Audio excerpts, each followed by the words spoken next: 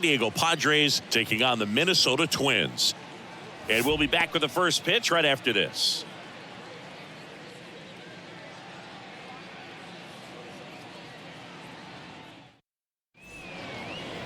Just about set and towing the slab, Sonny Gray. Always a treat to watch one of the best starters in the sport, Singing. His career ERA's been under 4. What I like most about him is his reliability. Takes the ball every 5th day, ready to go whenever the manager calls. Now, Fernando Tatis Jr. Off the afternoon for San Diego, the right fielder, Fernando Tatis Jr. The pitch. And it's fouled away. A little early on that fastball. I'm sure the pitcher taking a note. Look for an off-speed pitch on this next one. Popped up first base side. Makes the catch, and there's one gone. Batting second, the first baseman, number 9. And now the first baseman, Jake Cronenworth.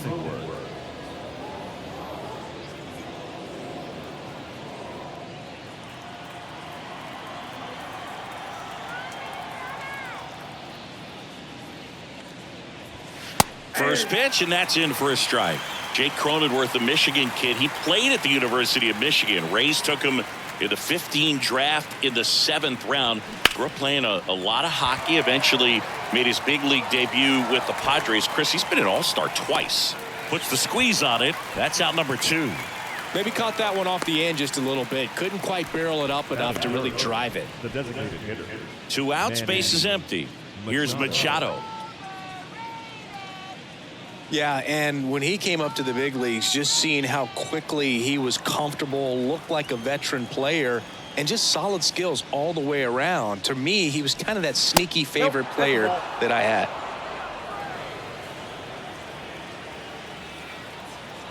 And he deals. There's a strike. Versatile player defensively, can play all over the place. In college, he was a two-way guy. They not only used him as a middle infielder, but he closed games, and the Rays actually used him that way at AAA in terms of letting him throw some meaningful innings as a reliever.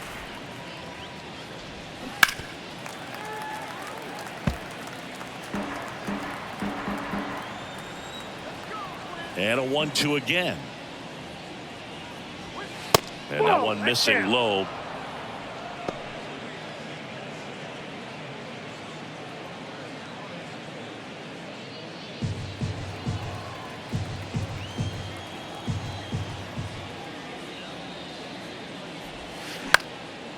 On a line, base hit.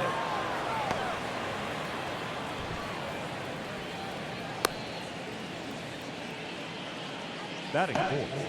Showed a willingness to drive that pitch the opposite way. Didn't get jumpy, didn't try to pull the ball. He let it get deep, took the barrel right to it, and then extended through the swing for the line drive base hit.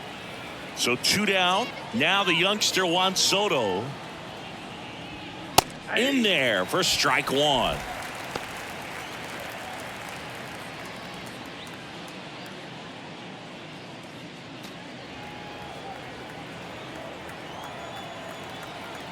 Right-hander kicks, deals. Check swing, went around. 0-2.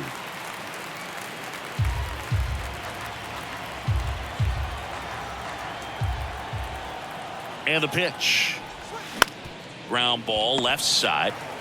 And that will end the inning. Padres leave one. And now the Twins will go to work on offense. We've got no score. You're watching Major League Baseball exclusively. Back in Minnesota, today's starting pitcher, Yu Darvish. How about a scouting report on him?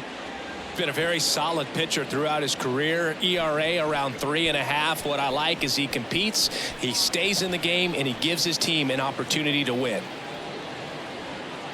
Bottom of the first, and now for the Twins, Byron Buxton. He is quite an athlete. I mean, you look around the other sports, basketball, football, you feel like he could thrive in one of those sports too. Lined into right. Full extension, makes the catch. Hitter's got a broken heart on that one. It had base hit written all over it, maybe extra bases. Great diving catch for the upset. Max Kepler at the plate.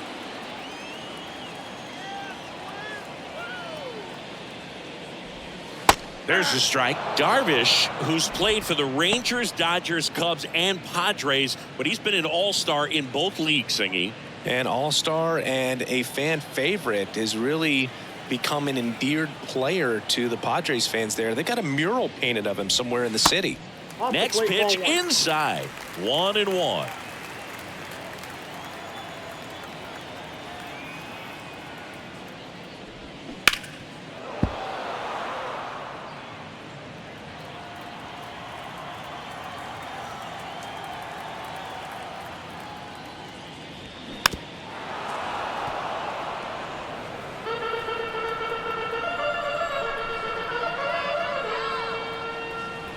Left-hand batter waits.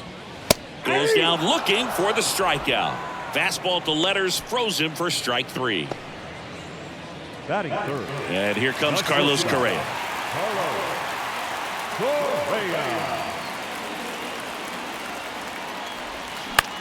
In the air, right field. Tatis really on his horse for it. Makes a nice grab at a full sprint. And that is that. An inning in the books. No score here on the show.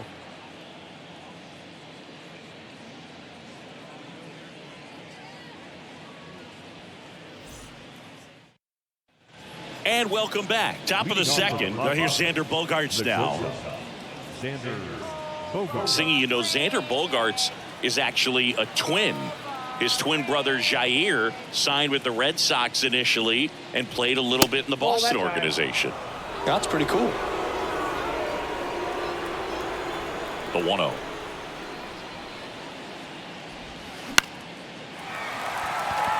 Jeffers under it.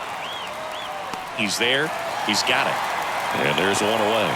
That was a good pitch to hit right down the heart of the plate. Had pretty good timing on it. Just got underneath it a little bit and popped it up. Now it's Trent Grisham to the plate.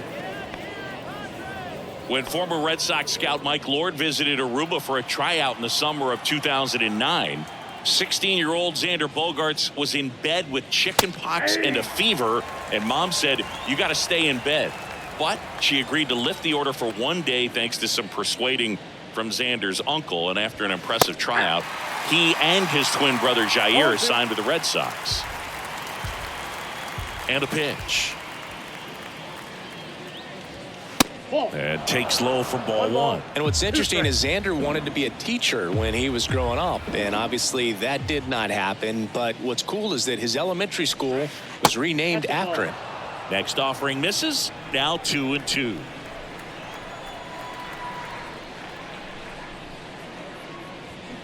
Hacks and misses. It's a strikeout. Well, that's a blue zone right there, or the cold zone on the hitting chart. Just doesn't have much success in that part of the strike zone. And a really good job of the pitcher executing. Try to go there as often as you can. The numbers are in your favor. Ha-Sung Kim in the box with 2 gone. And takes a look at a called strike.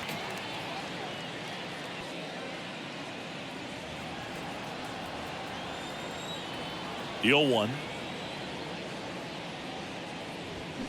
And that one fouled off.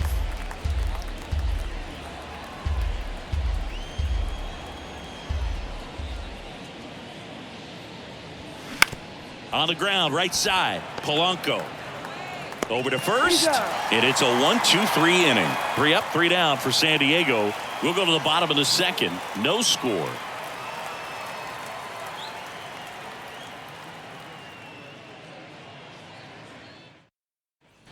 Back at Target Field, we head to the bottom of the second. Now it's going to be Alex Kirilloff. The wind and the pitch. Lifted in the air, right center field. Brings it in with a nice running grab. 1 away.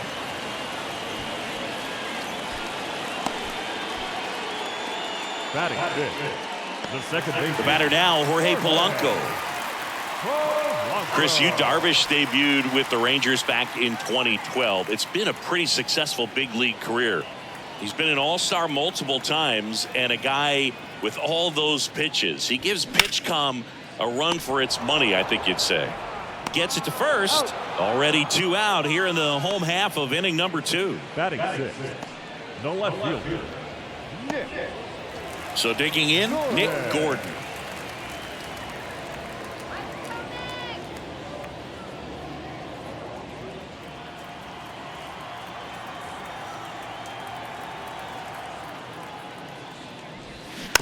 To the right side, Cronenworth tosses to the pitcher covering the bag, and they go down fast. 3 outs on 3 pitches. Twins retired in short order.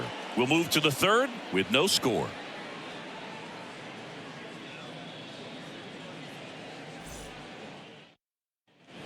Back here at the ballpark. Well, here we go. Top of the 3rd, scoreless game. Rougned Odor comes up to the plate now. And a pitch. And first offering is fouled off. Odor in his 9th season, 29 years old, and he was born in Venezuela. Next pitch in the dirt, and it's 1-1.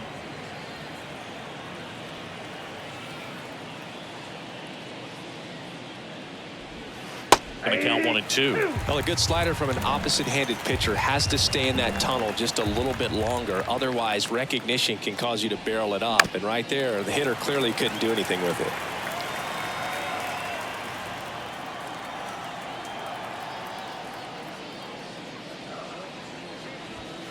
Next one just misses. 2-2. It's a good take.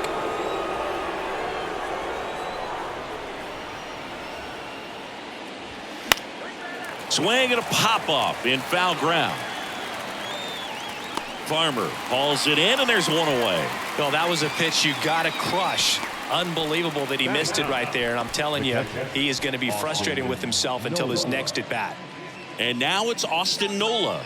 Of course, little bro Aaron, one of the top starters in baseball.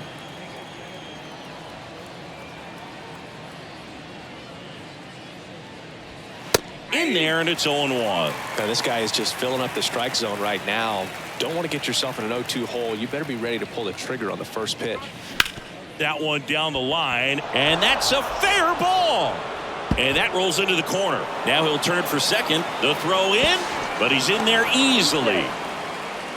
Not much to this one other than just a willingness to go the other way and put the ball in play. That's a team at bat right there. Nice job of staying back and letting the ball get deep. Runner in scoring position now, and a good opportunity to push across the first run of the ball game.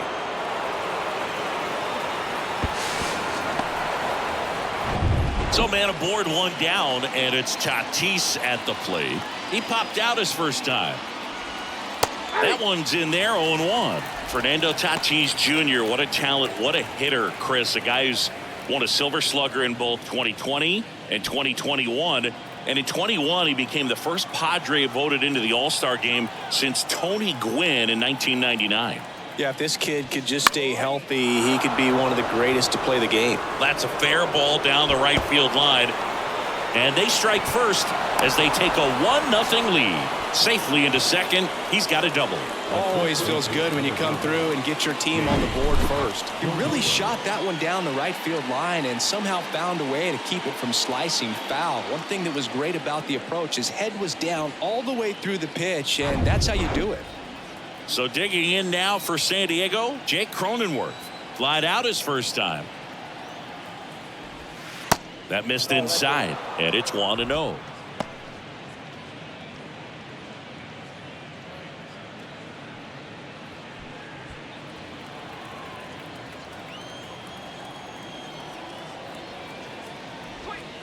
That one missed. Appears they're working around him with the base open, Singy. Well, you know, these 2-0 counts, Boog, they're just not what they used to be, and we sound like old guys when I say that. But ultimately, this is a strategic game, and you expect to see this type of approach by the pitcher in this situation. That one in for a strike, 2-2.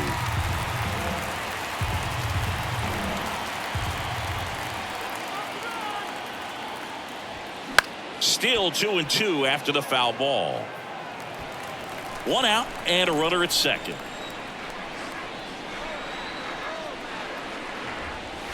Next pitch misses. Full count now. He should get a pretty good pitch to hit here with the 3-hole hitter coming up if he's walked. 3-2 now. In the air, out towards left center. Gordon puts it away. Runner tags and goes to third. Tatis coming home. Correa with a relay home, and he's out. Cut down, and that ends the inning. Always exciting to see a play at the plate. Trying to score with 2 outs, but the tag just gets him in time, and they cut down the run to end the inning.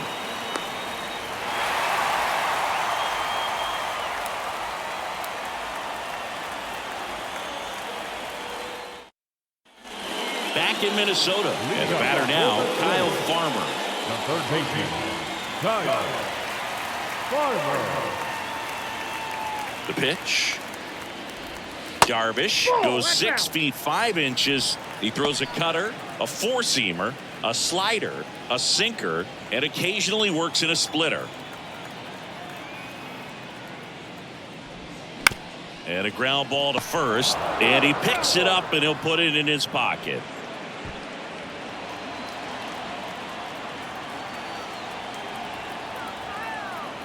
The 1-1. Up the middle. Bogarts handles the chance. He is safe. And he beats the throw by a whisker. If he would have had just a little quicker release going up the middle, he's maybe able to get that out right there. And that's the kind of play that defines the best shortstops between just the average ones. Here's Joey Gallo. Good power. Not great in the OBP department. In for a strike. 1-1.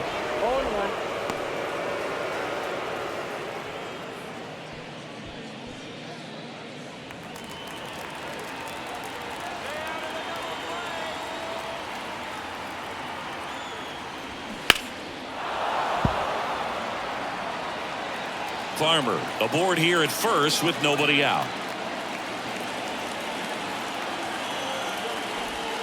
The next offering misses. Now 1-2.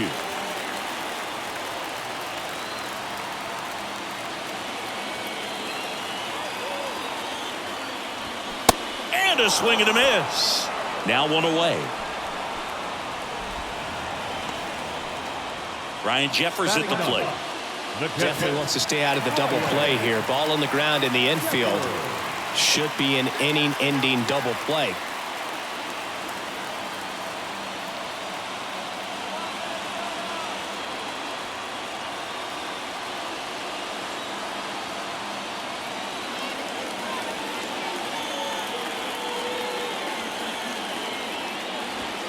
And that's in there for strike 1.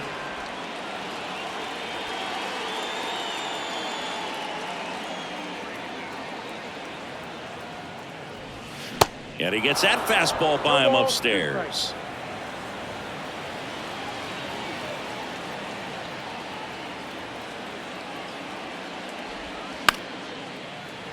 Spoils the 2-strike pitch, and he'll see another.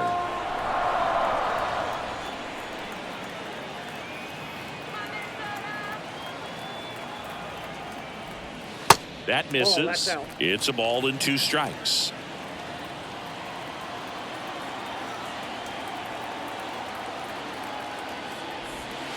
Outside.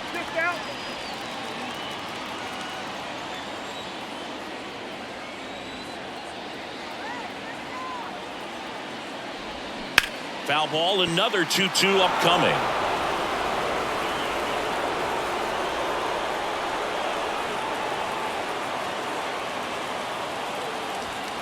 Caught him looking for the K. Well, interesting. He's looking very comfortable out of the stretch after giving up the leadoff single. Back-to-back strikeouts, so they haven't been able to move that runner up, get him in a scoring position, and try to have a better chance of scoring. I tell you, good job so far on the mound. He just needs one more out. Here's Byron Buxton. He's 0 for 1. First pitch, not close.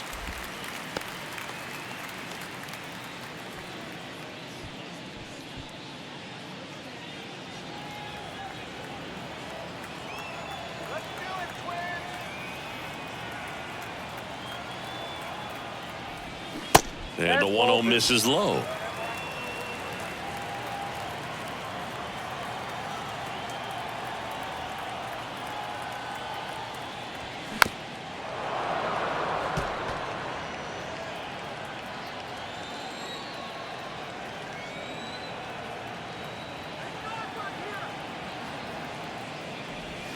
Next offering clips the zone count even at 2.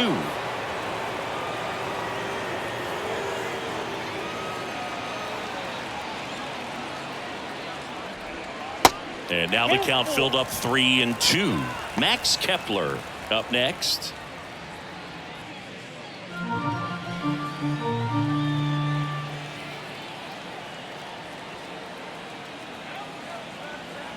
And the right-hander deals. The right-hander gives up the 2-out walk. Not what he wanted to do there, Boog. That keeps this inning alive and gives this offense a good chance to cut into their deficit. Now batting Max Kepler. Caught looking his first time up.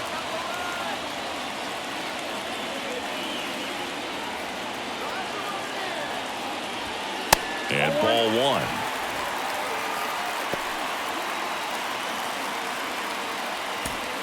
Two outs. Couple of base runners at first and second.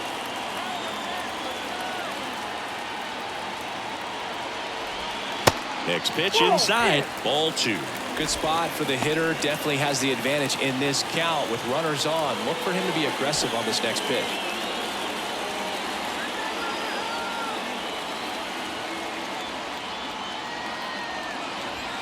The 2-0 is in for a strike.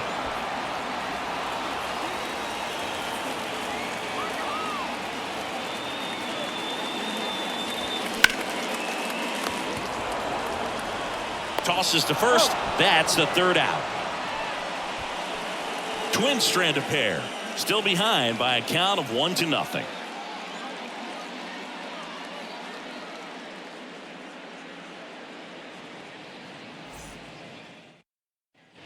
As we go to the top of the 4th. And the batter now, Manny Machado. If you don't get ahead in the count, you can forget about having any success against him. Gray back to work. And Manny gets a piece. Chris, Machado is a guy who impacts the game with his bat. He's got big-time power. But what about the defense? He hasn't only won a Gold Glove, multiple Gold Gloves, but he's also won a Platinum Glove as the best defender at any position in his league.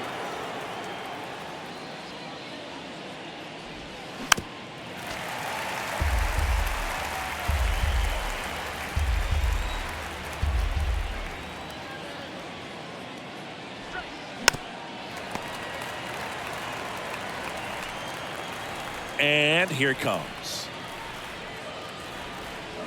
Fouls it off. Still 1-2.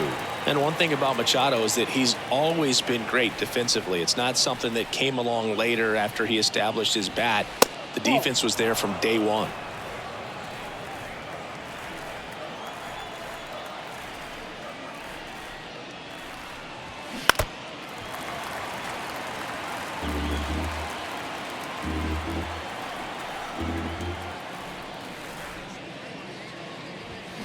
Got him. Machado is gone, and there's one away. Here's Juan Soto. Number 22, Juan Soto.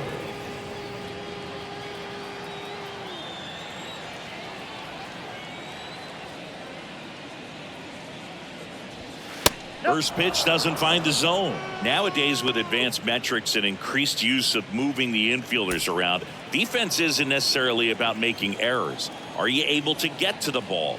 Are you able to position fielders where guys hit the ball, but within the new shift rules?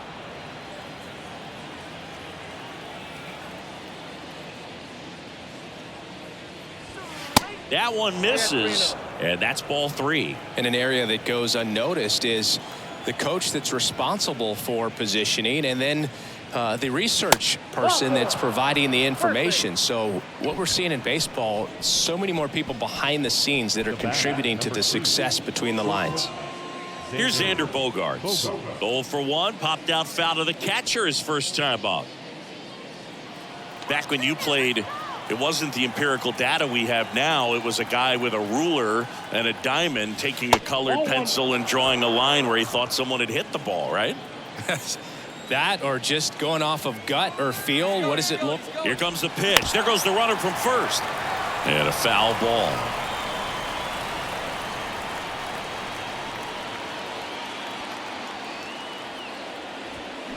Grounder might be 2.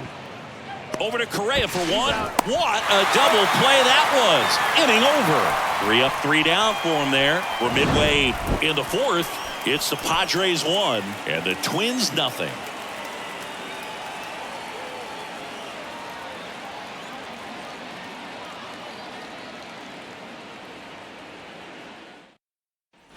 Welcome back. John Chambi and Chris Singleton with you. And leading off the bottom of the 4th, Carlos Correa.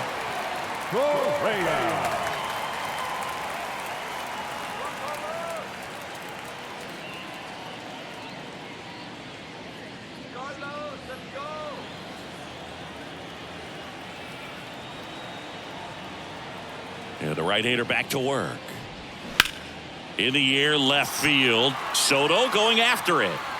And makes the grab. And a quick out, number 1. Now batting, first baseman, Alex. Here's Alex Kirilloff. Hit it well, but flied out to the deepest part of the outfield his first time.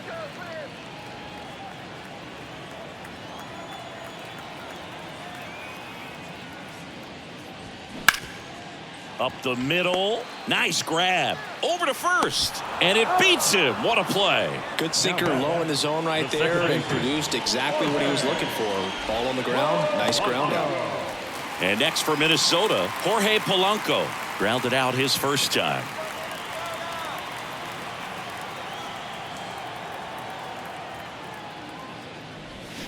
In there for strike 1. Generally, second, third time through the lineup, you want to be able to lean on those secondary pitches and command them. Looks like he's doing a nice job of it. Popped up to the left into foul ground. Kim makes a nice running catch. Nothing doing here for the Twins. They're down 1-0.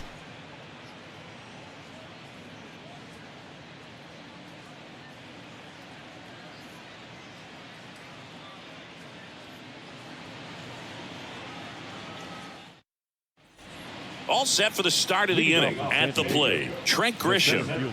Oh, this guy's just a tremendously talented center fielder. Gold Glove caliber type out there. Offensively, he can do some things, but also has some streakiness as well. I think the key is just trying to find a way for him to be consistent day in and day out. He saves runs in the outfield, so that's going to buy him more time to work things out at the dish.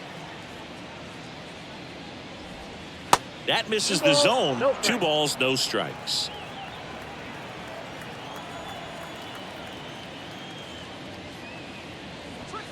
And that's outside.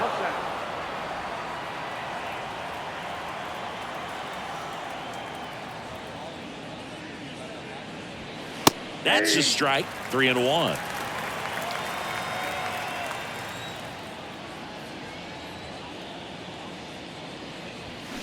And now it's filled up. 3-2. Kicks and fires.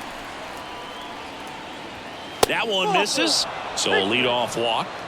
Oh, he earned his trip to first right there. It's not easy laying off pitches that just miss the zone like that. And it's a real discipline as well. He's put a lot of work into that aspect of his game, and it paid off right there.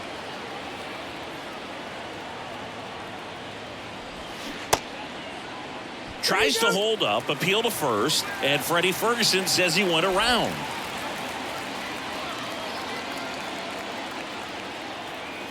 At the belt and fires. Late swing, fouled off.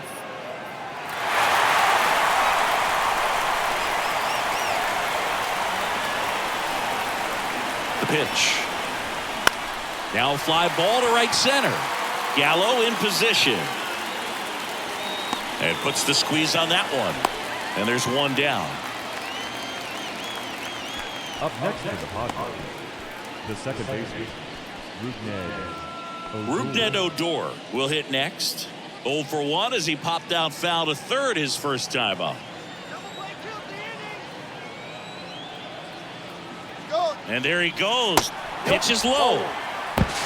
Throw to second. Ow! Just a mechanically sound throw right there. Great footwork, good transfer, quick release, all those things that you need to do. You don't have to have the highest velocity, but if you can throw it on the money, you can throw out some fast runners.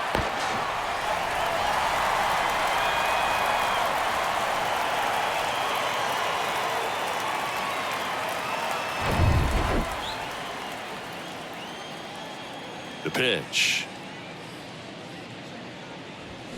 And there's the strike. Well, on the mound, very efficient, able to produce an outcome, it seems like, within the third or fourth pitch of just about every at-bat. Liner, base hit. And that keeps the inning alive. Now batting, the catcher. And now the catcher comes up to hit. Austin Nola doubled in his first AB. And that's outside.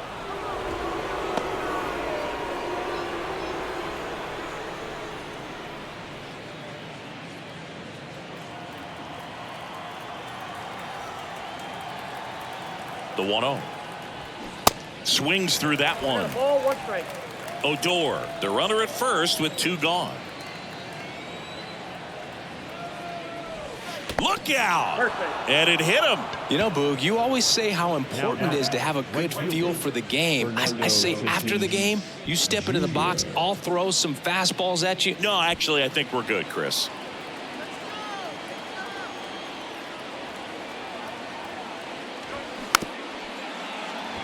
Chopped on the ground.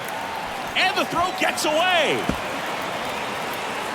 And in comes the runner from second to score. A big mistake there.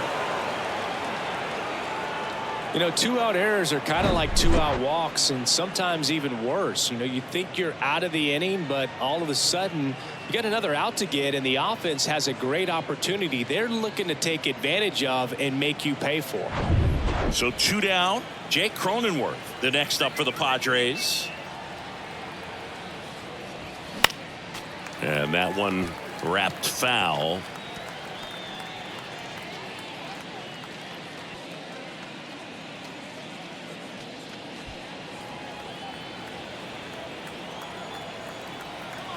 Two outs. And that one fouled off. Second and third, 2 down.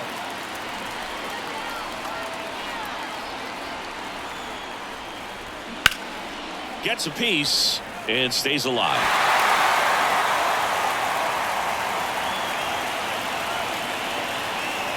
The 0-2. Just misses with that one.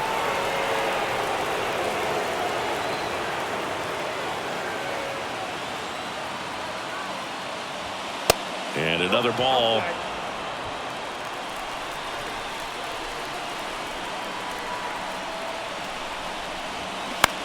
Out towards right center field. Gallo in position.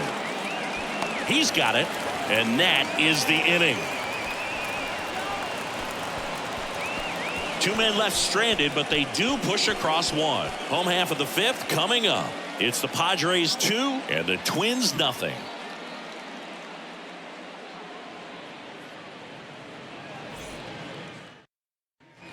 And welcome back. Ready to go for the last half of the inning. Now the left fielder, Nick Gordon. The pitch. Good eye right there.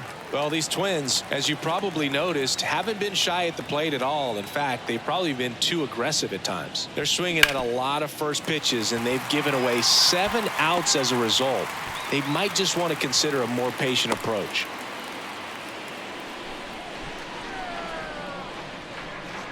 Dominant performance for him today, Boo. Just 2 hits allowed so far, no runs across either, and he's had an answer for just about every hitter he's faced. So I don't think this hit is going to knock him off his stride too much. Kyle Farmer up to the plate now. I'm sure it's at least something they've chatted about in the dugout. Coming into this one, that was probably the game plan. Attack early in the count, but doesn't seem to be working out the way they wanted to. We'll see if they make an adjustment.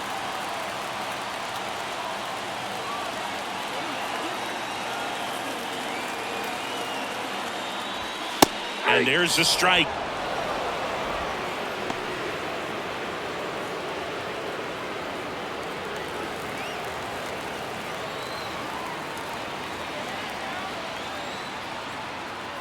And the 0-1. Pulls that one foul. With 2 strikes, may see some movement over there at first base, trying to stay out of a double play here. Swings and misses, struck him out. Some high cheese for strike 3. Typically that high fastball, if it's close to the top of the strike zone, a hitter, if he's prepared for it, can get to it. But that one just had that little jump at the end, which indicates there's a good spin rate on it, and it didn't decrease in velocity as that hitter's internal clock would expect it to, and that's why you see the swing and miss. Gallo takes Loeb's second trip to the plate in this one. He was a strikeout victim his first time.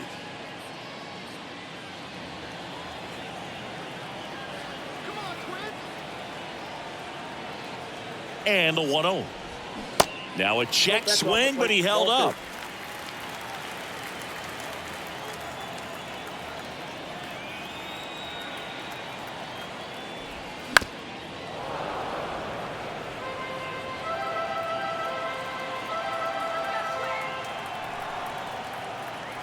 Darvish checks on the runner, and he's back in easily.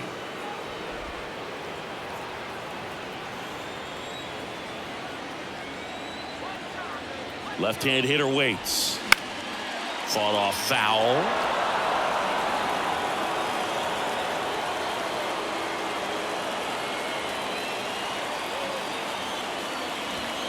Swings through it, and that's a strikeout. Here's the catcher, Ryan Jeffers. Struck out looking at his first at bat.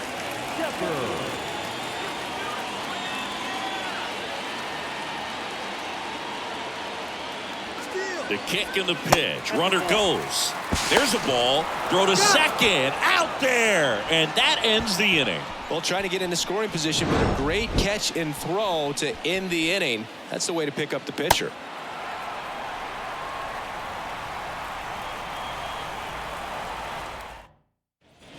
Back at Target Field. All right, we go to the top half of inning number 6. And now the DH, Manny Machado.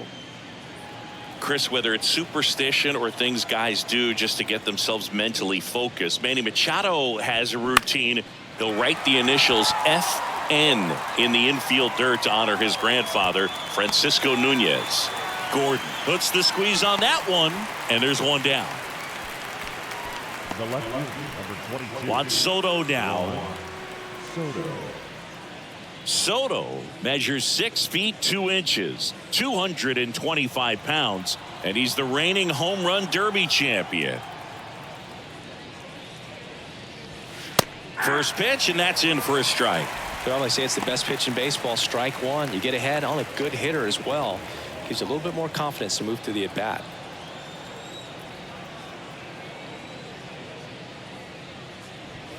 That's off the mark, and now it's even 1-1.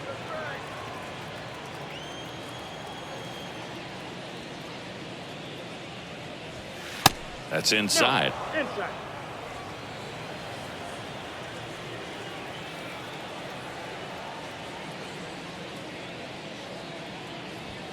Next offering upstairs. Way to lay off that fastball up right there. You're looking for something you see well that you can handle, but you also have to keep the discipline so that you're not popping up pitches that are just a little too high. It feels to me like his time on the mound is running short, starting to show some signs of fatigue. So we'll see how much longer they let him go.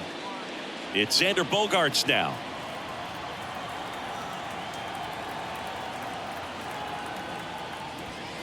That one's in there, 0-1. Soto leads off first with 1 away.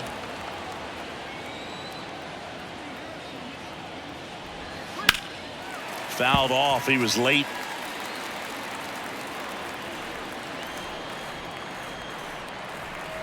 And a pitch. That's a ball.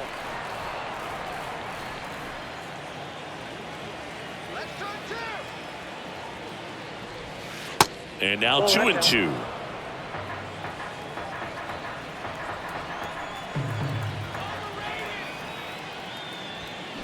Spoils that one, and it remains 2-2.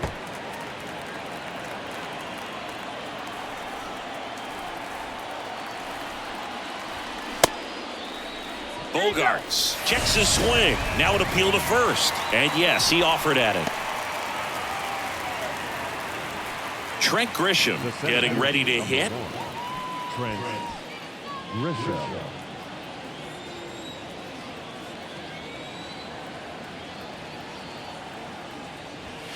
First pitch just misses.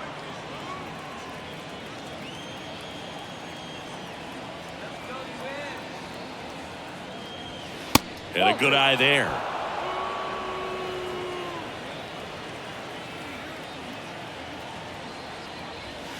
Pitch is in there, and that is strike one.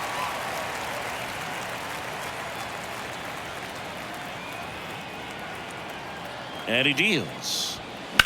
Bounce to third. They take the force out, and that is that. No runs on no hits, no errors, and one man left.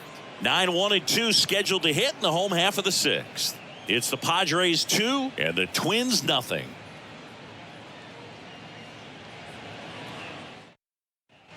Back here at the ballpark, bottom of the sixth, and here's the catcher, Ryan Jeffers. Well, these fans definitely want to get involved in the game. All it's going to take is to get the leadoff man or even a base runner on. And there's a base hit to left. Man aboard on the leadoff single. Oh, no waiting around right there. He was ready to swing it on the first pitch. That's a good sound coming off the bat, man. And as he connected out front and ripped it into the outfield, that's one of those swings where you just don't even feel the ball hit the barrel. That's a pure stroke. And now Byron Buxton. That just misses. And that is ball one.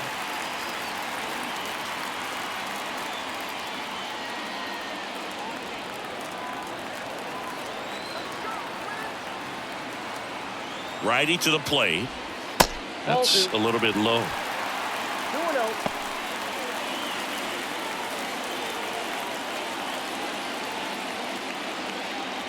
Runner at first with no outs here.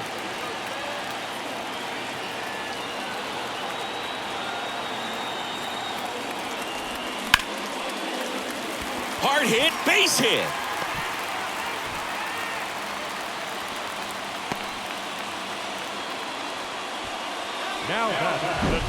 That's about as textbook as it gets. Got his stride low, out of the way early. He stayed inside that ball and squared it up out front. Man, that was like he was in the cage hitting off a tee. Now the number 2 hitter, Max Kepler. In there, and it's 0-1. Well, he's been incredibly efficient in this one. First pitch strike percentage over 70%. That's well above league average, and that's what's allowed him to pitch well up until this point.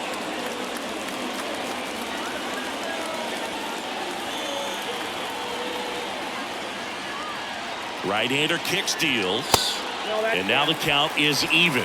Way to lay off that pitch down.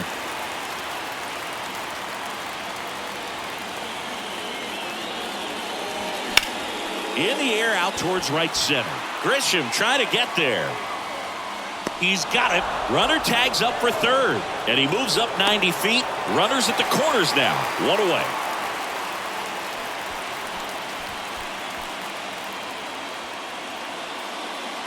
Now Correa up to hit. So you talk about a guy that has all the skills. The range is really good, but the arm just stands out, and he makes all the plays.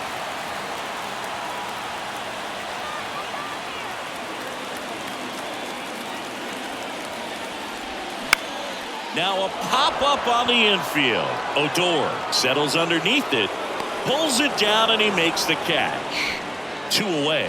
Yeah, that was a wasted RBI opportunity, but competitor like him, he is looking forward to making up for it in his next at bat. And next will be the cleanup hitter, Alex Kirilloff.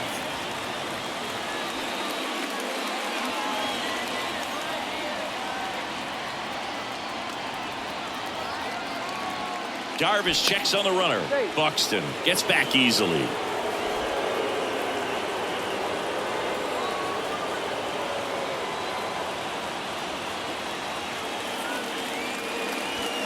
Ball one, no strikes. Good speed on the base pass. He handles the bat very well. I wouldn't be surprised if the skipper puts on some type of hit and run or run and hit.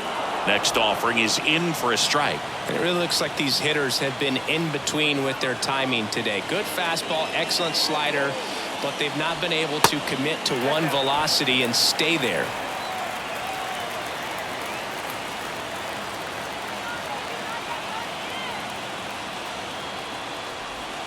Next offering upstairs. Jorge Polanco next to bat for Minnesota.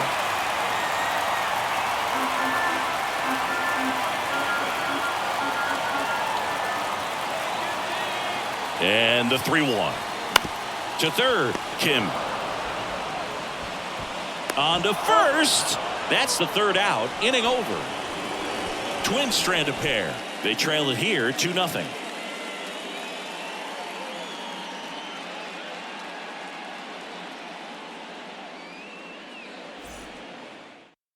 On the mound now for the Twins, Jorge Alcala.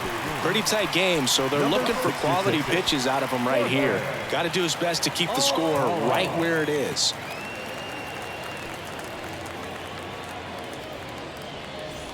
Stepping in for San Diego, Ha-Sung Kim. The third baseman. When you talk about elite defensive third baseman, this guy is at the top of the list. The wind of the pitch. And that's downstairs and outside. Counts 1-0.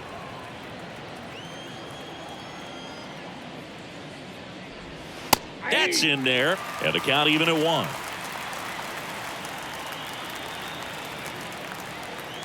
Here comes a pitch. And the count 1-2. Righty delivers. Got him swinging. Such a challenge when a guy's got great velocity. He's throwing a slider over 90 miles per hour. You want to be ready to hit that fastball, but that late break just eats you up every time.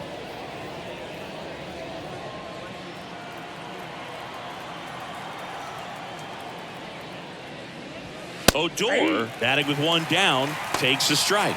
Meanwhile, activity in the bullpen. Jorge Lopez, the right-handed sinker baller. He looks to be readying himself. And the righty deals. Foul ball there.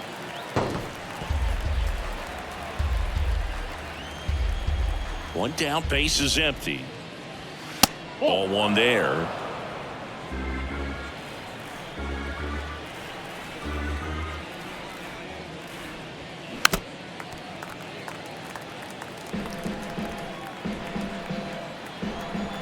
The 1-2. That one just misses. Really good take, especially with 2 strikes. Swings and misses, struck him out. Very strong coming out of the pen so far as he punches out the first 2 batters he's faced in this one, getting straight to work. Man, it's talked about a lot, but relievers are just so electric these days. These aren't fun at bats if you're a hitter. I'm so glad I'm retired. Nola up to the plate for the 3rd time as he looks at one down low. They say you win. 1 ball, 1 strike.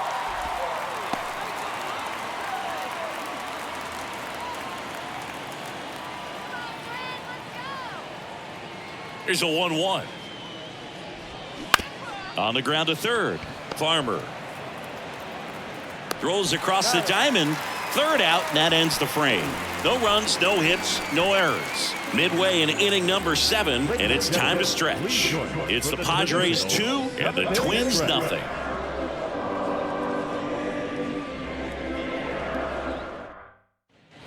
Back in Minnesota, set for the last half of the 7th, and now it's the switch hitting second baseman, Jorge Polanco.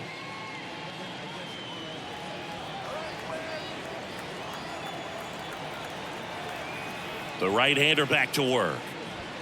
That one's in there, and that's strike 1. Activity in the bullpen for San Diego. Steven Wilson preparing to come on if needed. Cosgrove getting cranked up as well.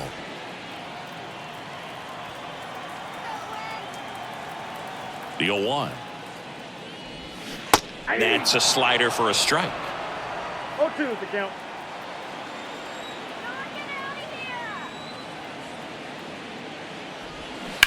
fights that one away, and the count remains 0-2.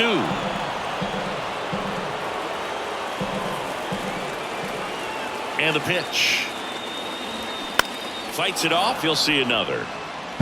Pretty good pitch there to take a rip at. He wants to get his arms extended. He likes the ball away from him a little bit, just not able to square it up.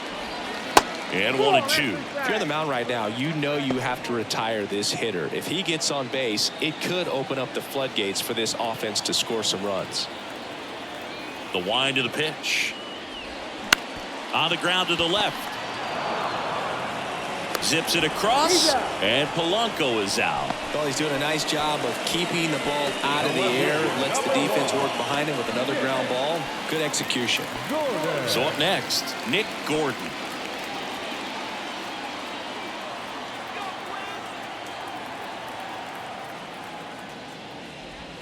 And that's in there for strike one. Well, he had a pretty good look at that pitch and not sure exactly what tied him up there. Couldn't pull the trigger. And perhaps the best pitch he'll see in this at bat to hit.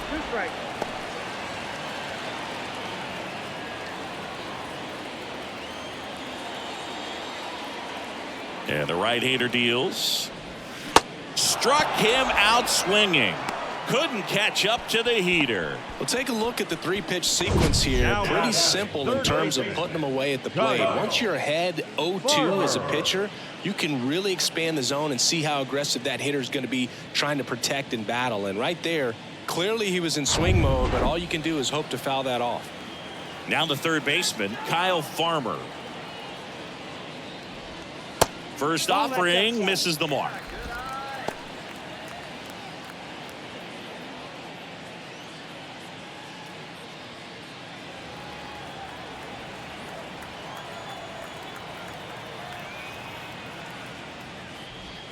Good eye right there.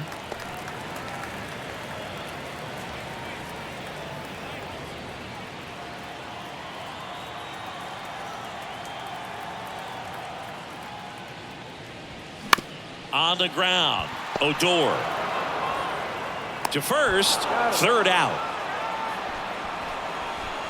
Twins are set down 1-2-3, and they're down 2-0.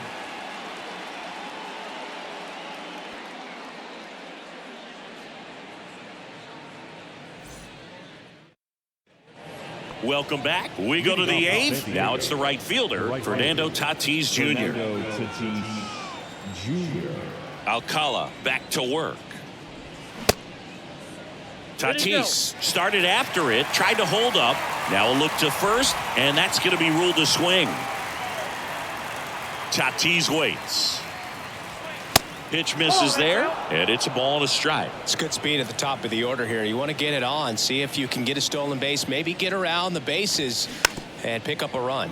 Slow roller to third, and he grabs it foul. Kicks and deals. Foul ball, still a 1-2 count. Well, he got challenged with a good fastball right there, just couldn't catch up. On the ground to third, and it goes just foul. The next pitch misses. It's 2-2.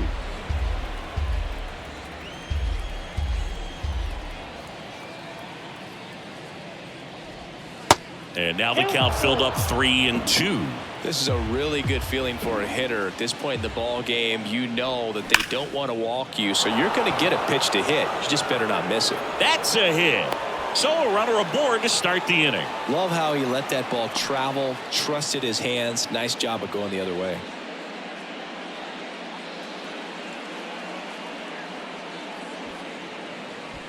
So digging in, Jake Cronenworth.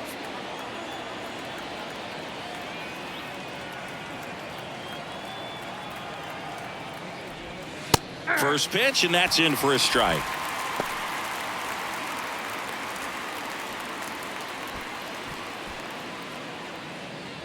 Tatis gets his lead at first with nobody out.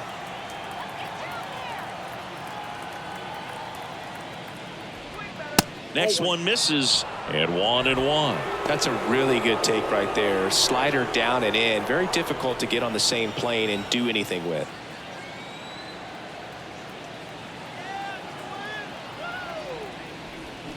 Next offering is down low.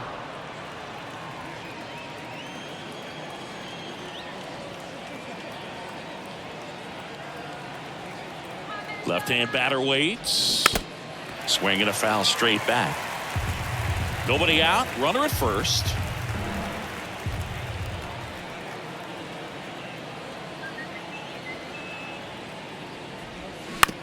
Rolled to short. Possible 2-ball. Over to Polanco. They get one. How about that double play?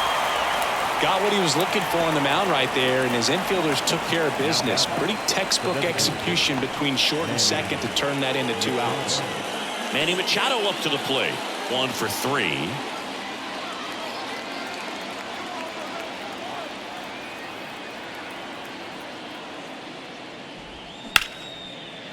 Liner to second and picked on the hop. Gathers and throws. That ends the frame.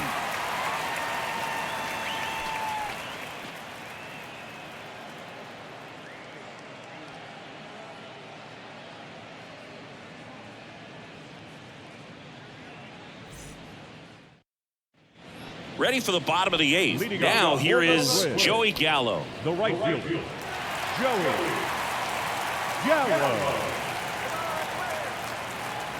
A wind in the pitch. This ball's chopped on the ground. Whips it across. 1 up, 1 down. Up next is the Twins. The catcher, Ryan Jeffers, the next Twin up to hit. 1 for 2.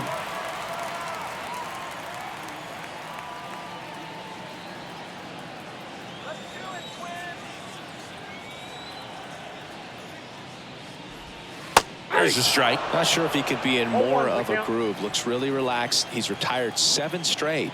This guy's feeling it right now. Shoots a line drive single into right center. Takes the turn. He's digging for second. In safely. It's a double and his second hit. All over that one right there. Really good swing right there. He got a pitch that he knew he could handle. Allowed himself to stay back just a tad bit longer, and he hit the ball on the screws. Back to the leadoff spot in the Twins lineup. Digging in, Byron Buxton. Edge of the zone, called a strike. It's 0-1. These fans, they are ready to cheer about something.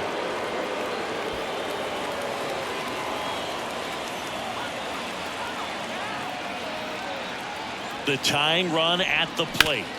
Out to short. Bogarts with the throw to first. That takes care of Buxton. Couple of pitches and a quick out.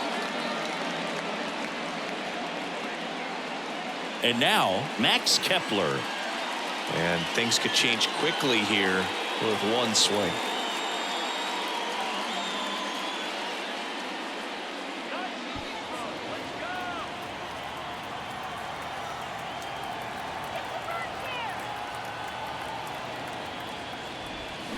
And the first pitch misses for ball 1. Bullpen action for the Padres. Josh Hader getting ready to come in for Bob Melvin.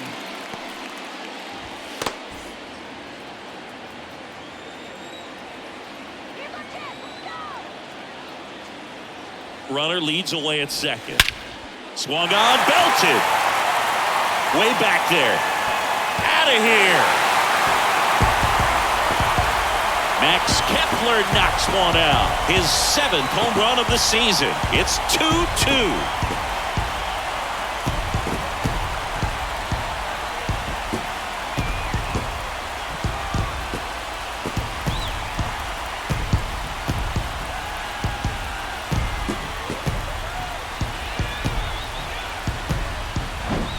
That's exactly the pitch he was looking for. Crushes it and hits it out of the ballpark.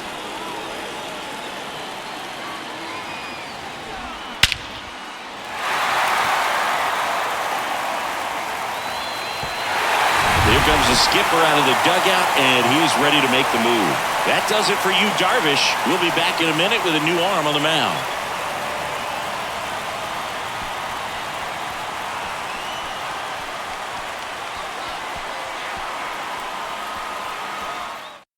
Here's a new pitcher from the pen, Nick Martinez. Should be a good first matchup for him here. He's been doing a great job against right-handed bats so far this season. They've had a lot of trouble squaring him up.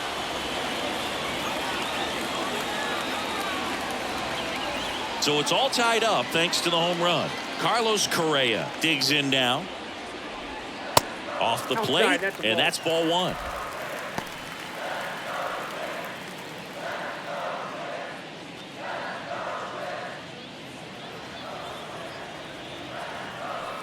The pitch. Bounding ball here, rolls foul. The 1-1. That's outside.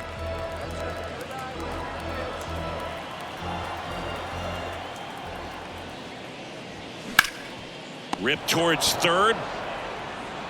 Slings it across. That takes care of Correa. Out with room to spare, and that's the inning. But the Twins bring in 2 on the homer. And we're deadlocked now at 2 apiece. You're watching Major League Baseball on the show. We're back. It's the top of the ninth. And there's a new pitcher on the mound, Giovanni Moran. Bringing in the lefty with the left-handed hitter coming up to hit. Classic bullpen move right here, so we'll see how it works out. And now it's Juan Soto. Well, he's always a threat. Even if this guy is 0 for 3 for the night with 3 strikeouts, he can come up that 4th time and do damage because he's that good. And that one clips the corner.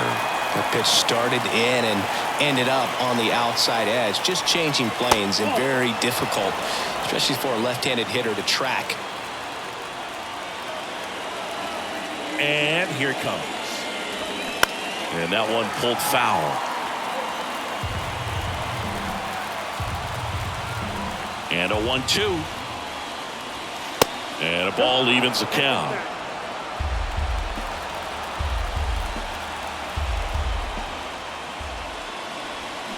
Got him swinging. And one away.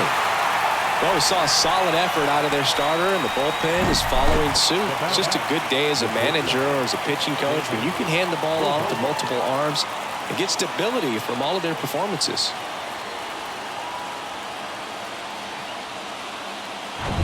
And here comes Sander Bogarts. And a base hit up the middle.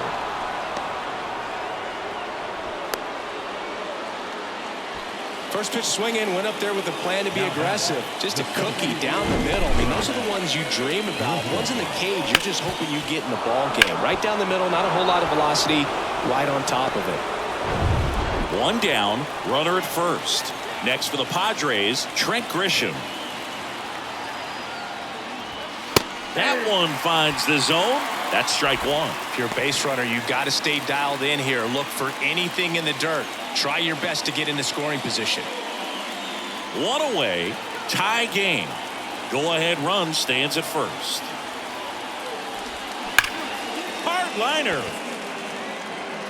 Buxton tracks it down for the out. Man, that's one of those at-bats where you have to remind yourself it's about the process. He did everything right there. Nothing to show for it. But in your mind, you have to convince yourself that it was a very good at-bat. Ha-Sung Kim, the next up for the Padres.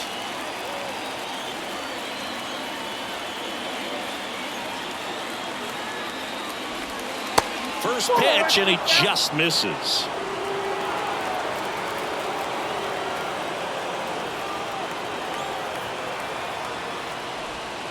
They tried to get him to chase on a slider down and away. 2 gone. The possible go-ahead run at first. That one is absolutely belted. Gordon going back some more, looking up, pulls it in on the warning track. So one hit is all they get. On to the bottom of inning number 9. 4, 5, 6 coming up. We are tied 2-2.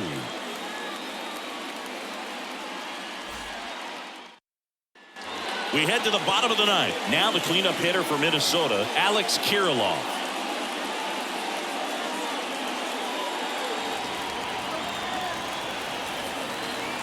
And a pitch. That one drifts inside. Action in the pen down there. Tom Cosgrove getting ready to come in for Bob Melvin.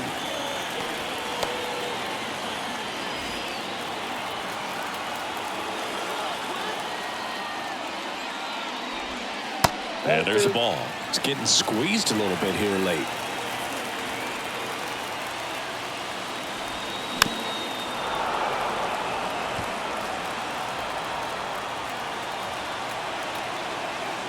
The 2-1. To the right side. Cronenworth takes it to the bag, and the leadoff man retired here in the ninth. Now the second baseman,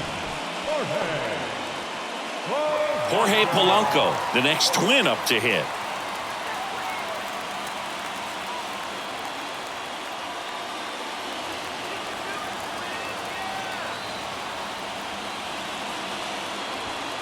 Going one. Well, a come and get me fastball right there. He didn't look ready for the velocity. I think it'd be a mistake to throw him anything off speed right here.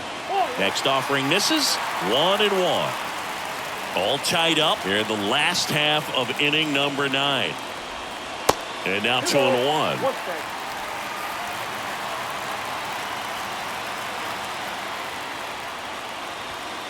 And that one missing low. Nick Gordon to bat next.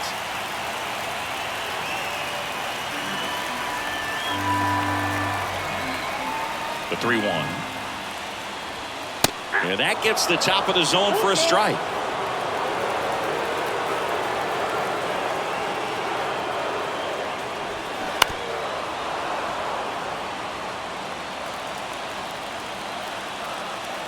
The pitch. And that's ball 4. Pretty good pitch on 3-2, right around the knees, but just no help from the umpire. One down. Here's the left fielder, Nick Gordon. 3-pitch strikeout last time up. Got to put up more of a fight in this one.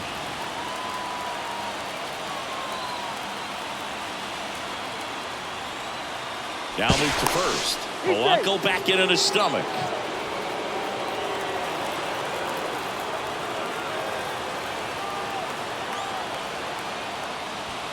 In there for strike 1.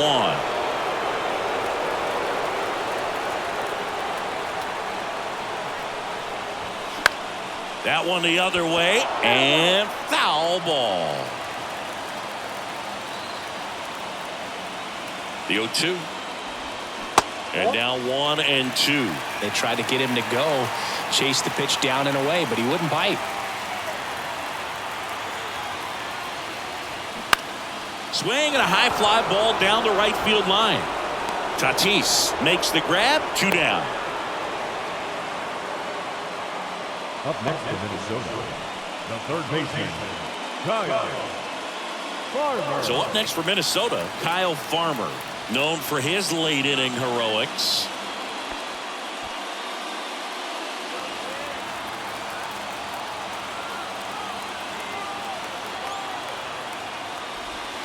That one's in there, 0-1.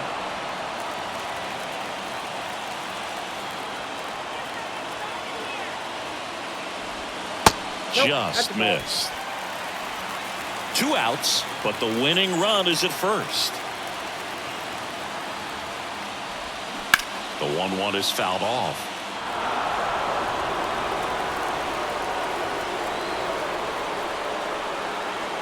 Here's a 1-2. Ground ball right side. He'll do it himself. That's out number 3. So they can't push across the winning run, and that means free baseball here this afternoon. 10th inning coming up. We are tied 2-2.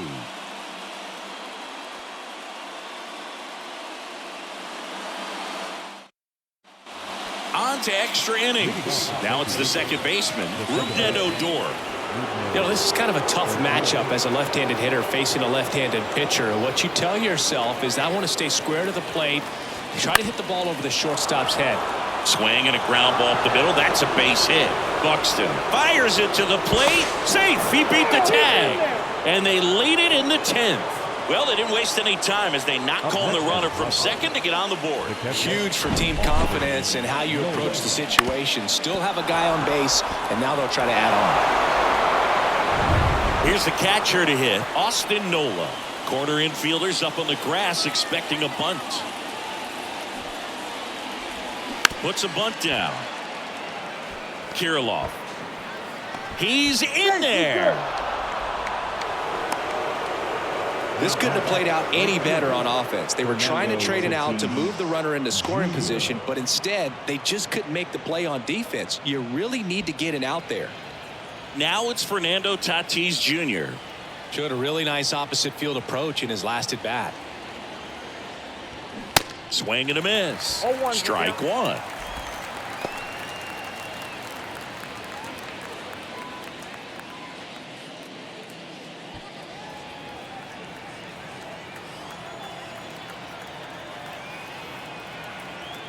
And a pitch.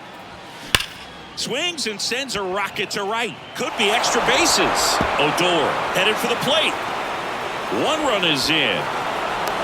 The relay not in time. He's safe as 2 runs score on the play.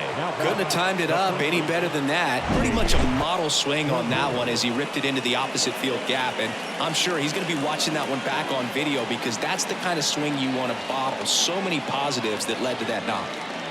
Jorge Lopez taking over on the mound. Just trying to keep this one close here, and this is where a bullpen can give their guys a chance to fight back into the game.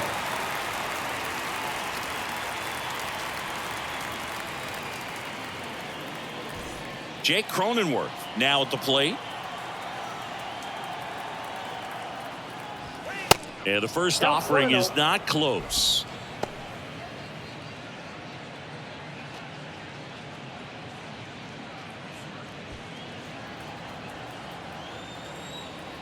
Right-handed reliever.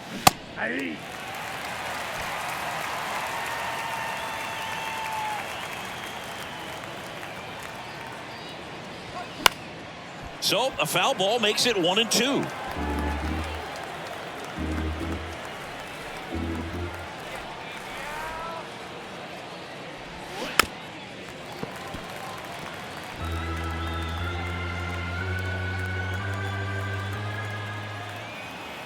Man at second. Pitch misses outside. 2-2.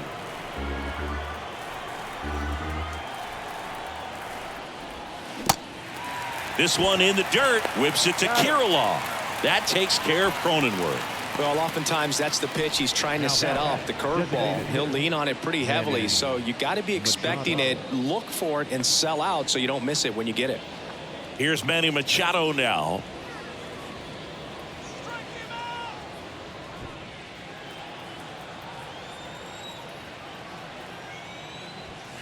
First offering, and it just misses. Runner at second here, one gone. The next offering misses, and it's 2-0. The pitch. And a foul ball makes the count 2-1.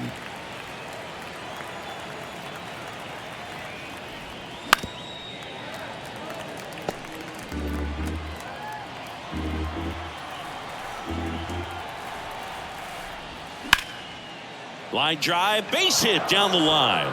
Here comes Tatis around third. He'll score easily, and they lead by 4. Fires to second too late, and he's got a double.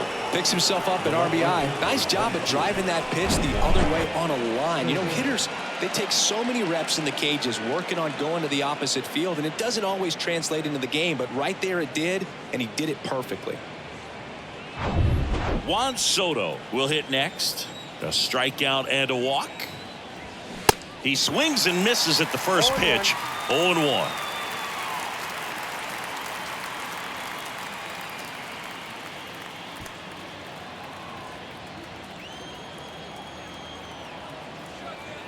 Kicks and fires.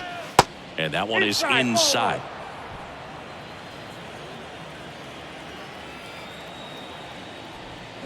Pitch misses there. 2-1.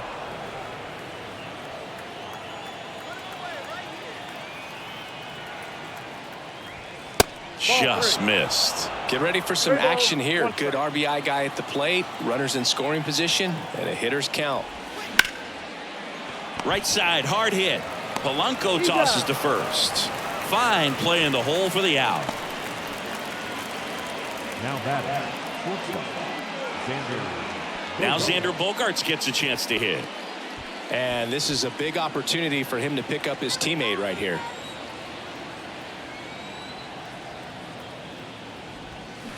And a foul ball. Bogaerts, who wears that number 2 on his back for his idol, Derek Jeter. 2 outs. Cracks his bat and pops him up. Kirilloff makes the catch, and that'll do it. So 4 runs on 4 hits, no errors, and a runner left on. Last chance to even things up. We head to the bottom of inning number 10. It's the Padres 6 and the Twins 2. Back at Target Field, on to the bottom of the 10th. And now the right fielder, Joey Gallo. He is very much your typical power hitter. I'd say he falls into the 3 true outcomes category. Well, we've seen more and more of that lately. The ability to drive the ball to slog is getting heavy. Oh, now this ball gets down. Now a long throw home. And he's in there as a run scores. Well, that started and ended pretty quickly. No messing around right there. You'll often hear the phrase short to it, long through it, and that's a great example of it right there. Got the barrel in the hitting zone early, squared it up with the well-timed swing, and came away with a beautiful line drive into center field. So the Padres with a new arm in the mound, Josh Hader. And one thing on him, he's been really good this season at keeping the ball in the park. Not an easy guy to take deep.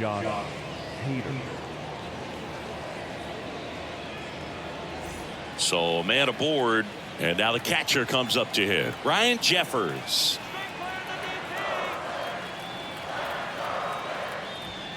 First offering misses badly for ball 1. Well, the leadoff man gets on. You want to minimize the threat by playing sound defense. Hopefully the pitcher can get a ball on the ground and they can roll him up for 2.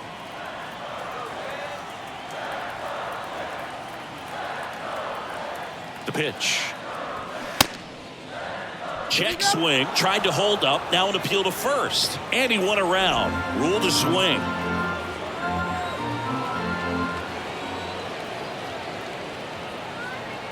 At the belt and fires. Ground ball right side, into the outfield, base hit. Throw back in quickly, first and second now with nobody out. Back to the top of the lineup, Byron Buxton, the next Twin up to hit.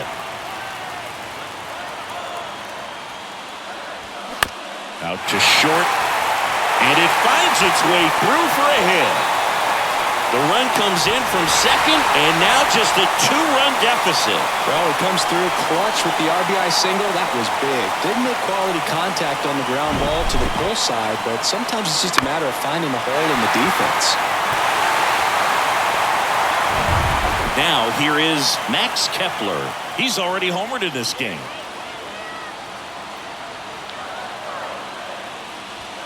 First pitch just misses. This is the guy they turn to get the most important outs of the ball game, but they're going to make him work to get this save.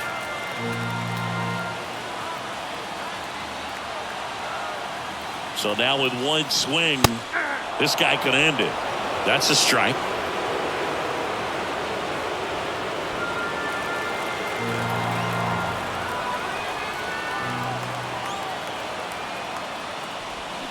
Gets him to chase after that one. Well, the hitter shows the pitcher that he's willing to go after that pitch down in the zone. So perhaps he'll come back to it, still try to get that ground ball double play. And he deals. Struck him out looking. Here's Carlos Correa. Well, if he gets the save here, he's going to have earned it. Just getting through this hitter is going to be a challenge enough.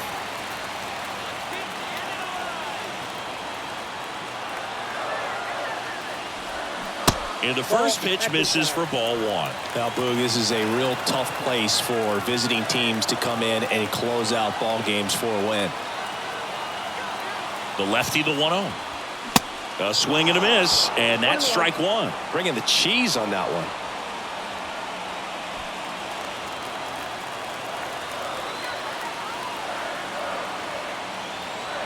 1-1 now.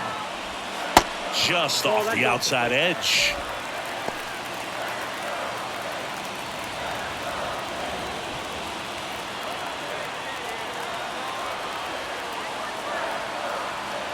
The 2-1. Dives, but it kicks off his glove. Wins the race to the bag. So a tough play, but they do get out number 2.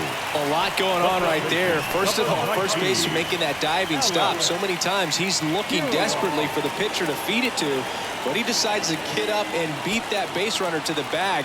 Pretty impressive right there.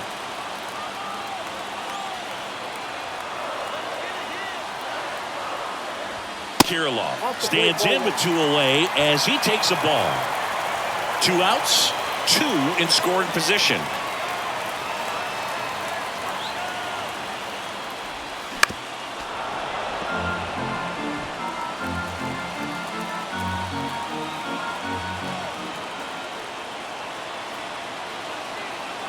The pitch. Whoa, that pitch is out.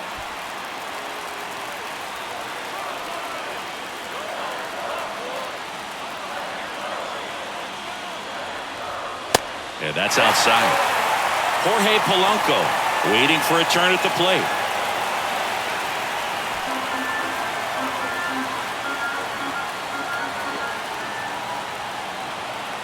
"3-1 is on the way. 3-1, and he couldn't come up with it.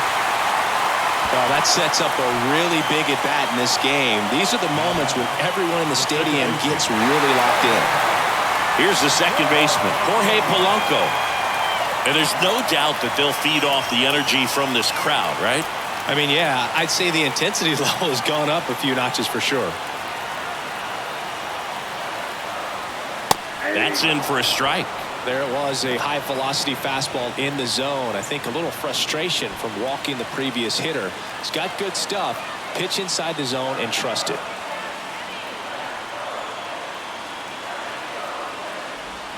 Comes up empty on the swing. 0-2 now. Wow, that's 89 on the gun, and it's a changeup. It's like good hitting if you're looking for it, but because of the speed differential between the fastball and that pitch, really hard for a hitter to get on time with it.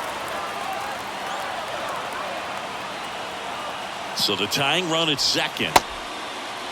Check swing, appeal to first. No, he held up.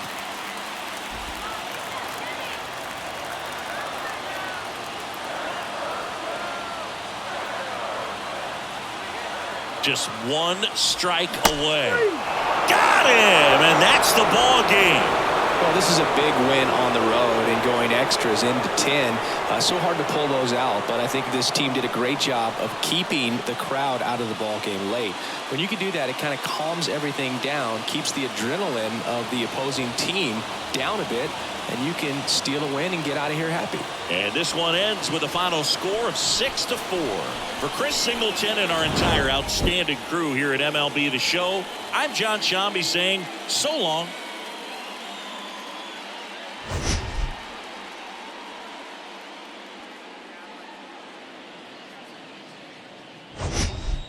Oh, it's the Texas Rangers going up against the Oakland Athletics. All right, we'll be back to get this one started after this.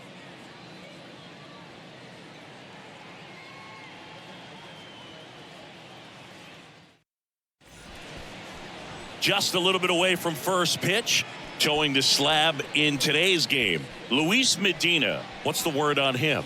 Well, what quickly stands out to me for this guy is that he comes in with a 3-to-1 strikeout to walk ratio on the season. So when you consider consistency, the ability to get swings and misses, and to limit base runners, that's critical in winning games today, especially when teams are depending on the big swing, the home run, to win ball games. Dives, but it kicks off his glove. No throw, and they don't get an out on the play. Didn't take long to get a result for that at bat. Just a little roller to the pull side, definitely out in front of the pitch away, but it wasn't one the defense could make a play on. And now let's see if they force some action with good wheels on the bases. Now it's Robbie Grossman. And a good fastball to start him off.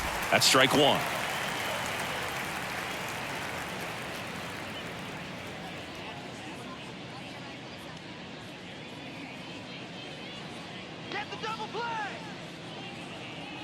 Righty delivers.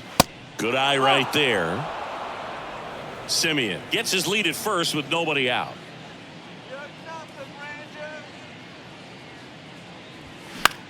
This one lifted in the air, left field, and it falls. Lead runner to second, so 2 on and nobody out. 2 consecutive base hits for these guys here. That's a ball that a lot of times you'll see the shortstop or left fielder be able to get to if it hangs up in the air long enough. But right there, it just died and found a way to drop in on the green stuff for the base hit. Nathaniel Lowe up to hit.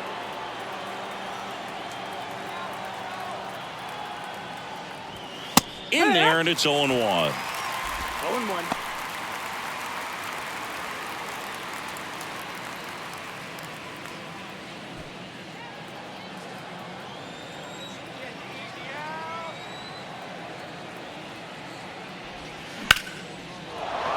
Base hit into the outfield. And they're happy to play station to station right here. Bases loaded, nobody out. That's 3 singles in a row. That pretty much split the zone down the middle, and those are the ones where you got to make them pay. Bases loaded, nobody out. Adolis Garcia stepping in for the Rangers. First offering misses the mark. Singy, maybe some nerves getting the best of him in the first. Well, it's hard to know exactly if it's nerves or not, but he just doesn't have it right now. Those hitters on the other side, they're going to say it's nerves and use that as a competitive edge to try to jump on him even more. And it's 1-1.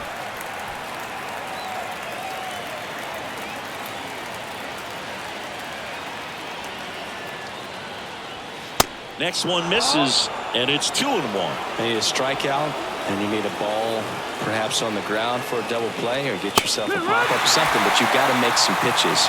But if he can battle and get through this, he can earn some points. And the righty deals.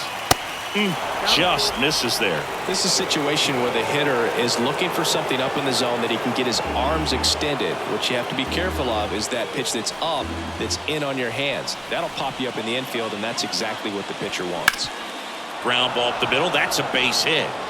One runs in. Another comes in to score. It's 2-0. Well, there you go. The RBI machine. Another clutch run scoring at bat. Yeah, he's been so good in these situations. Call it clutch if you want, but his resume speaks for itself. Here's Josh Young.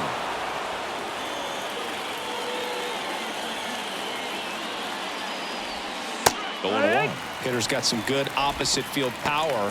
What I like about something being hit to the right side into the outfield is that the base runner at second has a very good read and can determine whether or not he can score on that base hit. Out towards left center. Ruiz settles underneath it, and he makes the catch. And there's one away. Batting 6, the catcher, number 28, Jonah Heim. And now the catcher comes up to him. Jonah Heim. He's been such a good hitter with runners in scoring position. Some guys just take it to another level. For him right now at the plate, it's like everyone else is in slow motion, and he's in full speed. There's a swing and a miss. Well, he left that changeup up, got away with one there, and he'll take it, but doesn't want to make that mistake again. That one off the mark. 1 ball, 1 strike. They've got him working a little harder in this first frame than he anticipated. Still only 1 out here in the inning. Falling behind 2-1. Good spot for the hitter. Definitely has the advantage in this count with runners on. Look for him to be aggressive on this next pitch.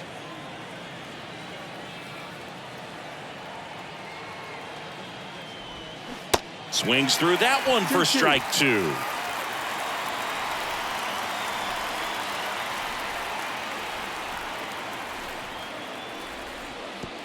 Squirts away from Langoliers.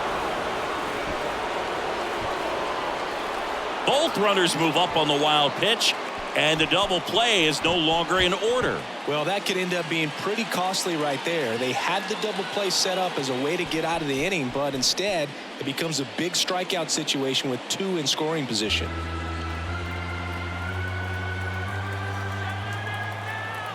Payoff pitch.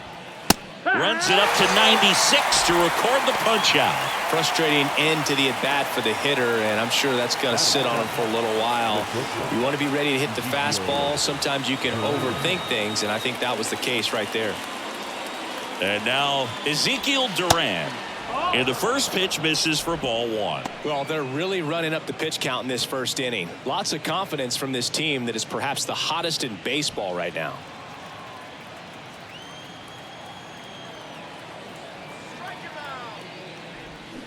Next offering misses, and the count is 2-0. Second and third, 2 down.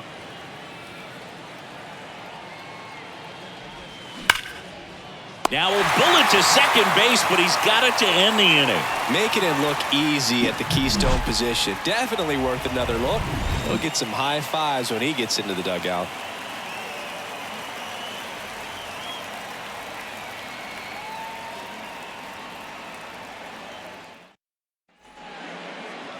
Back here in the East Bay. And today's starting pitcher, Nathan Eovaldi. Chris, it's a little more common these days, but still, he's a strikeout per inning type of guy. Well, I hear you about the strikeouts. A lot more guys striking out today, but when you consider having the ability to get that strikeout, particularly when you needed a man on third, less than 2 outs, situations where, yeah, maybe you're not a real high strikeout guy, but just knowing you have the swing and miss stuff in a big spot, I think it's real critical, and he's got it.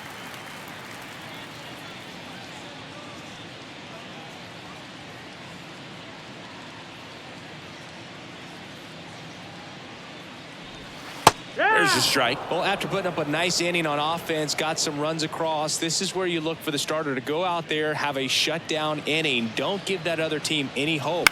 You just hope that he can get through this inning, get the bats back up there while they're hot. 1-2, bottom of the first. The pitch. Swings through it, and that's a strikeout. Tell you what, those are the types of guys pitchers really like to punch out when they're on the mound, because if they get on, just the distraction that they create with all that speed over on the base pass, it could take away your focus from the next hitter, and that's the last thing you want to do is serve up a pitch that a guy hits over the fence, and it's a multi-run home run.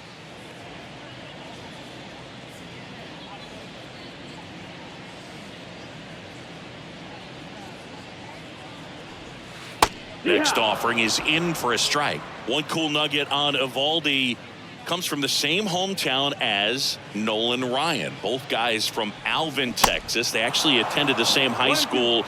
They didn't meet until 2016. Eovaldi pitching for the Yankees, visited the Astros, and that's when he got a chance to meet the Ryan Express. Next pitch is downstairs. Well, he might have to look for a different put-away pitch right here, 2-2. He's already seen the curveball a couple of times in this at-bat, so might have it timed up and ready for it. Popped up. Young settles under it. Drops into the glove. 2 away. Batting third, the designated hitter, Brett. 2 outs, base is empty. Brent Rooker now at the plate. Put that 600 slugging into context. The league average usually in the low 400s.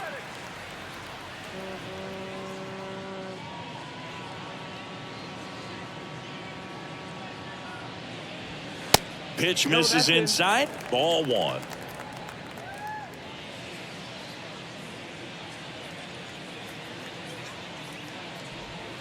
Swings through that one. No fair right there. I mean, that slider didn't move till the very last moment. Incredibly difficult to pick that up. Just kind of have to tip your cap on that pitch. Oh, outside. Next one is off the plate, and a count 2-1. Pretty easy to give up on that pitch right there. Started on the edge of the plate with the spin. You know it's going to finish well off the plate.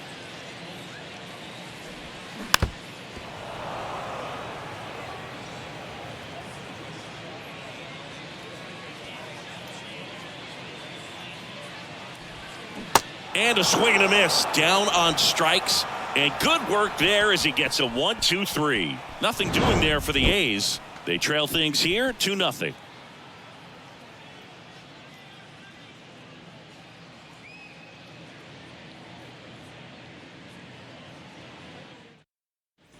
And welcome back. Top of the second. Here's Leody Taveras. Number 3, Leody Taveras.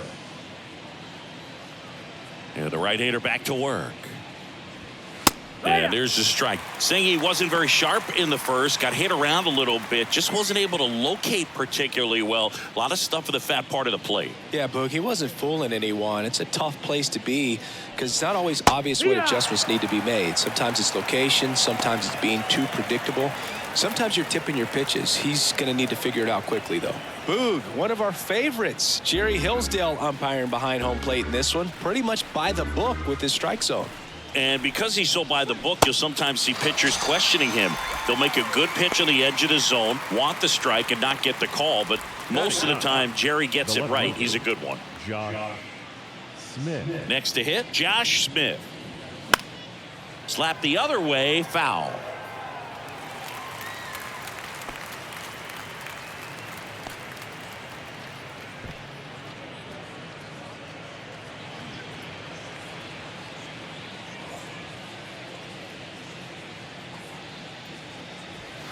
Way high with that one.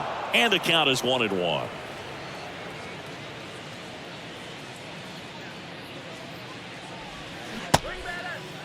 Starting to go after it. Now we'll look down to third. Yes, he did. That's a swing.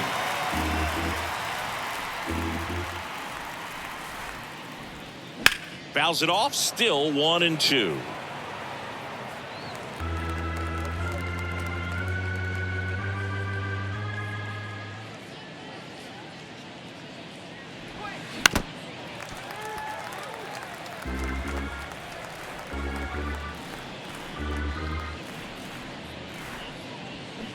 Slow ground ball to the right side.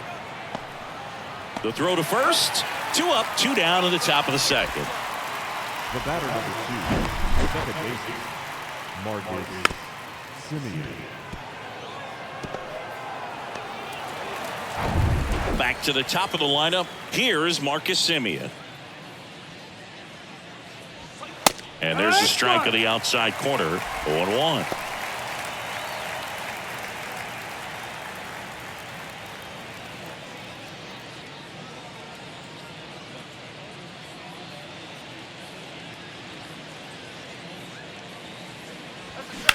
That one hammered left field.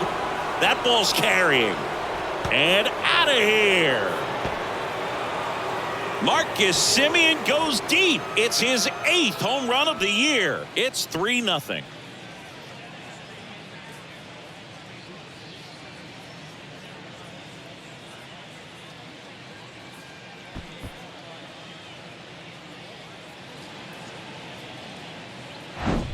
He got on plane with that high fastball, and look how his bat stays in the zone for a long time.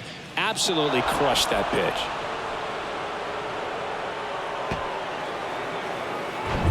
Next, it'll be the Texas DH, Robbie Grossman. First pitch, and he just misses.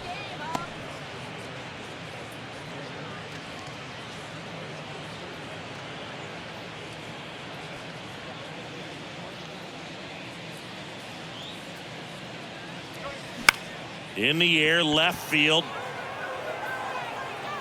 Snags it on the run. And that'll do it. Texas extends the lead with the solo shot. It's now 3-0. You're watching Major League Baseball on the show.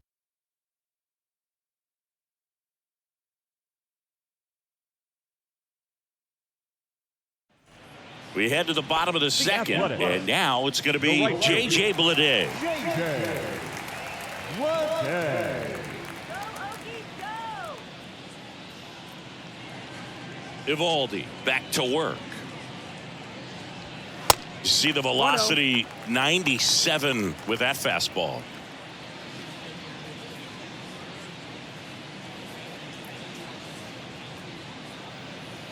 Right-hander kicks, deals.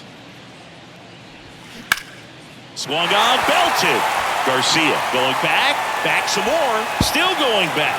Hits the fence into second with a double, and they've got something brewing now.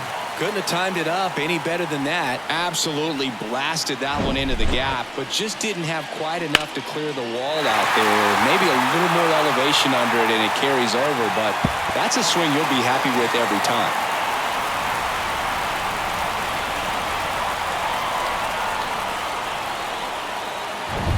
So a man aboard. Shea Langoliers digs in now, known for his rocket arm behind the plate. Inside corner for a strike, and it's 0-1.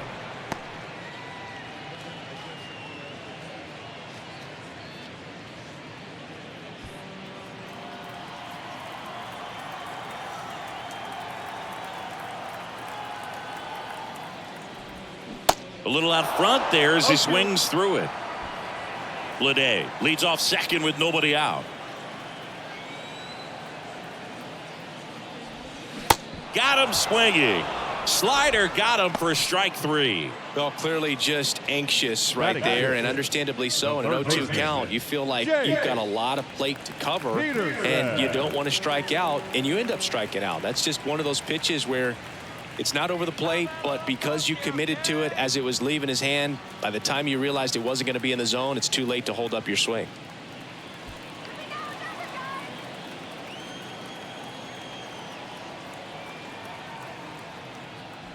Jace Peterson in the box here lets that one go for a ball.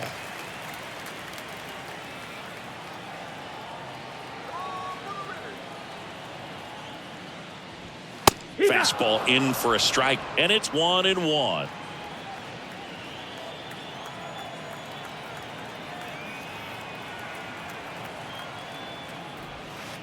And that one is inside. 2-1.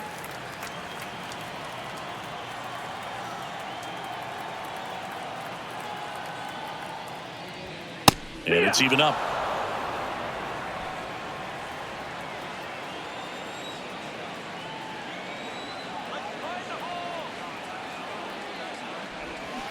And he grounds one to the right side.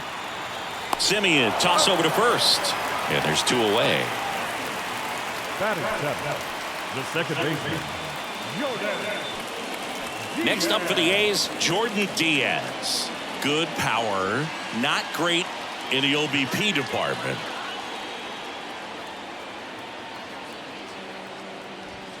First pitch doesn't find the zone. 1 ball, no strikes.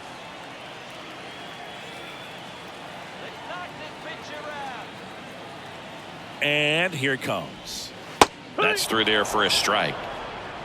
1-1. 2 outs with a runner at third.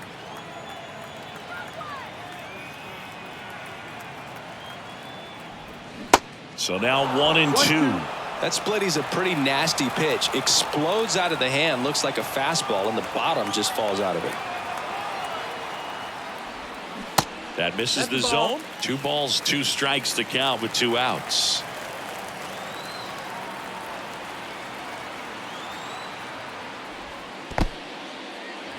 In the dirt, nice job behind the plate. No advance, good job behind the dish. Payoff pitch. Good job to fight that one off.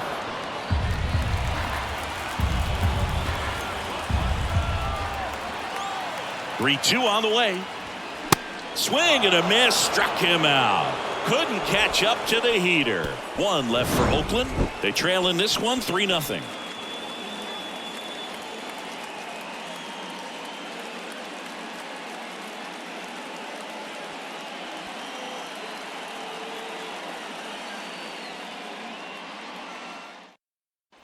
Top half of the 3rd inning, and here is Nathaniel Lowe. Lowe getting to start at first. 27 years old, and he's won a Silver Slugger in the American League. Oh, that missed. And that one just misses. A ball and no strikes. And that's in for a strike. 1-1.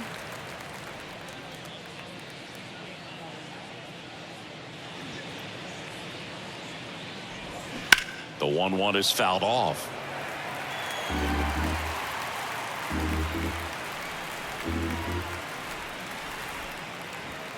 Next offering is down low. 2-2.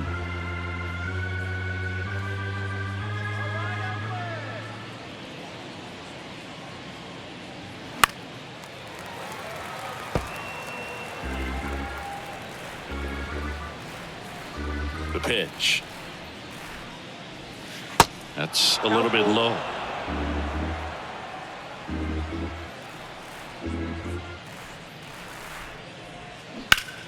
Fights it off. He'll see another.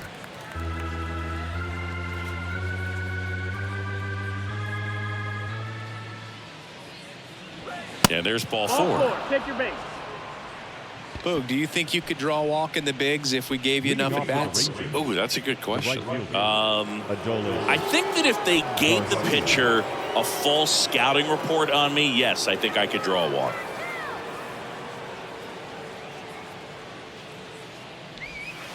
That hits the dirt. Ball one. Well, these Rangers showing great discipline at the plate, and patience definitely seems to be the name of their game in this one. It's not just the 3 runs they've already scored. On top of that, they forced this starter to throw more pitches than he wanted to at this point of the game.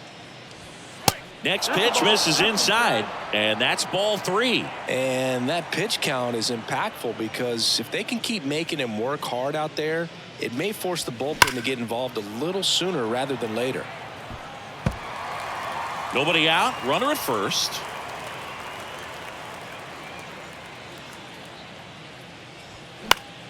Next offering is fouled back.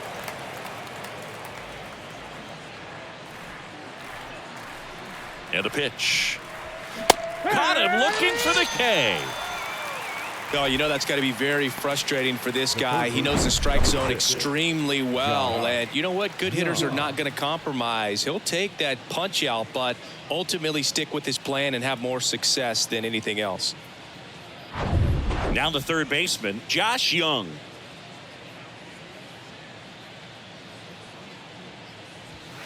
That misses the zone, and that's ball 1.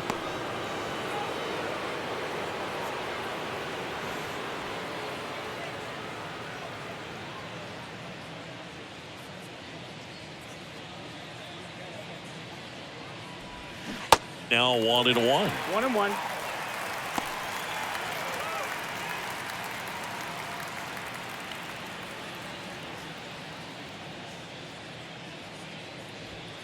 Next pitch is outside. 2-1. 2 balls, 1 strike.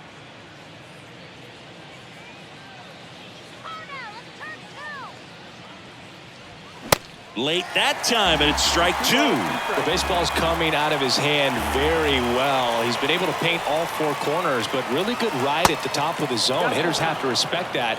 Very difficult pitch to hit.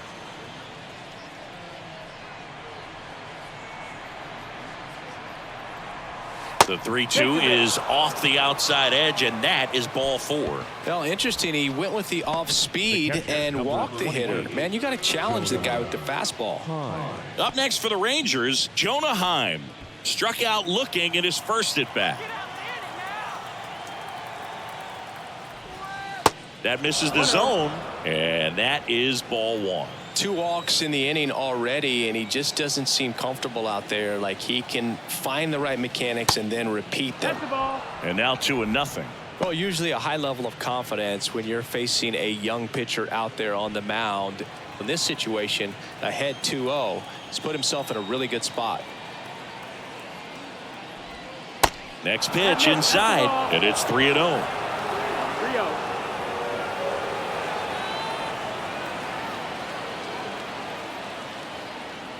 And they're all loaded up. Well, the stage has been set for this offense, Boog. It's all about creating opportunities, and this is one of them right here. Here's the shortstop at the plate. Ezekiel Duran. He's 0 for 1.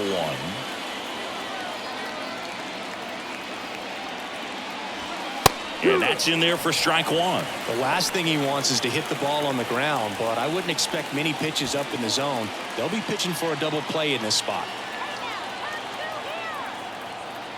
At the belt and fires. Diving, and he can't make the play.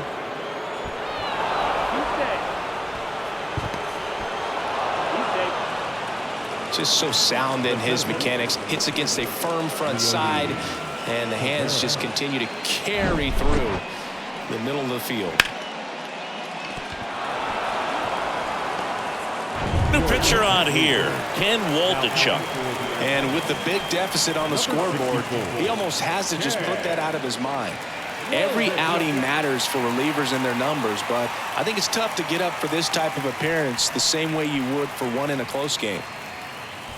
2 on, 1 out. Digging in, it's the speedy outfielder, Leody Taveras. Ground ball right side, could be 2. Gets to it and knocks it down.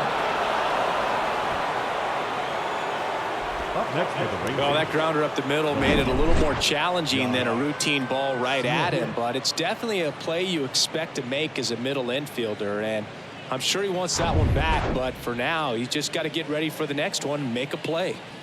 Josh Smith getting ready to hit. First pitch, and that's in for a strike. Not the easiest thing when you're talking about a guy that's, perhaps is going to be in the rotation, maybe a long relief guy, to not start an inning, to come into an inning with pressure on it and try to get yourself comfortable. 0-1 now. Ball.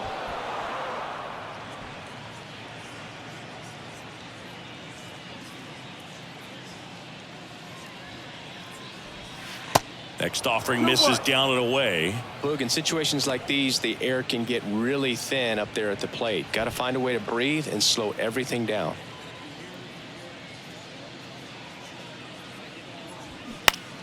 Fouls one off. 2-2.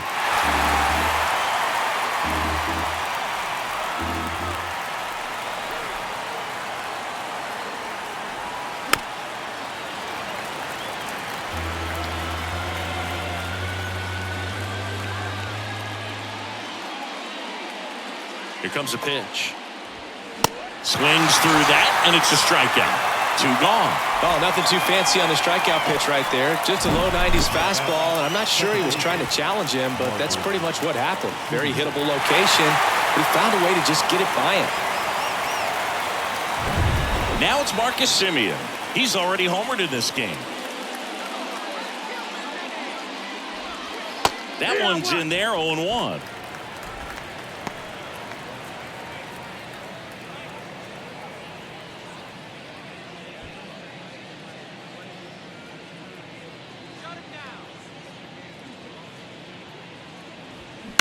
On the ground, Peterson. They limit the damage here. 2 runs in the inning, but they strand 3. We head now to the home half of inning number 3. It's the Rangers 5 and the A's nothing. Back here at the ballpark, set for the bottom of the 3rd, digging in for Oakland, Tony Kemp. The pitch. Just missed. Ball.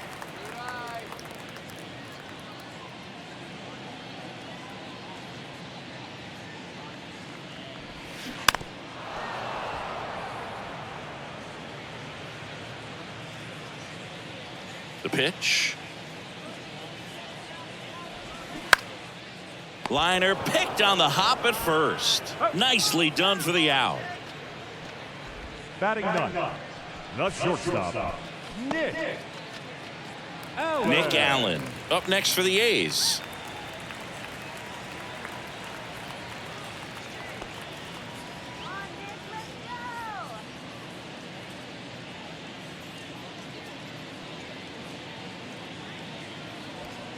And first offering is fouled off.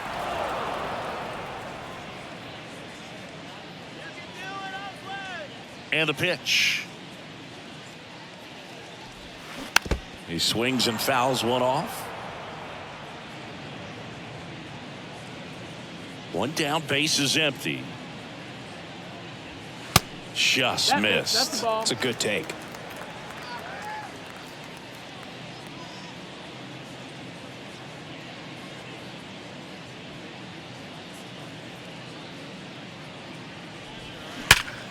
Up the middle.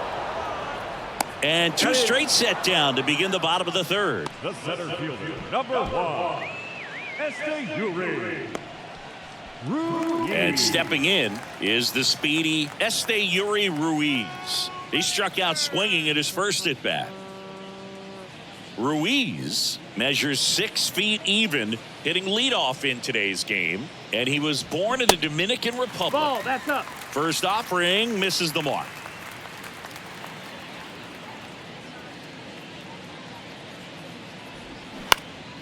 Swing and a high fly ball left field. Smith in position. Puts the squeeze on that one, and that'll end the inning. And 1, 2, 3 go the A's. It's 5-0.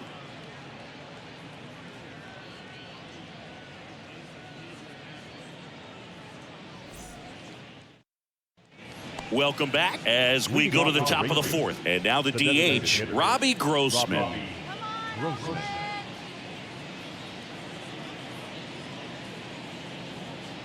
The wind of the pitch. That's inside.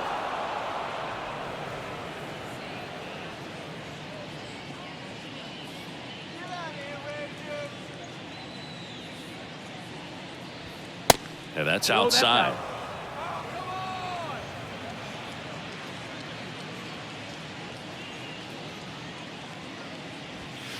Missing inside. 3 balls, no strikes. The wind of the pitch. Top of the zone for a called strike. Back-to-back fastballs in. That last one called for a strike. Probably go away, but look for him to come back in there to try to finish you off. In the air, left field, down the line. Kemp going back on this one. Back some more.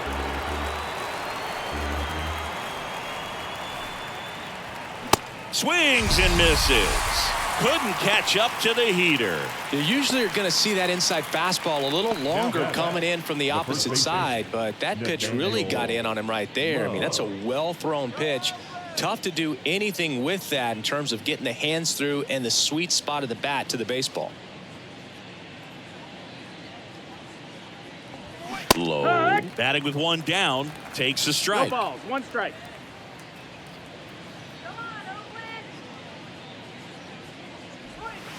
And now the count is even.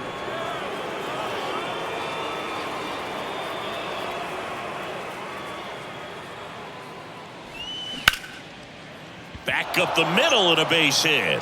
So a man aboard now with 1 away. Everything came together for him. Other than ripping one into the gap or blasting one over the wall, there aren't a whole lot of hits that are more satisfying than a nice line drive in the center field. So that definitely felt good. 1 down. Stepping in the long ball threat, Adolis Garcia. And the first offering is not close.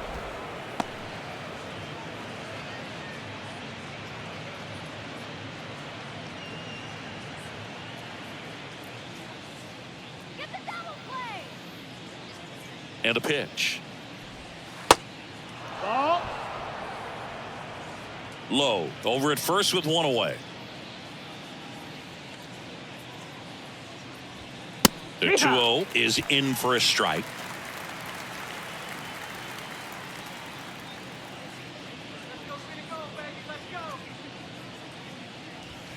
And a strike in there.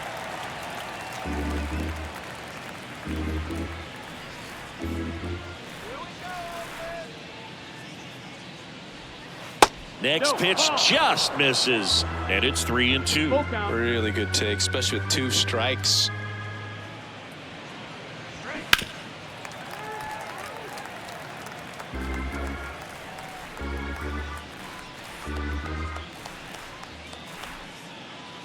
Three-two now. Swings and misses. It's a strikeout. Pulled the string on the changeup. This guy will throw any pitch in any count. 3-2. He goes off speed, gets the out. Josh Young.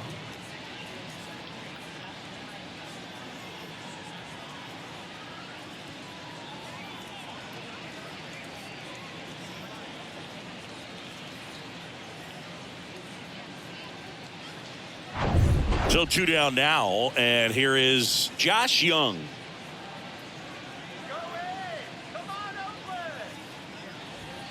And there's a ball.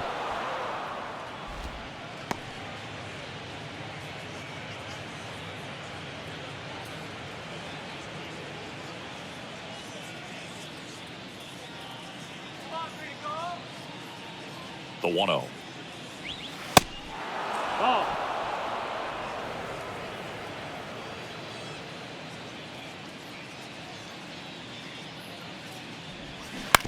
Ground ball left side, and it goes just foul. Kicks and deals. This one drilled to left. No doubt about it as they add on more. Gone. He flexes his power with that swing, his 9th homer of the year, and they boost their lead. It's 7-0.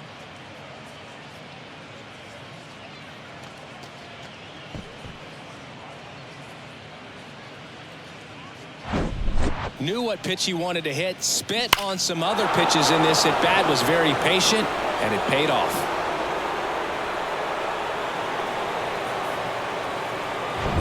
Now the catcher for the Rangers, Jonah Heim.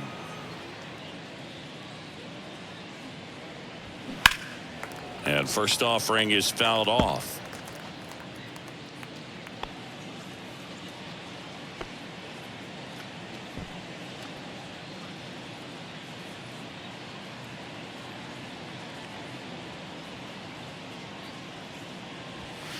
That one missed.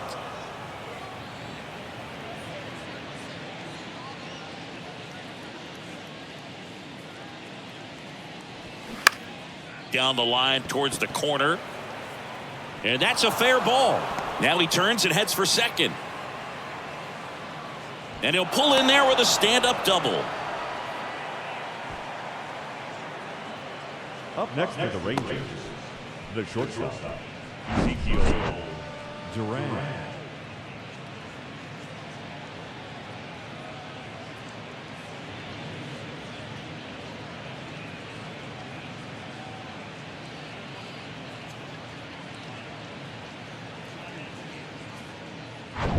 Next up for Texas, Ezekiel Duran, 1 for 2. First offering misses badly for ball 1.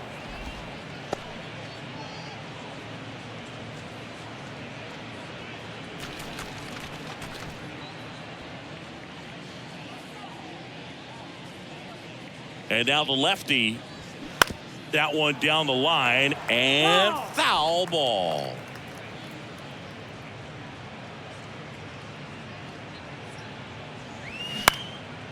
Out towards right center field.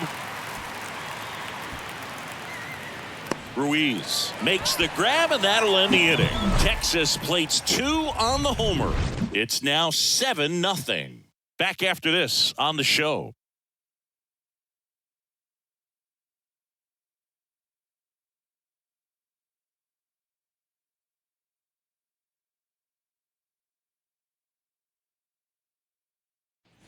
Back in Oakland, bottom 4, leading off, number 49. The first baseman. It's interesting he plays kind of a power spot defensively, but runs pretty well. So when you're looking at that position, you're not expecting someone that has maybe above average speed, but he does.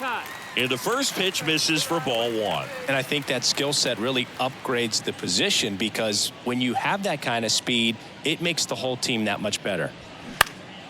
Next offering is fouled back.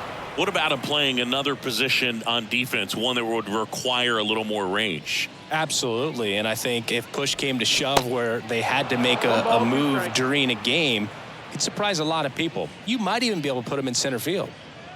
Righty to the plate. Fly ball to right.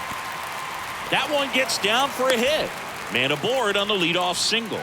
Still able to come through behind in the count right there. With the way defenders track down balls these days, I mean, both from the infield and in the outfield, there really aren't a lot of base hits on balls hit like that. But there's always a little room back behind the first and second baseman to drop a lawn dart in there, and he found a way. Now at the plate, Brent Rooker in there for strike 1.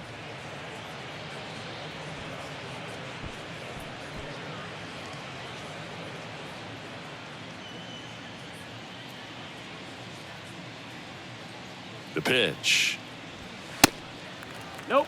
Ball. You know, these A's, as this game goes on, have to be more disciplined at the plate. So many of their outs have come from weak contact on pitches they're chasing outside of the strike zone.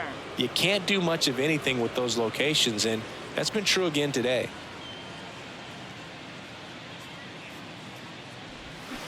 Check swing, no appeal, and that's ball 2. And as a pitcher, when the hitters are swinging at everything, you feel no need to challenge inside the zone. You just keep working the corners and expanding that strike zone and beyond, and they just keep eating right out of your hand.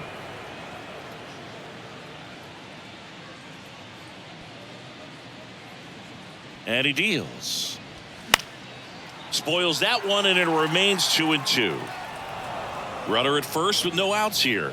Well, here's a good opportunity in this inning to get on the scoreboard after that leadoff hit, and Heart of the Order coming up right behind them. This is where they need to get going. Oh, behind the back. And 2. In time to first for the double play. Sometimes double plays get turned so quickly that you don't really get to appreciate all of the finer details and how these guys execute them. Right there, really nice footwork, and a good feed to second was the key to pulling it off. This is J.J. Bleday. In the air out towards right center. Tavares running hard to get it. And in one hops the wall. In safely with a double, his second of the day. Couple of hits in a row for him here. Pretty much just a textbook double into the gap. And when you can drop one in there between the outfielders, you know you're making the turn at first. Just an excellent swing. Could be a chance here for them to start clawing back into this ballgame.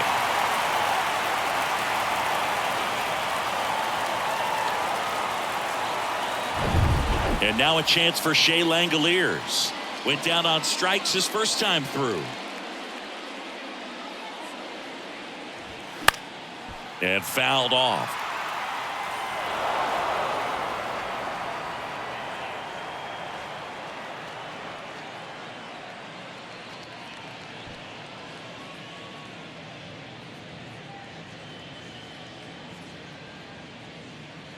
Runner leads away at second. Curveball over for a called strike. That big curve inside's a pitch that can buckle you a little bit. Looks like a fastball out of the hand and then just drops over that inside part of the plate. No, that's out. And that's outside. Runner at second, 2 down.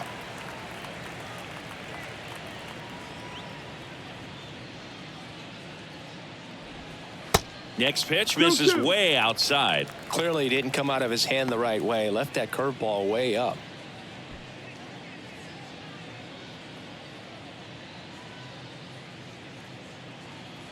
Man on second, 2 down. And downstairs. Count is full.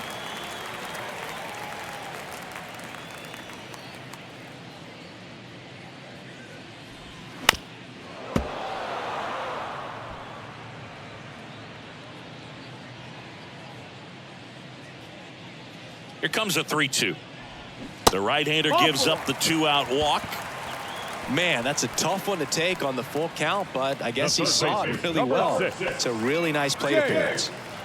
First and second, 2 down. At the plate, Jace Peterson. He's 0 for 1.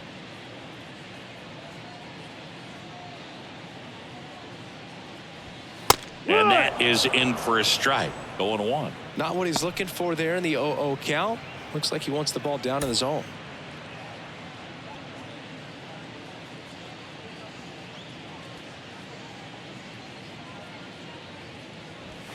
The next offering misses, and that's ball 1.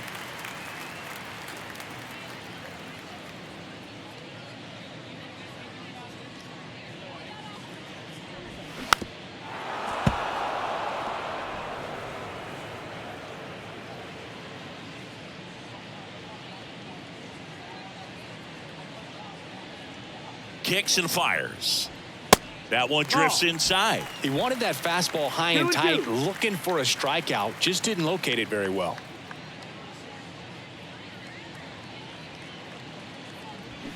Some heat there at 98 miles an hour. A's strand a couple. Not going their way. It's 7-0.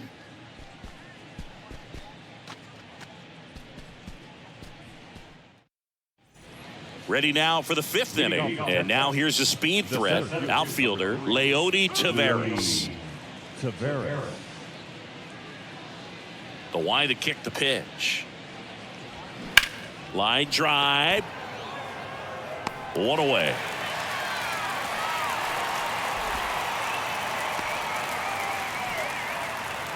So up next, Josh Smith.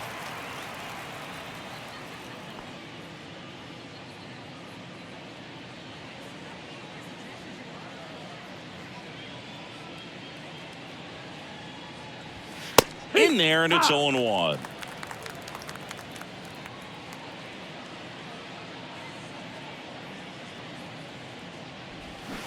They say it went. 0-2.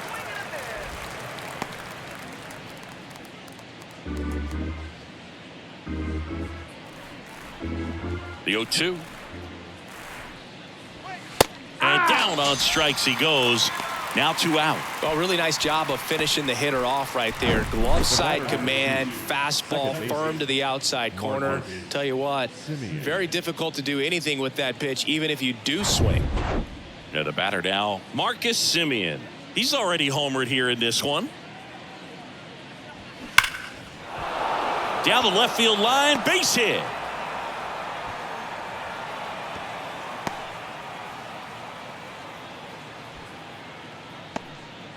And his hot hitting continues. They kept him in the yard that time, but all he's doing now is passing the baton, and everything seems to get started around this guy. Man at first, Robbie Grossman, the next to hit. This to third. To second, pulls him off the bag. And that's the 3rd out. So no runs here on a base hit, no errors, and 1 left. Back here in the East Bay, we head to the bottom of the 5th. And the batter now, Jordan Diaz. Evaldi back to work. And it's fouled away.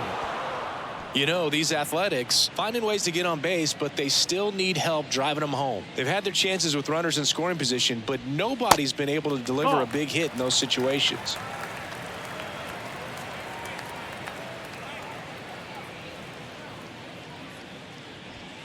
That misses. 2 balls and a strike. And you got to give some credit to the other side as well. They've been able to get out of a few tough jams, but frustration is mounting for this offense, no doubt. Next pitch is popped up. Semien should have this one. And makes the grab. And there's 1 down. That was a good pitch to hit right down the heart of the plate. Had pretty good timing on it. Just got underneath it a little bit and popped it up. Here's Tony Kemp. 0 for 1 so far.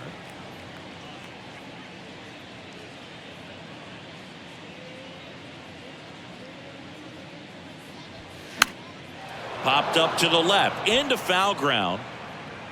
Puts the squeeze on that one. And there's 2 away. Well, on the mound, very efficient. Able to produce an outcome, it seems like, within the 3rd or 4th pitch of just about every at-bat. And now the shortstop, Nick Allen. Rolled out to second in his first at-bat.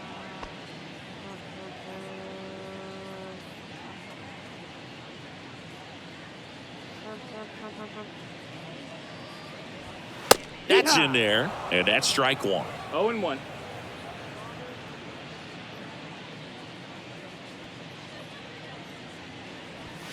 Good eye right there.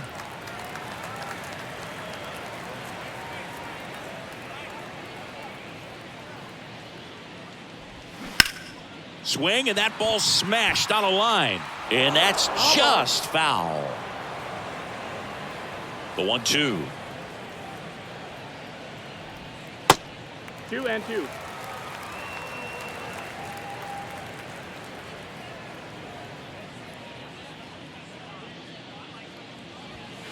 And another ball. Count.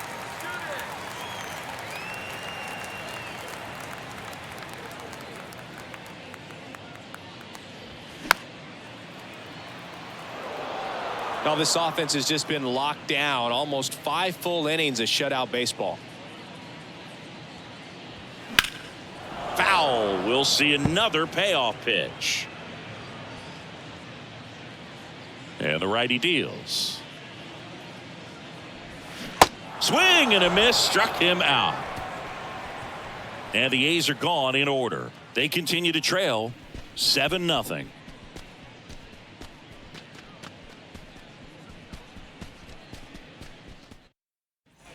And welcome back. Top 6. Now, Nathaniel Lowe. Nathaniel Lowe. The wind and the pitch. And a strike on the outside edge. Well, these Rangers doing a great job, Boog, of just waiting for the right pitch to come their way, and I'm seeing very patient at-bats out of them. One thing that really stands out is their chase rate. League average is around 30%, but they're at less than 20% right now. And ball 1. It's been tough fooling these guys, and those chase rate numbers back it up. They've been really smart at the plate, and that's one of the best ways to frustrate a pitcher because nothing seems to come easy. Foul ball, still a 1-2 count. The pitch. That one the other way. Allen. Now one gone in the top of the 6th. Up next for the Rangers, the right fielder, Adolis Garcia stepping in for the Rangers. 1 for 3.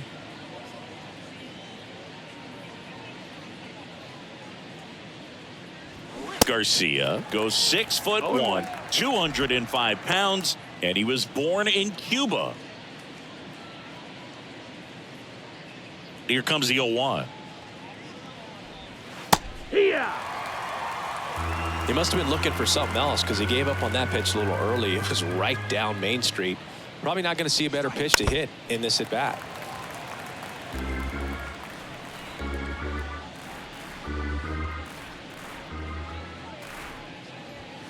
Next one misses. Now 1-2.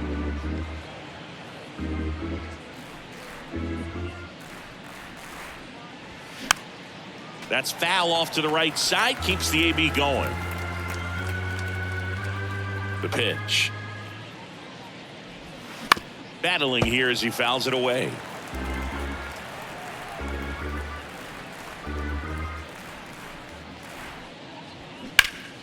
Stays alive.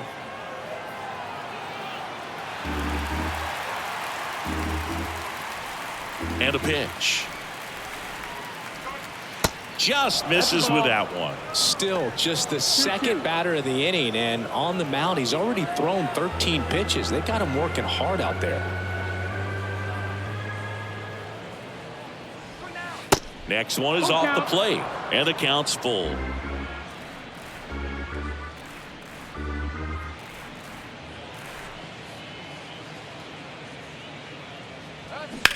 Left field, way back there. That one's deep, and it's out of here. A shot to left. Home run number 10 on the year, and they add a run. It's 8-0.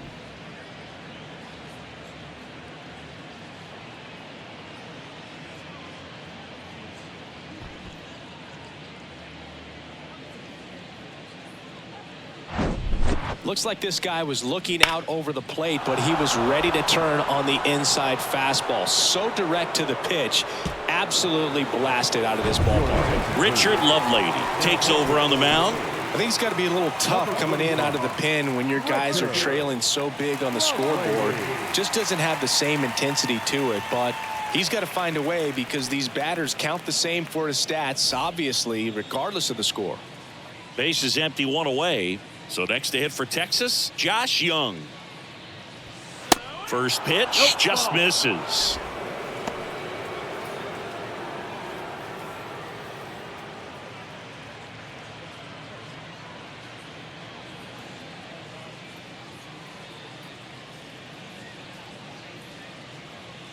And here it comes. And that's outside.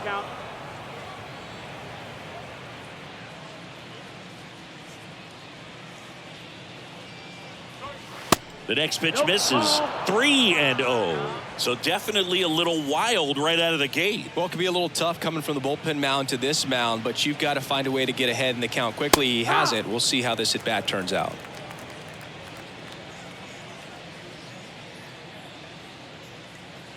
The 3-1. Good plate appearance there. Able to take the walk. Speaking of walks, did you see anything special during your walk into the ballpark today? I know you like to take in all the surroundings. I just love interacting with the people. It's just fun to connect. I mean, as I was headed up to the booth, one guy shouted at me, "Make sure to say hi to Kenny." Time. The next to hit takes ball 1. Meanwhile, activity in the bullpen. Kyle Muller up and throwing.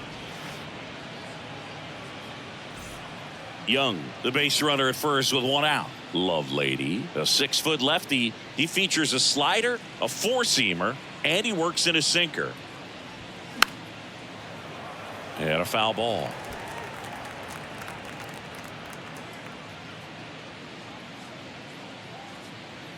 The pitch. Swing and a ball lifted to center field, and that'll fall for a base hit. Into third now, so runners at the corners and one out.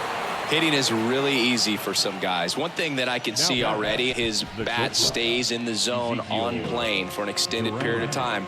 And guys like that, they have a high contact rate and they have more barrels because of that bat being on plane. And even when you don't get it great, it's still hit hard enough to dunk something in like that in front of the center fielder. Duran stands at the plate now. Think he foul tipped that one.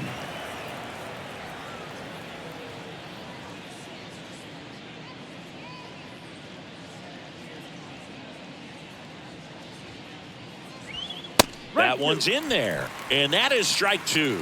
Well, in this situation with a runner on first, less than 2 outs, some say, hey, get the ground ball, double play with 2 strikes. Some people say get the strikeout. I think you just execute your pitch, make the best pitch you possibly can. Oh, that got him. He had 2 strikes on him, and he hit him. Well, not a whole lot behind that pitch. It's off speed, but it still stings. Getting hit by a fastball is a whole different story.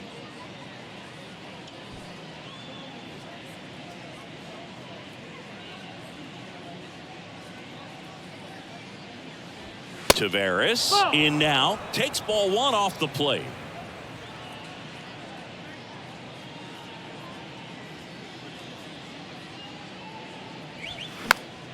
Fought off foul.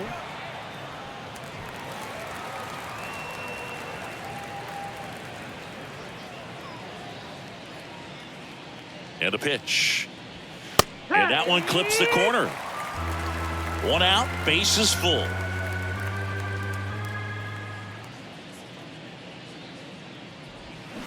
Ground ball left side, could be 2. To second, there's 1. Over to first, but he beats it. I promise you, there are guys that get a little bit faster when they can smell an RBI. That was a possible inning-ending double play. Great hustle, and he gets rewarded with the RBI because of it.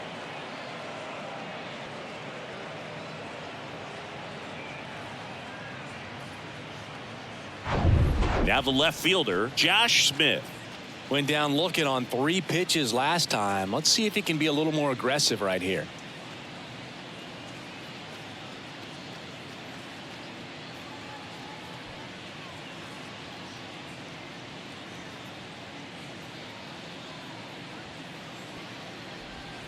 That one ran inside, almost got him. Runners on first and third, 2 away.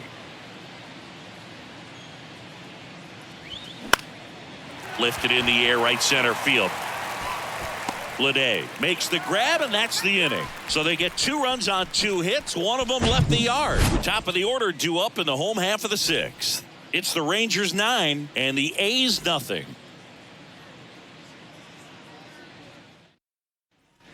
Welcome back. Bottom of the 6th inning. Striding to the plate now for Oakland, Esteury Ruiz. The right-hander back to work.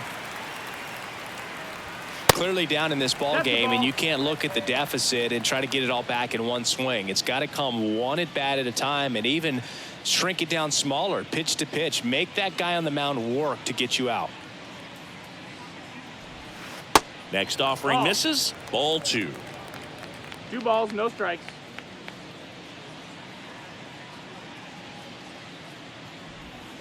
And he takes a strike. It really looks like these hitters have been in between with their timing today. Good fastball, excellent slider, but they've not been able to commit to one velocity and stay there. Next offering clips the zone count even at 2. I always remember watching Johan Santana pitch, and when he was in his prime, you would see a lot of guys out in front, right-handers pulling that change up in the stands and then fouling the fastball the opposite field up into the stands. The next offering misses, and the count's full.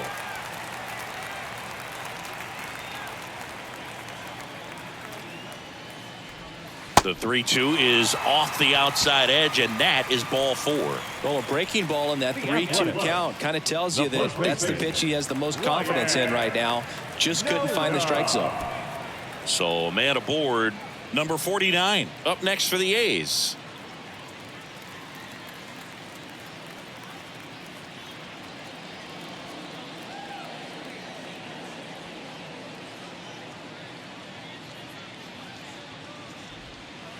in for a strike. 0-1. Boog, that hook's looking pretty sharp today. Just a solid pitching performance so far, and I really think it's because of that curveball. 0-2 as he waves at that one. Man, he was really tardy on that fastball. Great job of setting him up by throwing the curveball. Add some velocity to it on the next pitch. Can't catch up. 0-2 now. And that's too high. 1-2.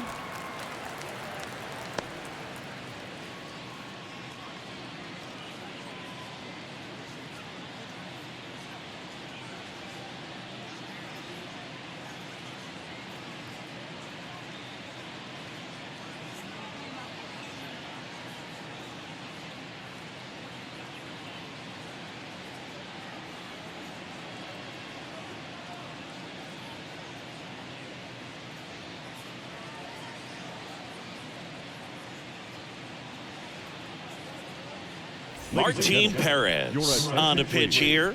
Well, he's been excellent against left-handed hitters this year, and that's his first test. This looks like a good move to the pin in terms of the matchup.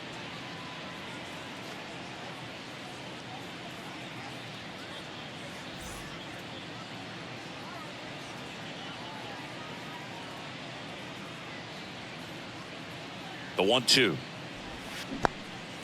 This one kicks away a little as he can't squeeze it.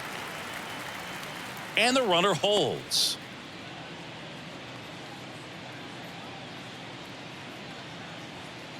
Two on the way. Cuts and misses. It's a strikeout. Now the designated hitter. Brent Rooker now at the plate. His home and away splits there.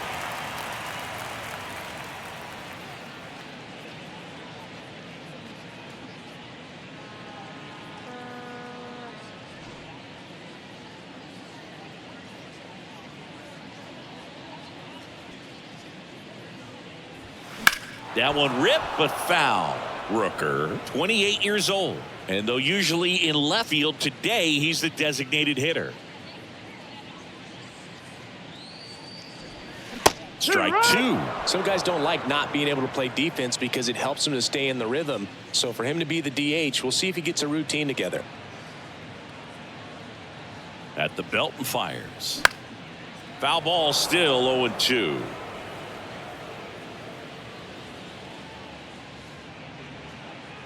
And a pitch. 1 ball, 2 strikes.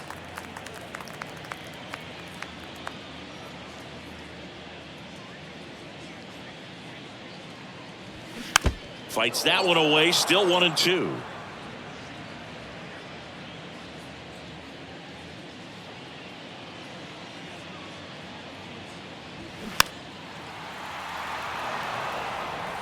Ruiz at first, one gone.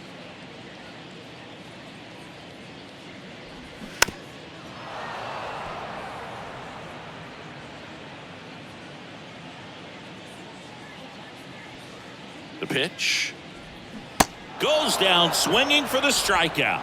Pulled the string on the changeup. I think he might have gotten away with one right there. That was a very hittable pitch right over the heart of the plate, and I know that batter is kicking himself right now. Would like to get that pitch again. Just pulled the string on it, and the deception gets him the K.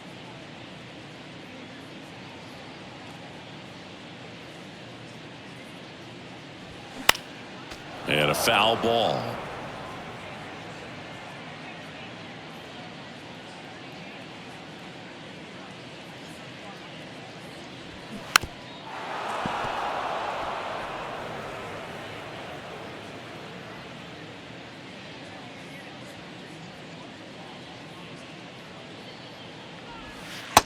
Just missed. That's a ball. And that's awfully close. I don't know how you take that. He's seeing the ball out of the pitcher's hand really well right now.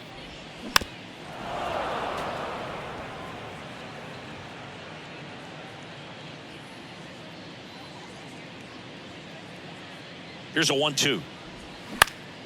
Gets a piece there. We'll do it again.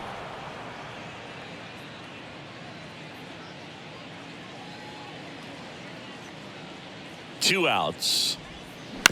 Chopped left side. Young. They take the force out That's the third out, inning over. So it's no runs, no hits, no errors, and one left on. Seventh inning coming up. It's the Rangers 9 and the A's nothing.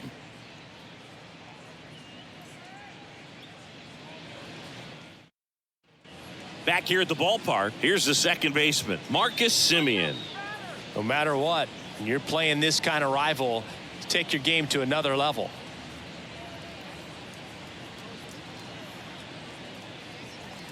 Lovelady back to work. Popped in the air, left field, and that'll fall for a base hit.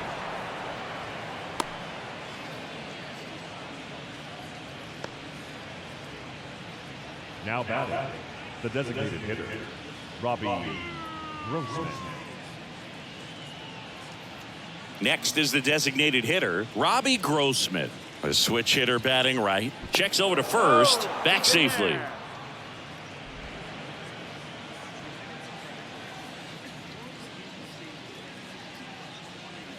Another throw over. And he's back in that time as well.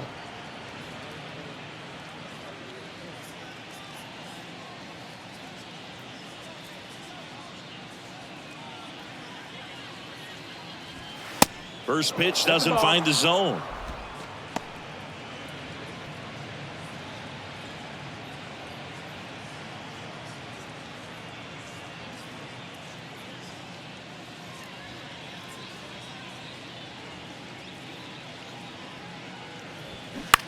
Fly ball down the line. Kemp pulls it in on the run. Just pulled off of it a little bit right there. That front shoulder coming open Now instead of staying closed. If he does that, he's going to be able to go up the middle the other way with some authority instead of a fly out to left. Here's Nathaniel Lowe.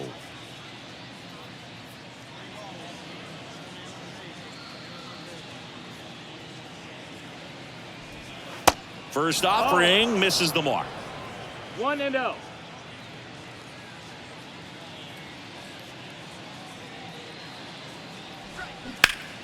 Slapped foul.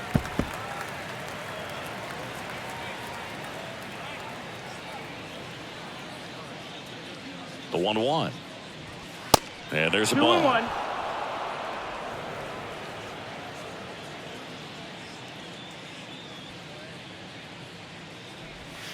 That misses off the outside edge.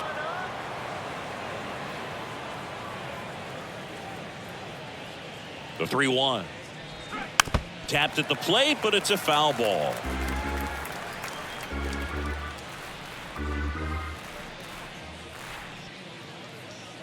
And here's a 3-2. And a pop-up on the left side of the infield.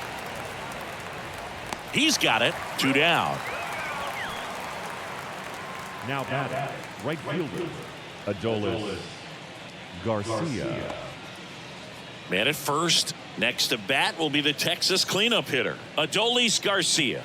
Amazing at bat last time up. Saw a bunch of pitches and ended up hitting one over the fence.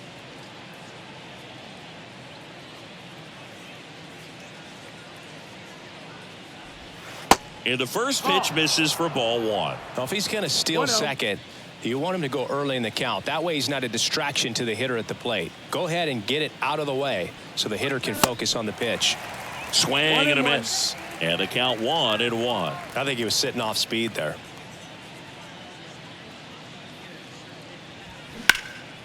Swing and a high fly ball out there towards left field.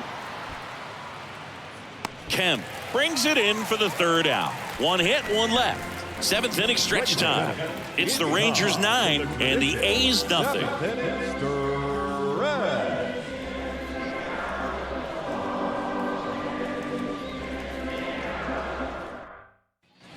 Ready to go for the last half of the inning. And now Shea Langoliers.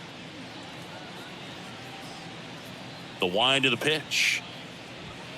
That one finds the corner. That's strike 1. Action in the pen down there. Andrew Heaney, the lefty, looks to be getting himself ready.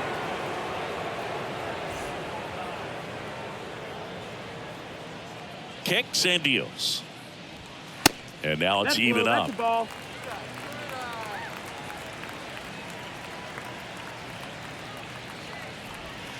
Just missed. That missed. That's the ball.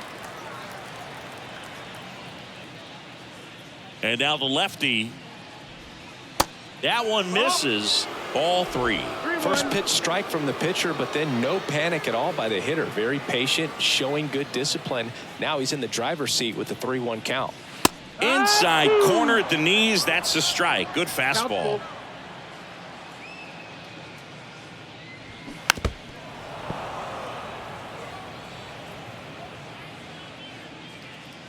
Here comes a pitch. That's to third. Gathers and throws to first. And they get the leadoff hitter in the 7th. That's what a good sinker's designed to do. Get a guy to roll over a little bit, hit the ball on the ground, kill some worms while you're at it. Now it's Chase Peterson.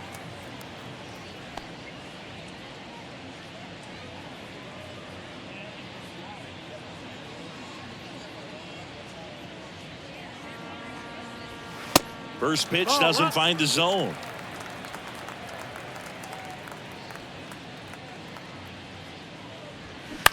Bounce to the right. To first. 2 up, 2 down. Now that second baseman, Jordan Diaz. 2 outs, base is empty. Next up for the A's, Jordan Diaz.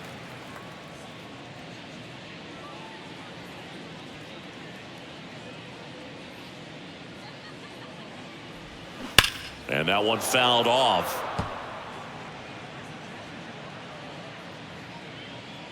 The wind of the pitch.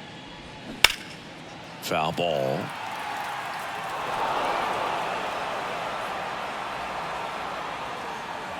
Kicks and fires. That's towards center. Taveras settles under it. He makes the grab. And that is the 3rd out of the inning. A's go quickly and quietly there. And they're down 9-0. Back in Oakland, here's the third baseman, Josh Young. The third baseman. Singing, you can't ask for anything more. This guy checks all the boxes offensively. He is the ultimate professional, and it doesn't just start at game time. It starts in the afternoon, the way he prepares and gets ready for the ball game. I tell you what, his teammates feed off of the leadership that he shows on and off the field. The pitch. Ripped, but it curls foul.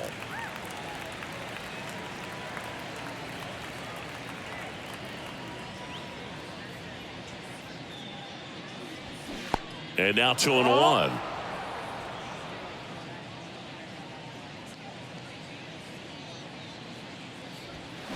And there's a foul ball.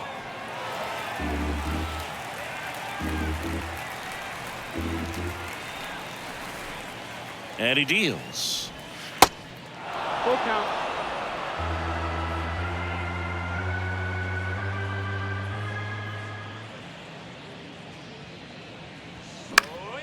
Fouled off again, and it remains 3-2.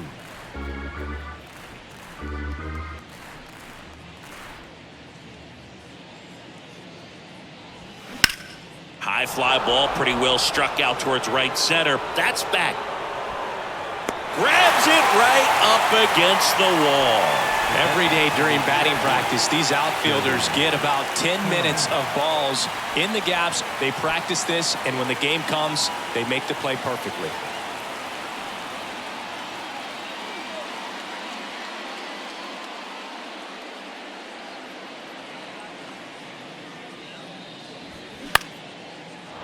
Swing and a line drive, base hit out into center field.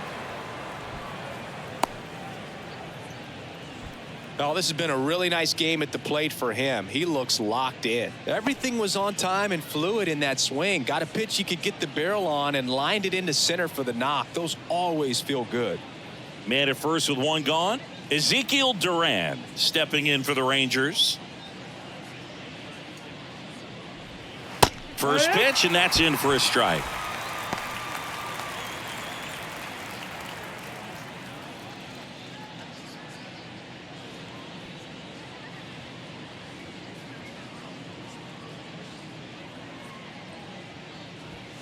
And a good eye there. Heim leads off first with 1 away.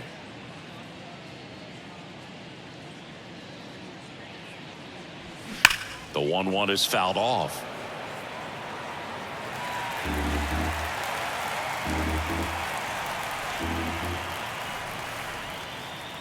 And the pitch. Good eye in that spot. Ball. 2 balls, 2 strikes.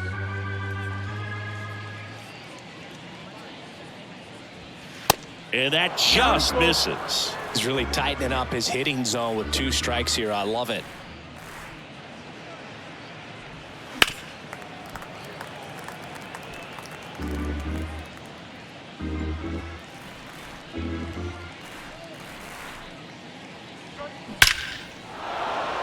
Swing and a hard hit liner up the middle and a base hit. They fired in quickly, so it's 1st and 2nd with only 1 away. Oh, that'll make you feel good as a hitter right there. Absolutely hammered that baseball. Very loud coming off the bat. 107 was the exit velocity, and at that speed, it's going to be a great result more often than not. And now Leody Ball Taveras. outside. First pitch just misses.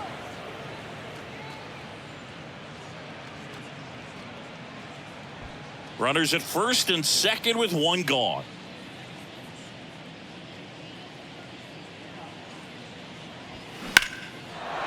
Line drive, base hit. Heim coming home. Ruiz fires it to the plate. It's off the mark and he scores. And it's a double-digit lead as they're up by 10. That's now 3 hits in a row for the offense. You'll often hear the phrase short to it, long through it, and that's a great example of it right there. Got the barrel in the hitting zone early, squared it up with the well-timed swing, and came away with a beautiful line drive into center field. Spencer Patton taking over on the mound. He's making his 4th appearance of the season. Here's the left fielder, Josh Smith.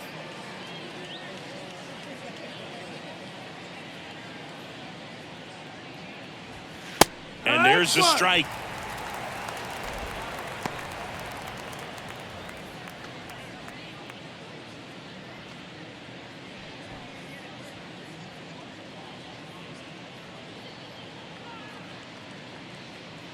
Right-handed reliever. Late with the swing there. Knowing that the pitcher wants a ground ball double play opportunity here, you've got to lay off pitches down in the zone. Right there, swinging at that pitch, that's a no-no. 2 on, 1 out. Good eye right there.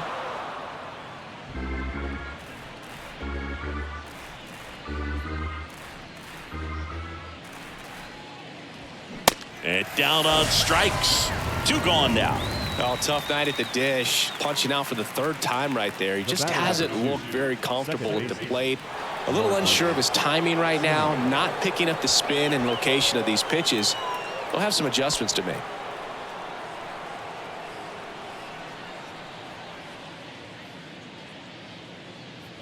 Simeon in the box with 2 gone and takes a look at a called strike.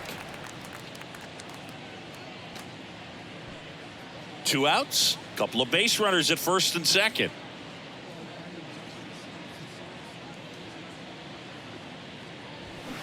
And he's down 0-2 as he swings through it. More and more guys are looking to slug regardless of the count. In this situation, we'll keep a close eye on his approach.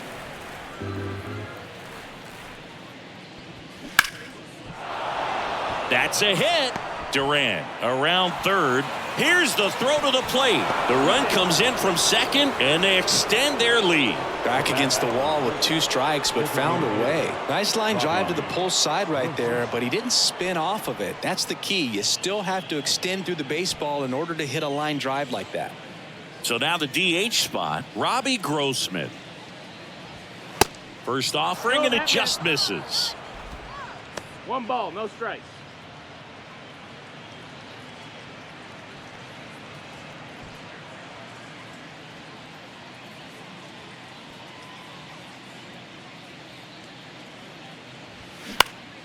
And a pop-up right side, foul territory. Number 49 under it. He's got it, and that is out number 3. So it's 2 runs on 4 hits, no errors, and a couple left on. Last half of the 8th coming up. It's the Rangers 11 and the A's nothing. On to the bottom of the eighth. Leading Now off the left for fielder, the Tony Kemp. The left fielder. This is a guy you got to keep an eye on when he digs in. Definitely been known to drop a drag bunt from time to time, and he's pretty good at it, Chris. Yeah, and he creates a sense of urgency for the defense because of the speed, because of the ability to put down that bunt. That one finds the corner, and that is strike one. Now you see even sluggers from time to time try and use the bunt really as a way to beat the shift. This one popped up. Simeon settles under it, puts it away for the out. Well, that's a frustrating into the at-bat for the hitter right there. I mean, that pitch was right down the middle. I think he got a little too excited, came out of his mechanics, and instead of driving that ball somewhere, he popped it up. Unfortunate for him.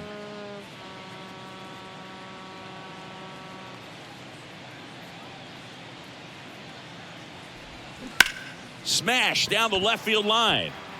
And that one hops the wall. Around first and hustling for second. And he'll make it safely. That's a double. Just a really nice job of turning on that pitch and smoking it down the line. And there's no one playing there, so once it drops in fair, you're on your way to extra bases.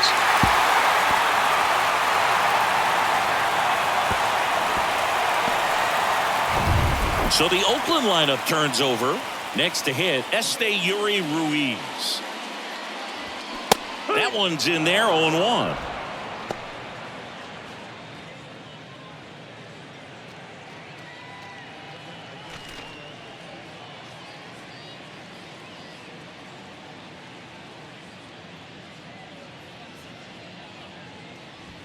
There's a strike. Quickly in an 0-2 hole, you're going to have to give something up here in terms of power if you want to put the ball in play with any authority. 0-2 now. Tried to check his swing there. Now an appeal to first. And yes, he did. That's a swing, according to Kenny Jansen. Number 49 will hit next. Ryan Noda.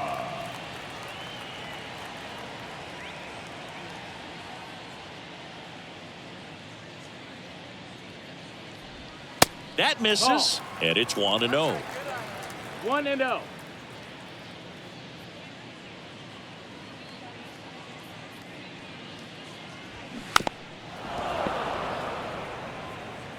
Two outs and one in scoring position.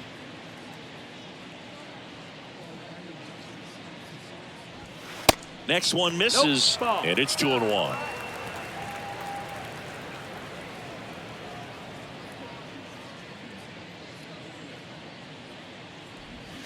And that's in for a strike.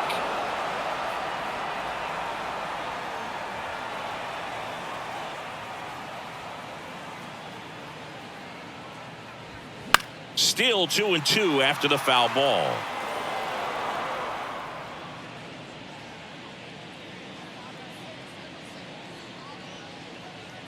Runner leads away at second. Crushed to right, and that one's going to lead the park. Out of here. Home run. He'll touch them all. His fourth home run of the season. And they're chipping away. It's 11-2.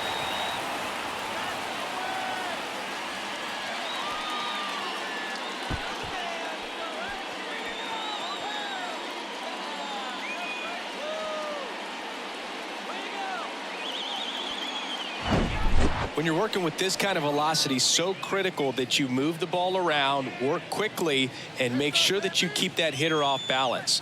Clearly not fooled by the location or the velocity. He was all over that fastball. Two outs, nobody on. Now it's the DH, Brent Rooker. First offering, misses the mark.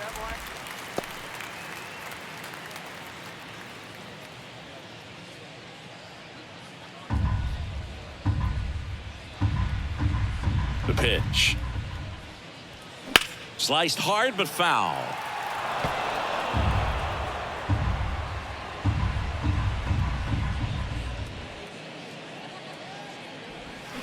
Comes up empty. That's strike two.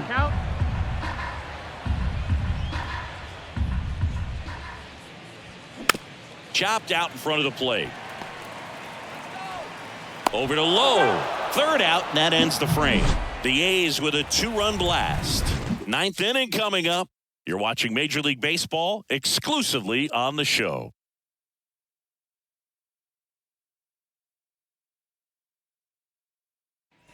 We go to the ninth, and now here is Nathaniel Lowe. Nathaniel Lowe. Pat back to work. The other way. The throw is wild, and it gets away. Tag, and they got him. So an error on the play, but they get the out anyway. Right fielder, Adolis Garcia. And now the right fielder, Adolis Garcia.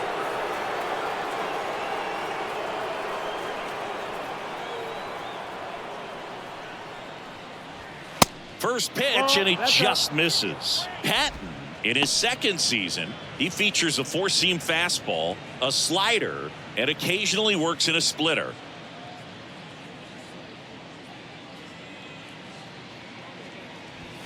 Next offering is in for a strike.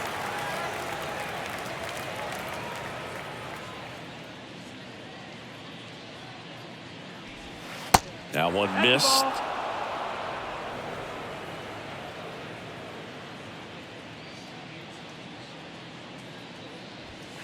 That's inside.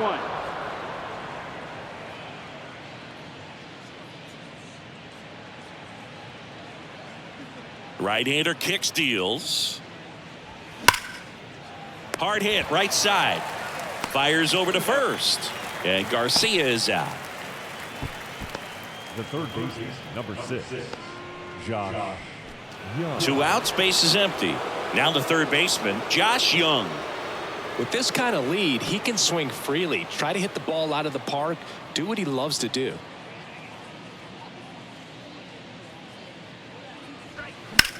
That one ripped. And a base hit right there. And that extends the inning.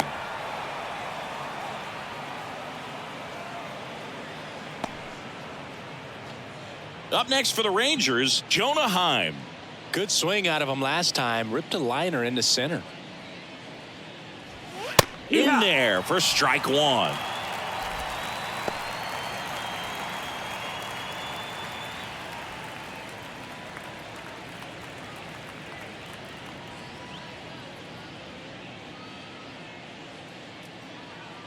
Righty delivers. Now fly ball to right center. Ruiz. Long run into the gap. Flashes the leather on the run and catch. And that will end the inning. So no runs on 2 hits, no errors, and 1 left. On to the bottom of inning number 9. 4, 5, 6 coming up. It's the Rangers 11 and the A's 2. Bottom of the 9th, and now J.J. Bleday. J.J. Bleday. The wind to kick the pitch. And immediately pumps in a strike to the left-handed hitter.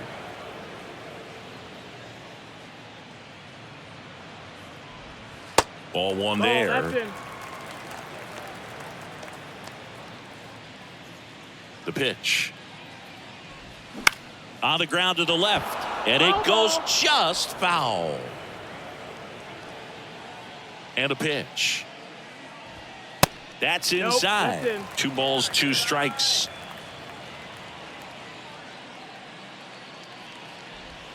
Just off the inside edge.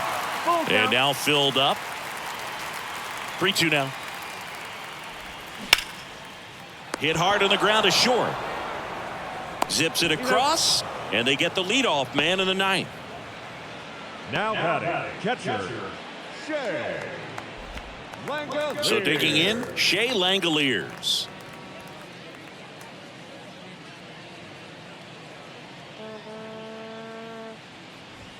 There's a strike.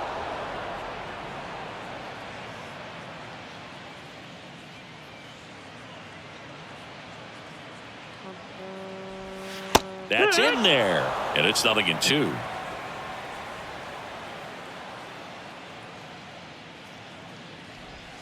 And now 1-2. 1-2. 1-2 now. Makes the grab for the second out. The third baseman, number 6, Jace. The Athletics down to their last out. Jace Peterson up next for the A's.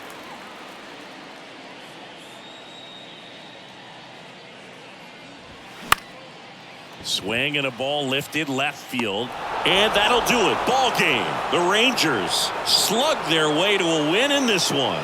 The ball for his first career save deserves to be on display at his house. I mean, it's kind of like when a restaurant frames its first dollar bill somewhere on a wall. You just can't forget your first save. 11-2 the final tally. For Chris Singleton and our entire crew, I'm John Shambi saying so long.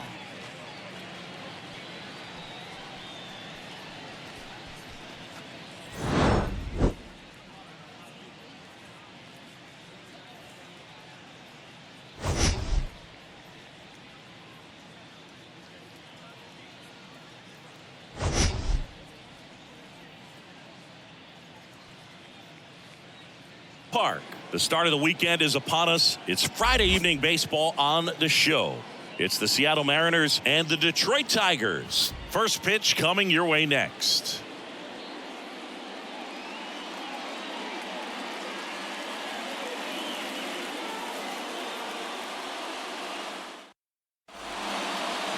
Almost ready to get underway.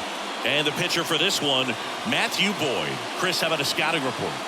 Yeah, he's definitely had a struggle so far this year, as evidenced by that inflated whip. But he's going to have to find a way to limit the base runners, put his team in a position to win a ball game. So we know he's prepared.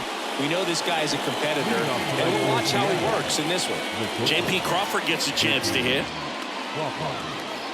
And here it comes. That just misses. And that's how this game gets started.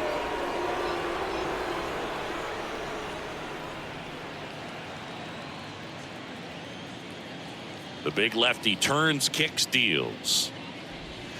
And a breaking ball drops in for a strike.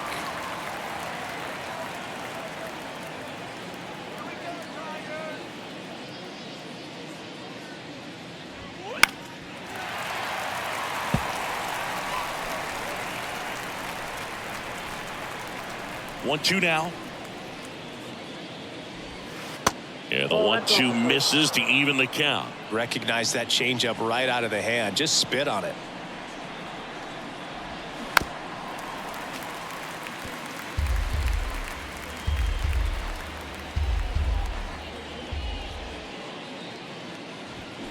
Got him. One out.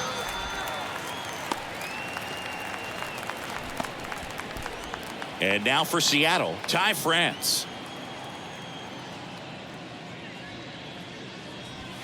And the first pitch misses for ball one.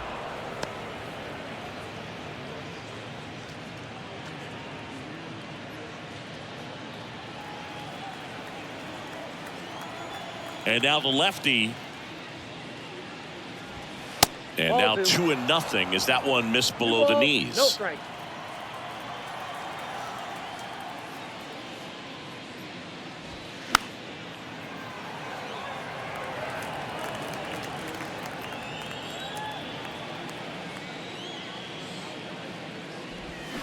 Way out front for strike two.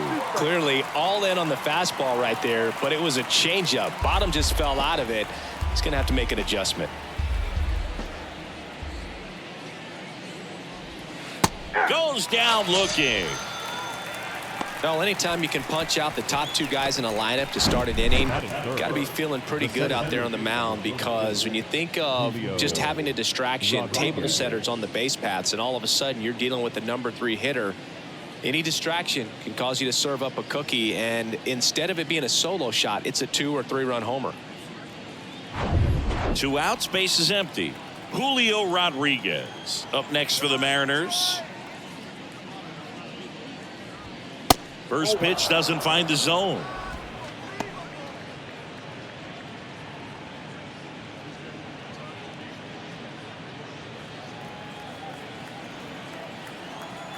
Two down, nobody on. Ball down.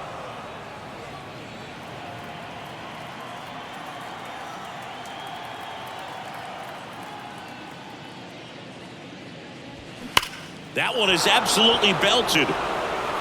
That's down. One hops off the wall. And he's in at second with a 2-out double. Well, when you fall behind in the count, you've got to come into the zone, and then guys have a better chance of hitting the ball hard like he did right there.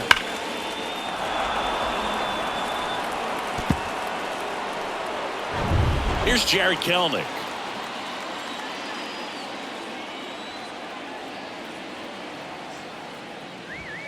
In there, and it's 0-1. Well, here's a chance right here for one of the better hitters on this roster to get him on the board in the first. Thanks to the 3-hole hitter extending the inning. Good at bat with 2 outs.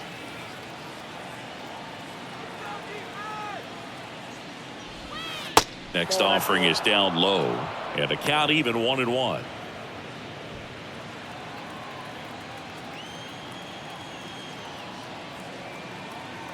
The pitch. Foul ball there.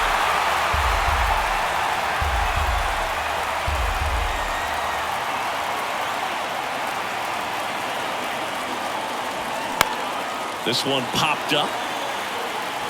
Brings it in, and that ends the inning. One left for Seattle, and now the Tigers get their first opportunity. No score. Major League Baseball is on the show.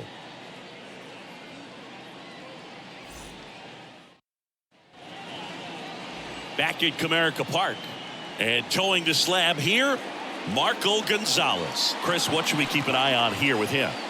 Well, it hasn't been a great year so far in terms of ERA, but he's had some decent games, and there have been some flashes of greatness, if you will. We'll see today if he's able to get ahead of hitters and perhaps get some swings and misses, put himself in a position to bring that ERA down, because you know in the back of his mind, beyond the W, he wants to have a better earned run average.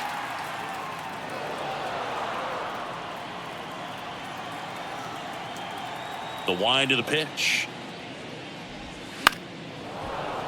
And that one fouled off.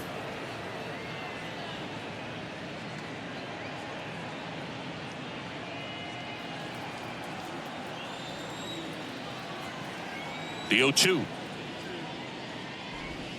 Way high. Pretty standard high 0-2 fastball right there. If you're smart, you'll look for something down in the zone, but not too far. Don't want to chase that breaking ball in the dirt. Gets a piece and stays alive.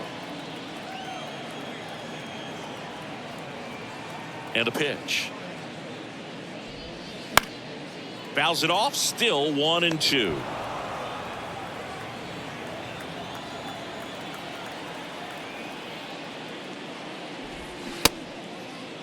Vierling started after it, tried to hold up. Now a look to first, and yes, he did. That's a swing, according to Gary Simmons. Now it's Javier Baez. That hits the dirt. 1-0.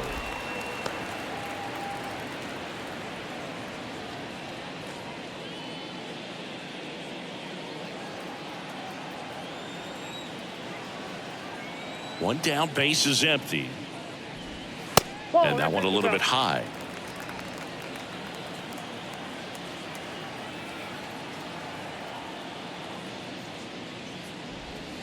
In there for a strike at the top of the zone.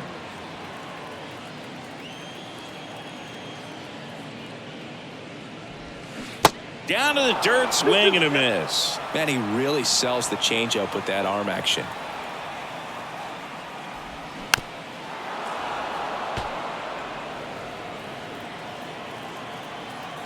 The pitch. In the dirt. On to France. And 2 quick outs in the bottom of the first here tonight. Well, there appears to be no problem settling in on the mound out there today. It looks pretty tough to start this one, punching out the first 2 hitters of this ball game. And somebody's going to have to put the bat on the ball, put it in play, and get something going. Here's Riley Green. That's in there.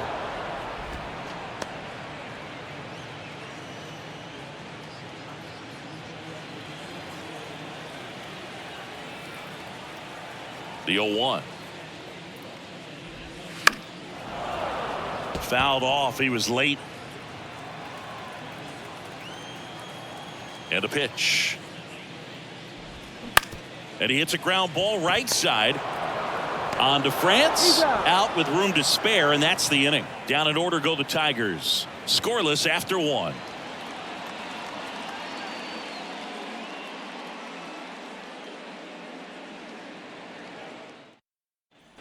Back here in Detroit, Eugenio Suarez up to the plate now.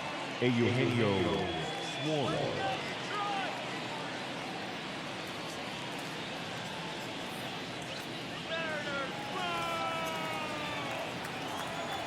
And he deals.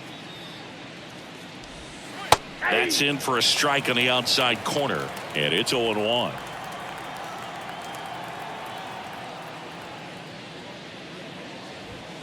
And a strike.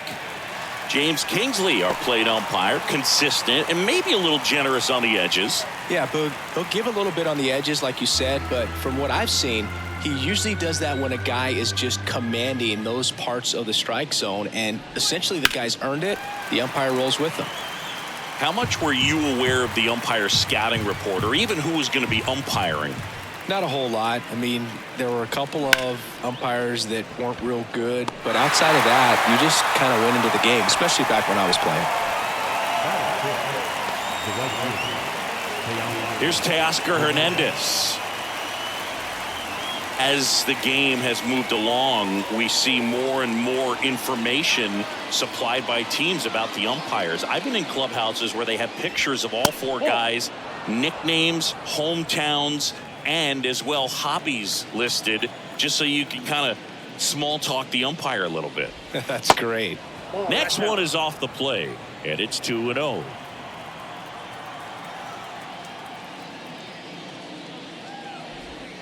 And that drops in for a strike. Here's a 2-1.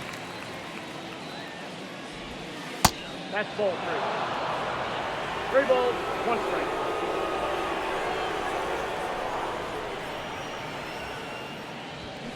And strike 2.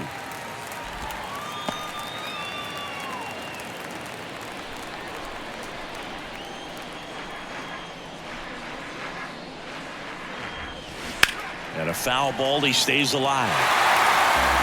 No score here in the second.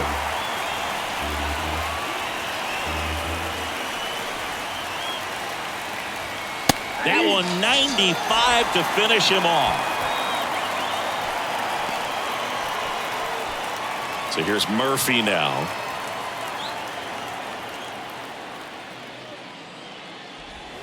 That's in there. Strike 1.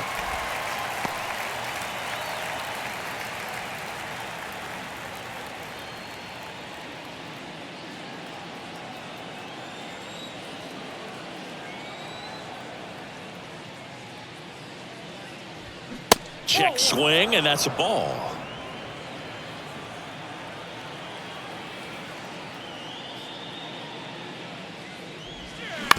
On the ground to third. And this ball's going to wind up out of play. No problem fielding that one, and the transfer looked good, but man, he sailed it across the diamond and out of play. It looked like he just tried to put too much behind it, cost him an extra base too.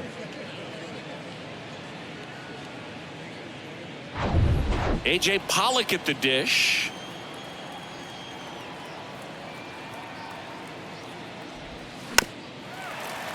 And first offering is fouled off.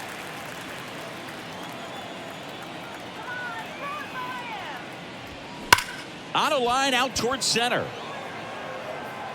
Green right there to make the grab. And that'll do it. Mariners lead 1. We'll go to the bottom of the second. No score.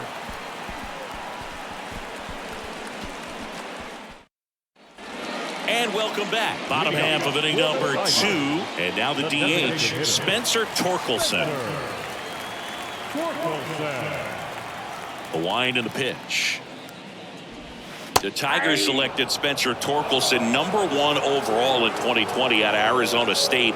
And he rocketed through their farm system, made it to AAA in his first pro season, and then eventually made his big league debut the following year. Yeah, Torkelson became the 4th Arizona State baseball player to be drafted #1 overall. Can you think of some of the other ones, Boog? 1-2 now. Knocks that one away, and we'll do it again. Well, I know that Bob Horner was a 1-1, and I know Rick Monday was the first overall pick. Yep, you also add Floyd Bannister in 1976. You know, Arizona State's produced more #1 overall picks than any other program in the country. Next pitch in the dirt, and the count is 2-2.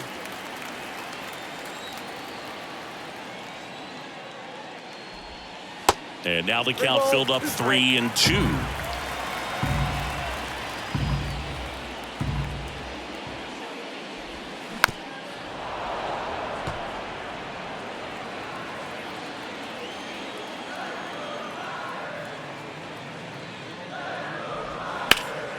Spoils the 2-strike pitch, and he'll see another. Kicks and fires. Got him looking. That's a strikeout. I guarantee he's going to check the tape on that last pitch when he gets a chance, because he thought it was ball 4, and he wasn't wrong. I mean, it was a close pitch. Definitely not an easy call, but especially after a long at bat, that'll drive you crazy getting rung up like that. Digging in, Andy Ibanez. And that's downstairs and outside.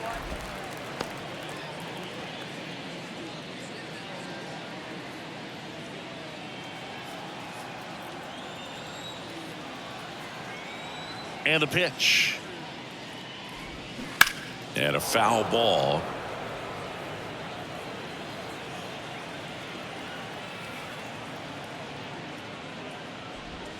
And now the count 1-2 after the swing and the miss.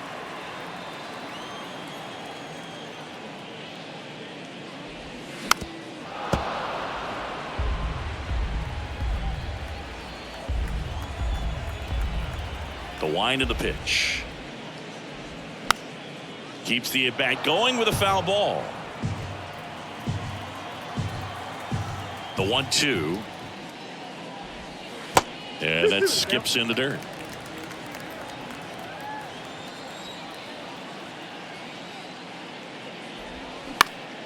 In the air on the infield. Grabs it on the run. Out. Number 2. The left fielder, Eric Haas up now for the Tigers.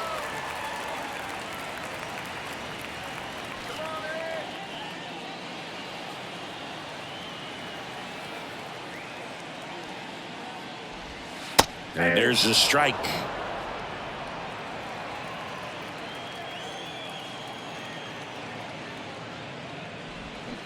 Comes up empty on the swing. 0-2 now.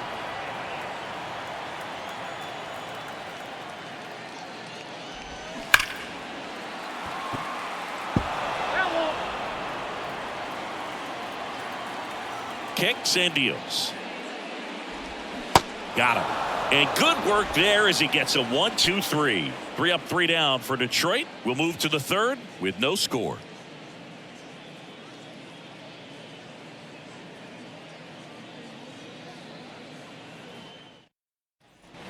Well, here we go. Top of the third, scoreless game. Stepping in, Jose Caballero. Caballero hitting 9th in today's lineup, and he was born in Panama. First pitch just misses. Count 1-0.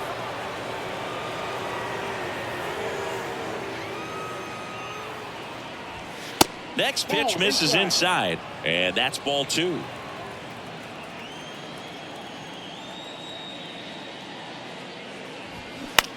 In the air, out towards left center. He gets there to make the play. A nice running grab. And there's one down.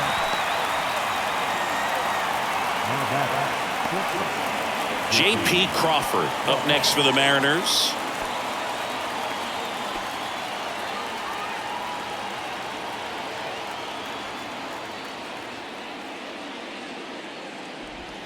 There's a strike.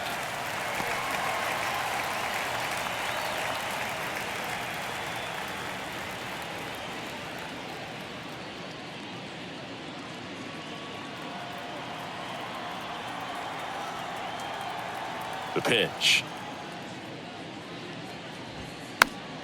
He swings and fouls one off.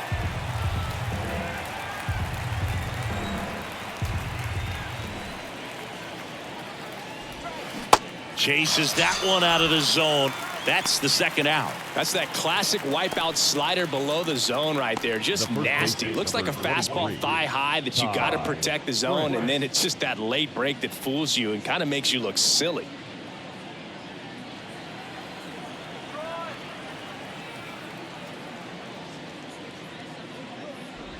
France takes a ball as he stands in for the second time.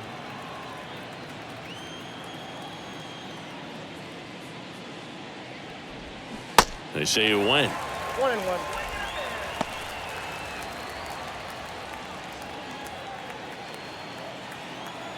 The pitch. That's a little bit low.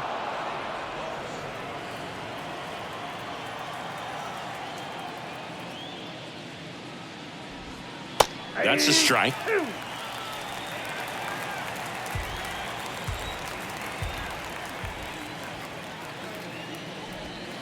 Misses. 3-2 now. He should get a pretty good pitch to hit here with the three-hole hitter coming up if he's walked. 2 outs.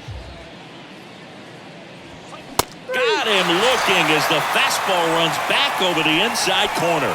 And 1-2-3 go the Mariners. Still no score.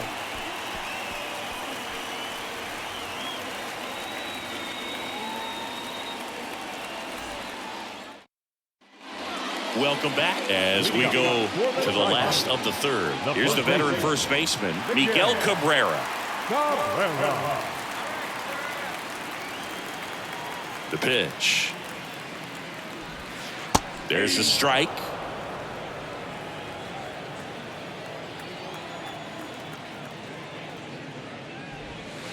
And delivers outside.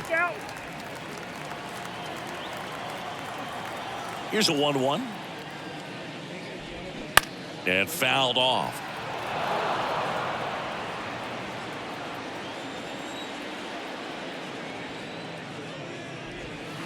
And it's even up.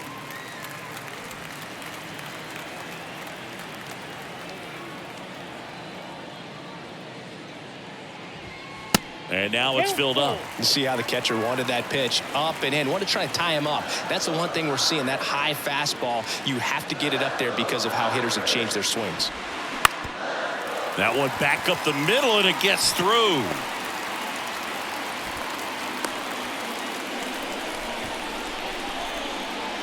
Just kept it simple. Played Pepper with the middle of the infield and took it back where it came from, and there's just no one there to knock it down.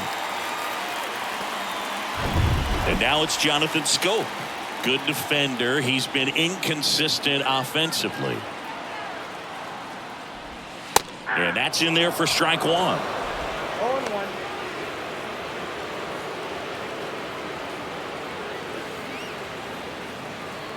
Nobody out. Runner at first.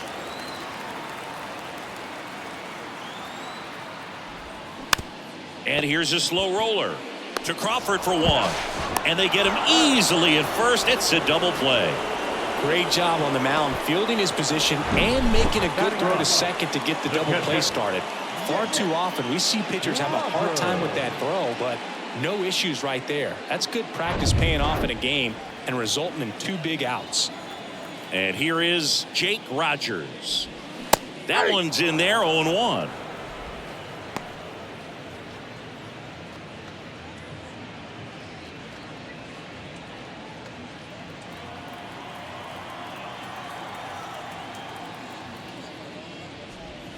And that's through there for a strike.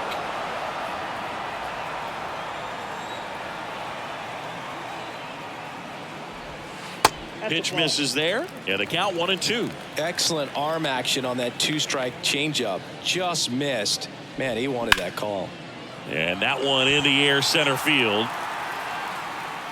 Makes the play, and it's out number 3. On to the 4th, still scoreless.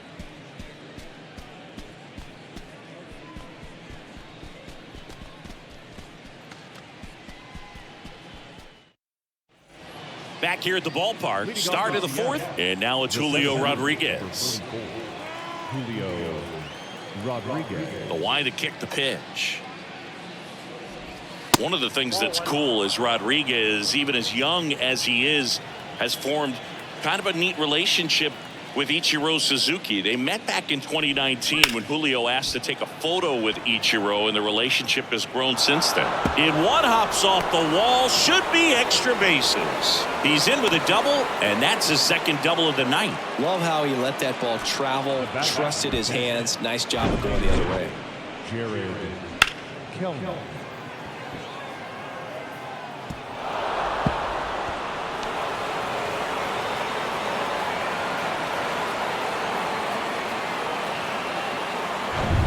Next to hit, Jared Kellner. Popped out to left his first time. To the right side. And he takes it himself for the out. Well, he's doing a nice job of keeping the ball out of the air. Lets the defense work behind him with another ground ball. Good execution. And Eugenio Suarez up to hit now.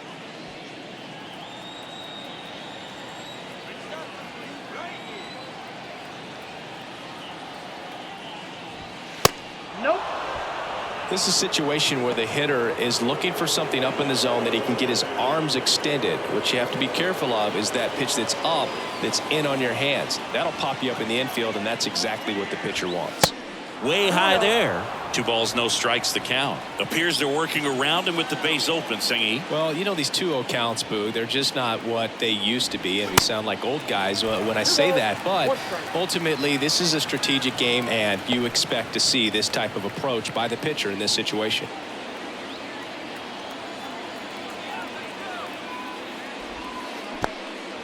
In the dirt, blocked.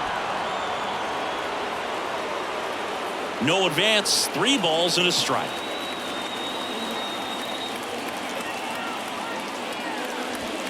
In for a strike. Now it's 3-2. And boy, that was the pitch. 3-1. You want to be really aggressive on the fastball. Got him. Huge strikeout there. Well, that was such a great opportunity to grab the lead. You had the infield bag. All you got to do is just put the ball in play on the ground, and you drive across a run. It's a frustrating outcome for the hitter. Now, still have a chance, but it's probably going to take a clutch hit with 2 outs. And now Teoscar Hernandez. That's in there. That's strike 1.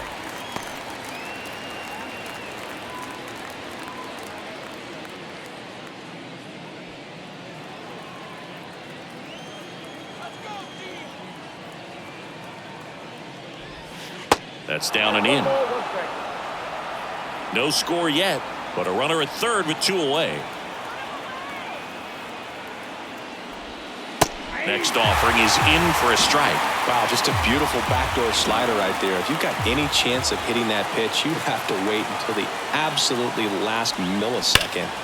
Just a tough pitch to hit, and not an easy one to throw either. And now the lefty. And a ball evens the count.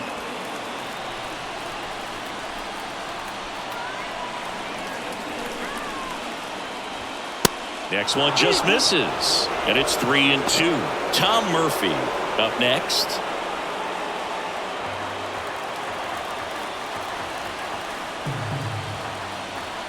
Three-2 now.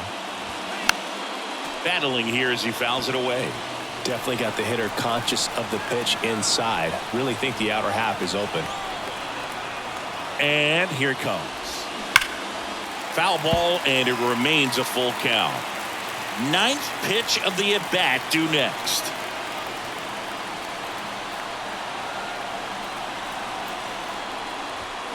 Hacks and misses. It's a strikeout. No runs, 1 hit, a double, no errors, and 1 man left. To the bottom of inning number 4 now. We're tied, 0-0.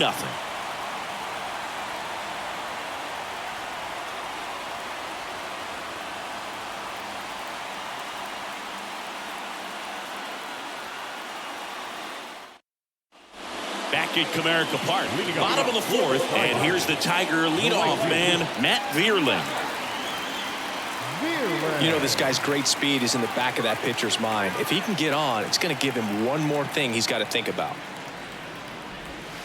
First offering misses the mark. Well, these Tigers just lacking discipline at the plate in this ball game. They're chasing a lot of pitches outside the zone, and those chases that are turning into a bunch of outs. Can they turn that around and stay within the zone? We'll see, but I think they have to. And a pitch. That one's spoiled, and the count now 2-1. 2 balls and a strike. Here it comes. And there's a ball. Well, these guys have had a hard time scoring in this one. The guy out there on the mound wants to keep attacking, make sure that they don't get any confidence. And now a full count. Handful.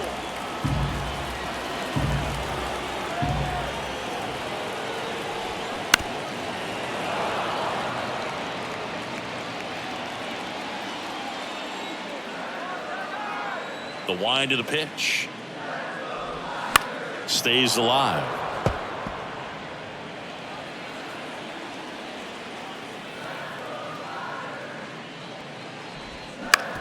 Bounce to third. Knocks it down. He decides to eat it, and he's on at first. Man, that was a pretty good battle at the plate, and I'll tell you, it feels pretty good as a hitter when you grind out a hit like that. And now let's see if they force some action with good wheels on the bases. The batter now, Javier Baez. Snap throw to first. Bierlin back easily.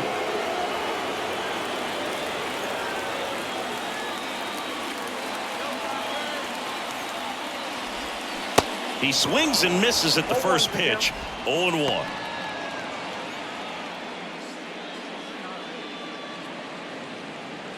Bierlin aboard here at first with nobody out. Swing and a miss as he was late. With 2 strikes, may see some movement over there at first base, try to stay out of a double play here.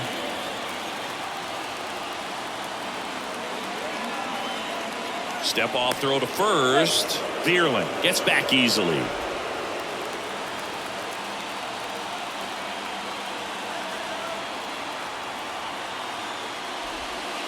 Next offering misses down and away. Runner at first with no outs here. Now snap throw to first. Bierlin back in standing.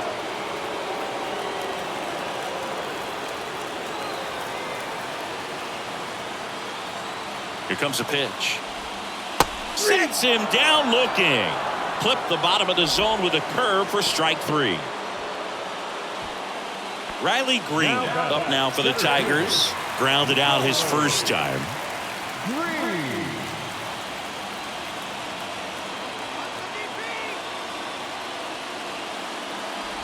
Good speed on the base paths. He handles the bat very well. I wouldn't be surprised if the skipper puts on some type of hit and run or a run and hit.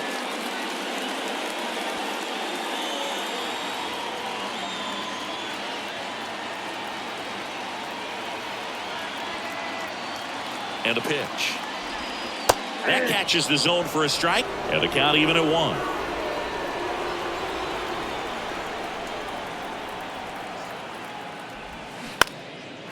Line drive, base hit, right center field. Lead runner touches second, headed for third.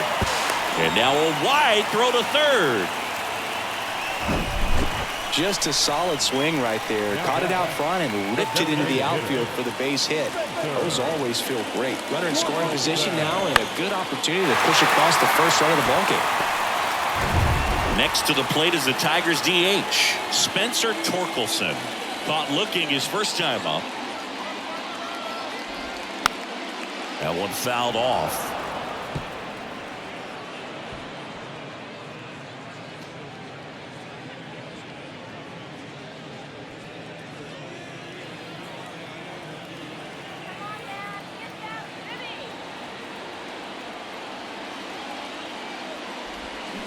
And he's down 0-2 as he swings through it. I think ultimately you want to tie him up, get the ball in on the plate so that he can't get the barrel to it.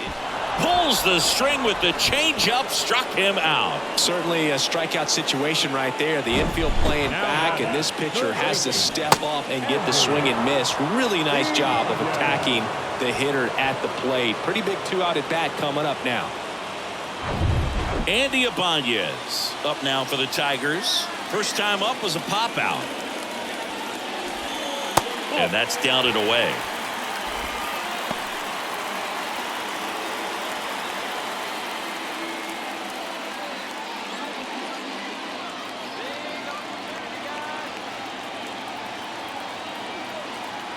The pitch.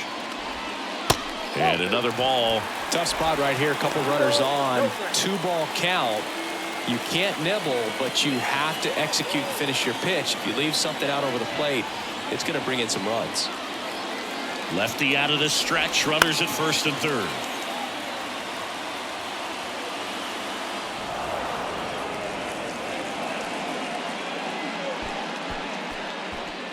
Corners are occupied with 2 down.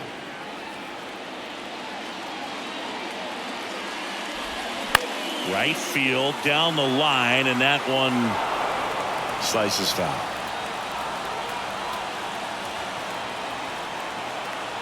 At the belt and fires. Eric Haas up next for the Tigers.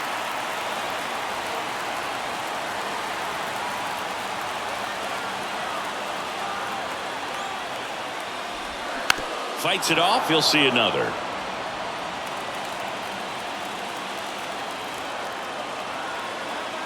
Three-two. That's out to center field. Rodriguez settles under it, and that is that. Well, this guy competes hard. We see the emotion there. I love it. Great job of getting out of the jam.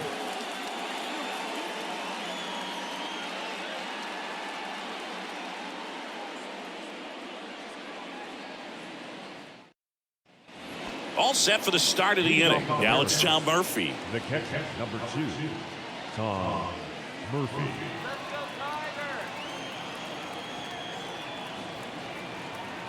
Boyd back to work. That pitch gets the corner, and that's strike 1. Well, these Mariners, digging into their numbers, have to be happy with the swings they're taking. They've hit 7 line drives already, and even though some of them have been for outs, there's nothing wrong with delivering consistent, hard contact. That's almost always going to lead to positive results. Next offering upstairs.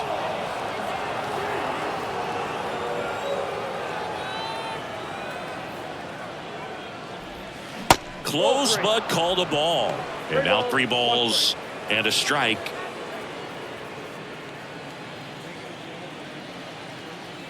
And a pitch. And so the lefty allows the leadoff free pass. That could jumpstart an offense that's really struggled to score in this one. You don't want to wake a team up with a free pass. Go ahead run on base. Here's the left fielder, A.J. Pollock.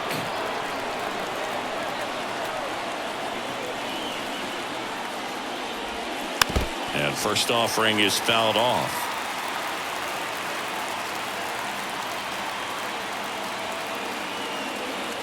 Kicks and fires. Now 1-1.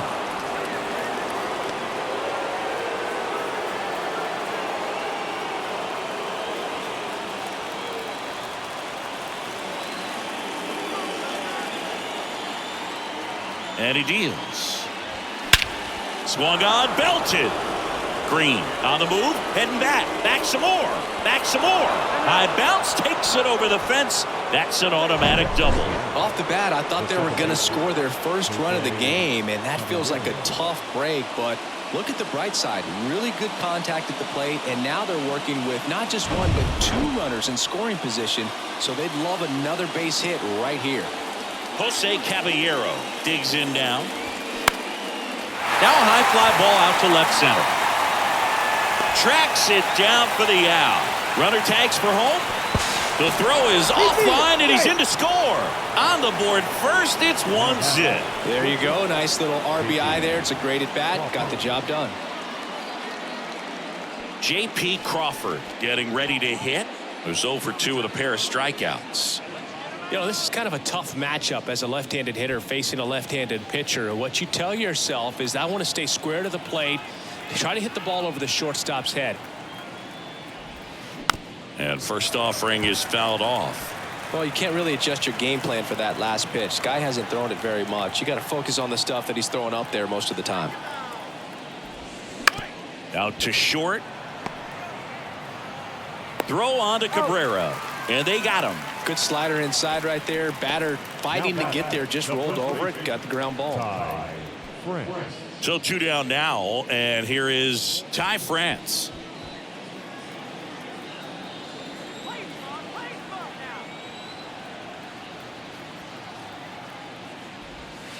First pitch, and that's in for a strike.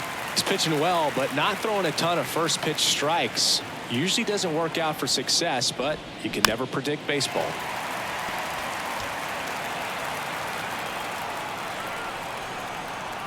Man at second. Swing and a miss, and he is down on strikes for the 3rd straight at bat. So a run on 1 hit, no errors, and a man left. Last half of the 5th coming up. It's the Mariners 1 and the Tigers nothing.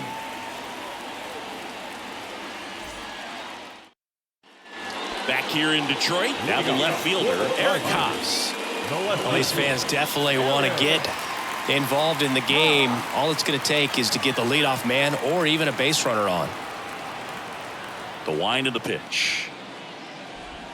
Top of the zone for a strike. Going 1.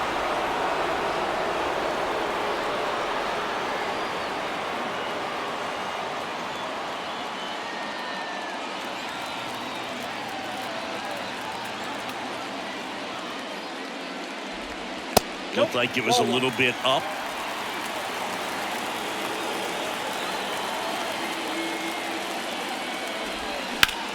Right side. Reaching for it and brings it in. I tell you what, this is a really cool feeling when you can make that kind of catch over the shoulder. Doesn't happen very often. It's not easy, but he made it look easy right there. Nice job. And now up to hit Miguel Cabrera. 1 for 1 with a single so far. Line drive. He's got it, and there's 2 away. The batter, number 7, second baseman, Jonathan. And up next for Detroit, Jonathan Scope. He hit into a double play his first time up.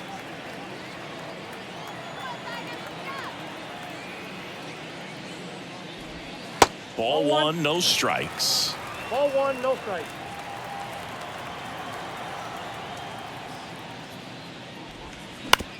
On the ground, right side. Lays out, but he can't squeeze it. He doesn't have a play, and they can't get the out.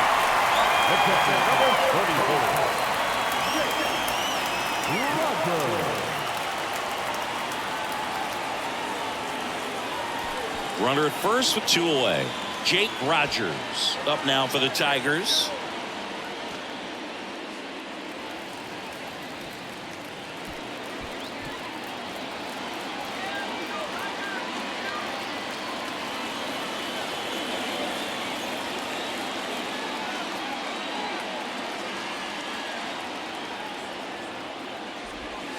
In there, and it's 0-1. Well, he's been incredibly efficient in this one. First pitch strike percentage over 70%. That's well above league average, and that's what's allowed him to pitch well up until this point. That's off the mark, and it's a ball and a strike.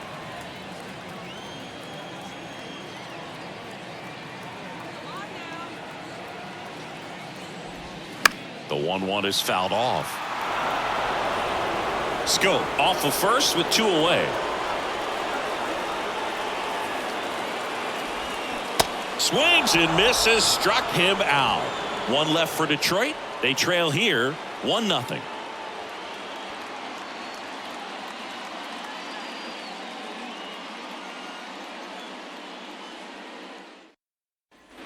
And welcome back. New inning getting started. And now the center fielder, Julio Rodriguez. Rodriguez measures 6 feet 4 inches, 230 pounds, and he took home the Silver Slugger last year in the American League. Just a weak fly ball this time. Scope makes the catch, and there's 1 down. The batter, number 10, designated hitter, Jared. And next will be the cleanup hitter, Jared Kellner.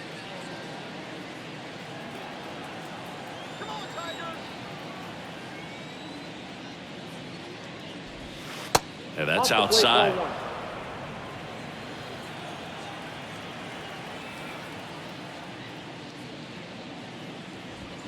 There's a swing and a drive. And it's gone. Home run. A big blow to the home fans. It's his 8th home run of the year. It's 2-0.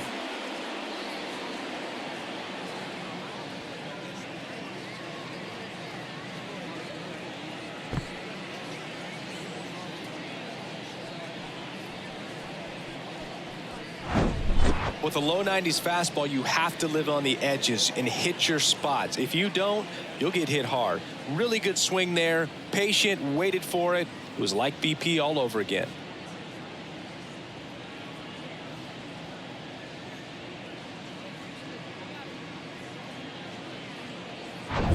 One out, base is empty. And stepping in for the Mariners, Eugenio Suarez.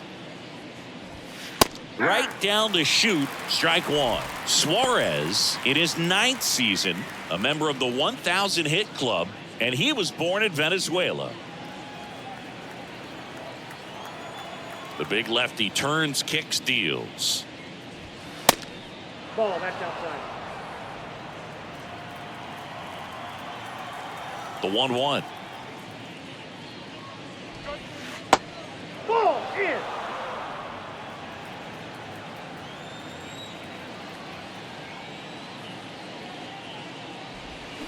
Got the bat going too soon. It's strike 2.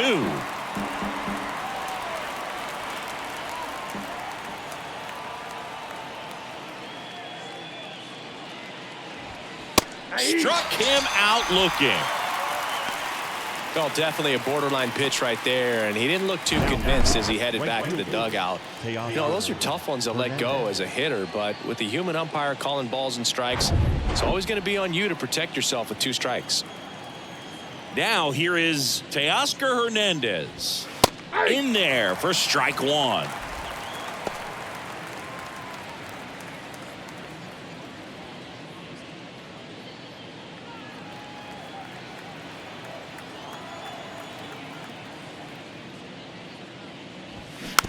Tap softly third base side, a swinging bunt. Throw on to Cabrera. And Hernandez is out. And that is that. Solo blast adds to the Seattle lead. It's now a 2-0 ball game.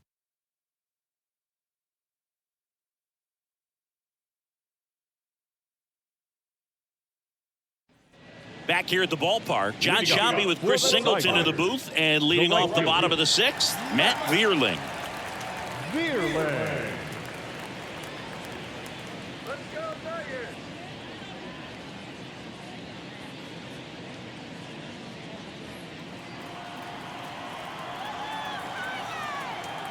Gonzalez back to work. Strike 1. Well, these Tigers, simply put, are producing a lot of quality swings. A handful have turned into outs, but of the balls they've put in play, 10 have been line drives. I say keep barreling the ball and good things will happen. Don't let that get you frustrated.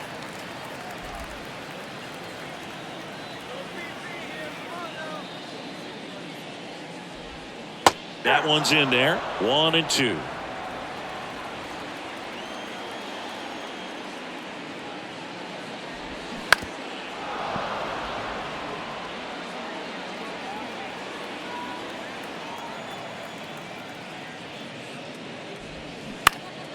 Gets a piece there. We'll do it again.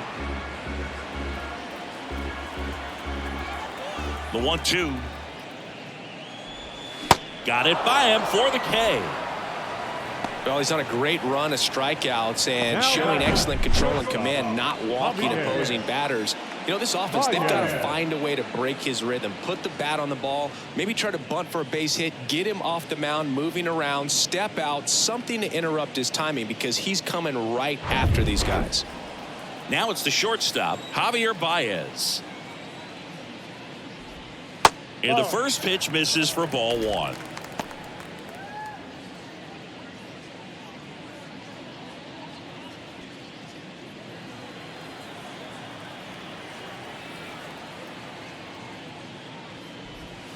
That one missing inside. Struggled a little bit in this one. Couple of strikeouts earlier, but doing a much better job in this at bat to get ahead and find a good hitter's count at 2-0.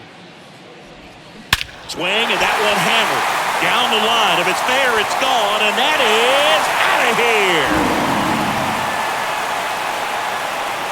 His 4th home run of the season, and they close the gap. It's 2-1.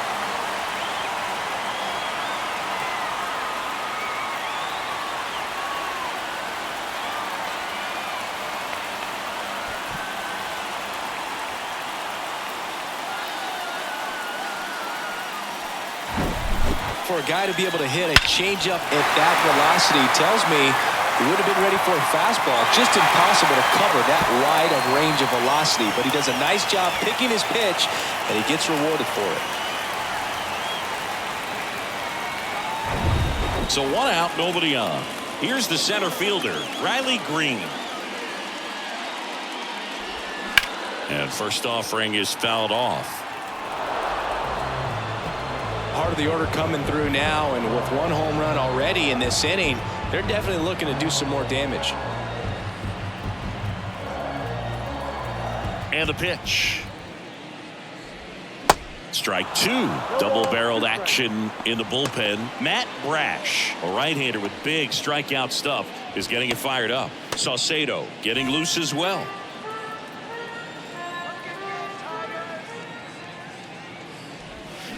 Swings through it for the K.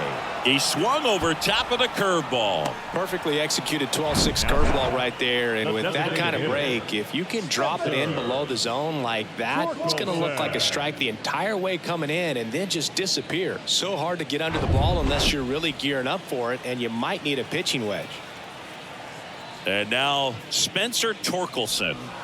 First pitch not close. Torkelson, 23 years old, and he's usually a first baseman, but today he's the designated hitter. Kicks and deals. And foul ball. Some people say that first basemen kind of have the day off regularly because they don't run around a whole lot. But when you think about it, they are involved in just about every single play, and there's a lot of stress that gets put on their legs. So a well-deserved day at the DH spot for him.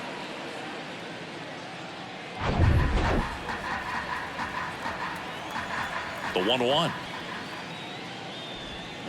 And that's outside. Ball 2.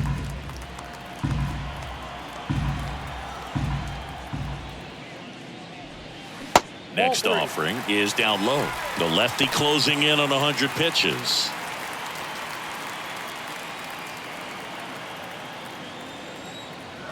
(3-1) now. And there's a fly ball deep right field. And it's gone. A shot to the opposite field. His 4th home run of the season. And we are starting over. It's 2-2.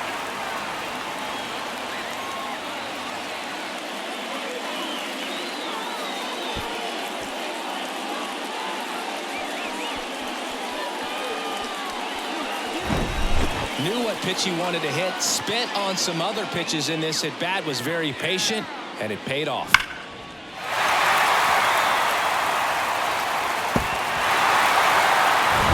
So 2 down, and here is Andy Ibanez. Pitch misses, ball 1. Ball 1, no strike.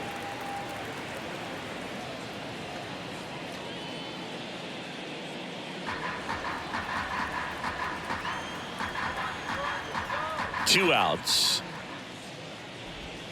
Pitch misses. 2 balls, no strikes. Gonzalez maybe a little less aggressive on the mound right now after that home run, Chris. Yeah, it seems that way. You know, guys, they can come out, feel good, but then all of a sudden get touched up a little bit, and they start trying to throw instead of pitch. They're not trusting their stuff. And it's fouled away. Well, he's been good for the most part. Is it going to take someone going out to the mound to maybe refocus him a bit? No, partner, every pitcher's a little different. I liken it to you. Sometimes you come in and you're not as focused, and I kind of do what it takes to get you on track, and then you have a great show. So perhaps it's the same with him. Nobody really wants their rhythm broken up, but sometimes they need a little pick-me-up. Ground ball right side onto France. Play made, that ends the inning. But the long ball was working in this inning. Not once, but twice. 2-2 game.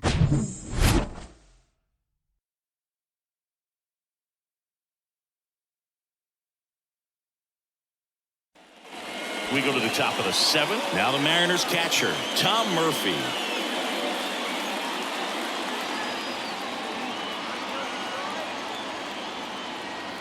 The pitch.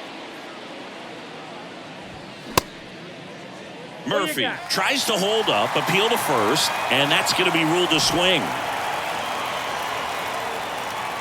The wind and the pitch.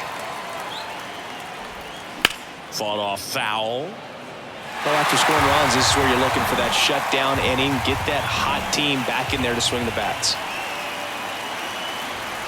Oh, and the zone doesn't get the call.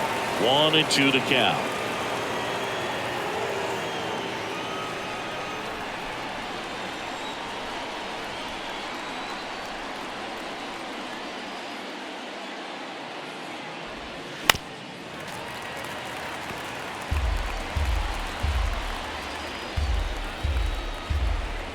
The wide to kick the pitch. Ball 2. 2-2 to count.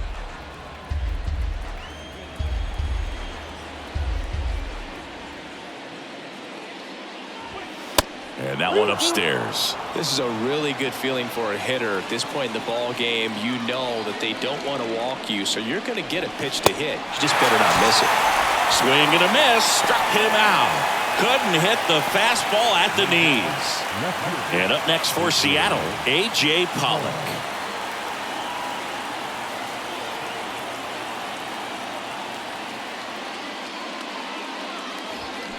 Pulls that one foul.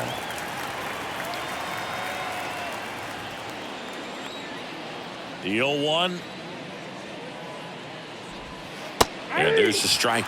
It really looks like these hitters have been in between with their timing today. Good fastball, excellent slider, but they've not been able to commit to one velocity and stay there.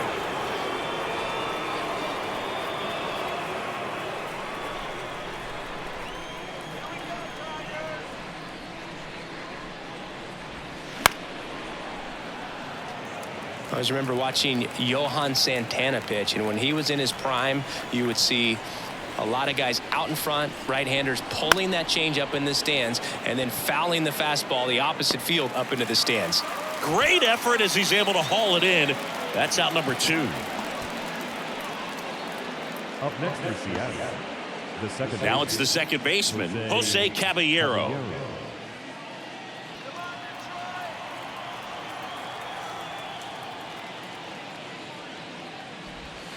That's in for a strike. Trying to keep good speed off the bases.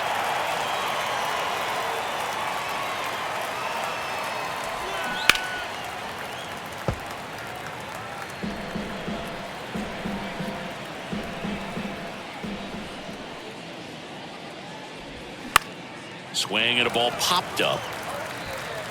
Scope puts the squeeze on that one, and that'll end the inning. So no runs, no hits, no errors, and no one left.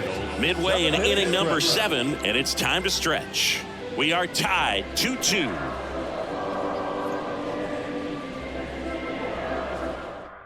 So a young arm coming on now out of the pen, Matt Brash. He's got some of the best swing and miss stuff going right now. He's striking out hitters at a very high rate this year, so this should be fun to watch. Eric Haas up now for the Tigers. The left fielder, Eric. The pitch. In there at the knees. That big curve inside's a pitch that can buckle you a little bit. Looks like a fastball out of the hand and then just drops over that inside part of the plate. Next offering upstairs.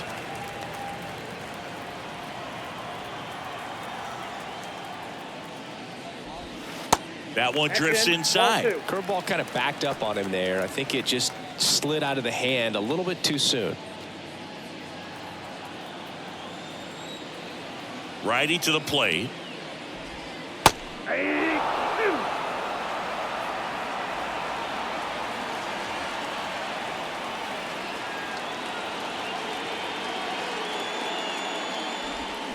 Waves at the bender for the strikeout.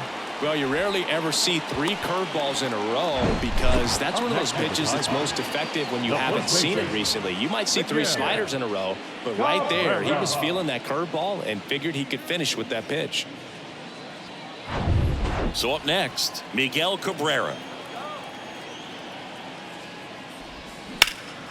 Swing and a ground ball up the middle. That's a base hit.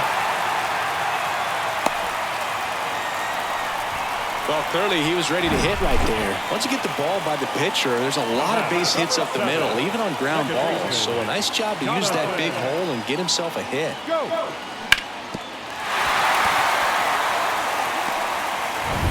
Jonathan Scope now at the plate.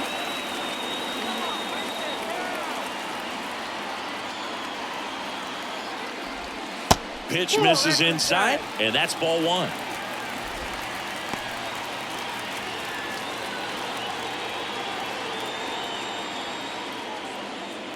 One away, tie game. Go ahead run stands at first. Next pitch misses, and now 2-0.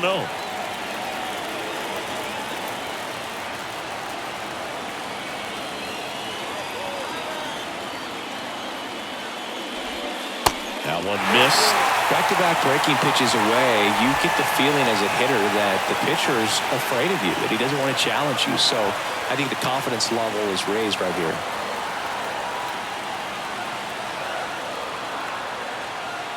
Here's a 3-0.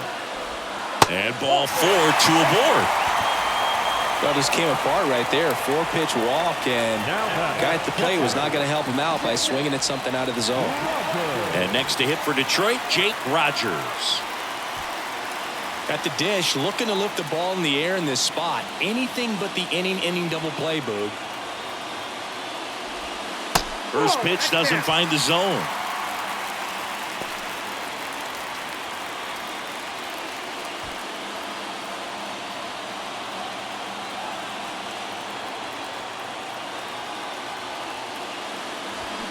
Got it started a little too early. Strike 1. I guess you throw it that hard, you can get away with locations like that right down the middle. But I still think it's a dangerous pitch. Don't want to do it again. Double play ball to second to Crawford for 1. And that's 2. Pitcher made the pitch, and his players made the play behind him. Nice job. 4-6-3 inning-ending double play.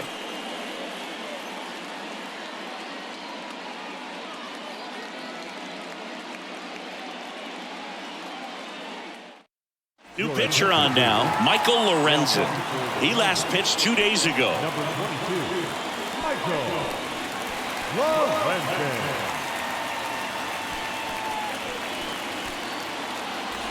So the batting order turns over. Here's the shortstop at the plate, J.P. Crawford.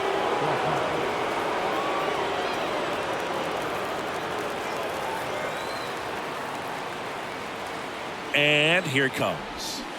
And first offering is fouled off.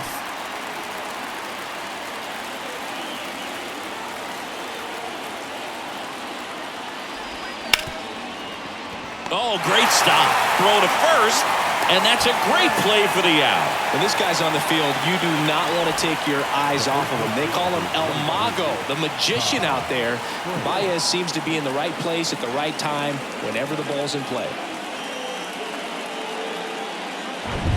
Ty France up next for the Mariners.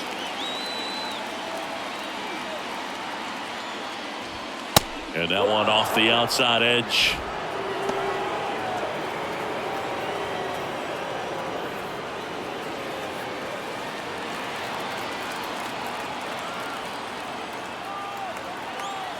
And the righty deals. That's inside. Now 2-0. Activity in the bullpen for Detroit. Jason Foley getting loose for A.J. Hinch.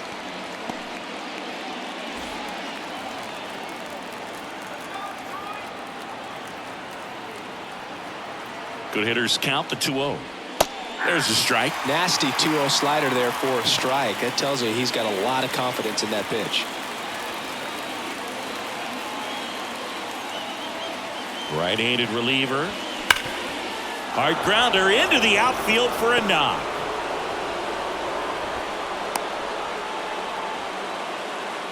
The center fielder, number 44, Julio. One down, runner at first. And now for Seattle, Julio Rodriguez.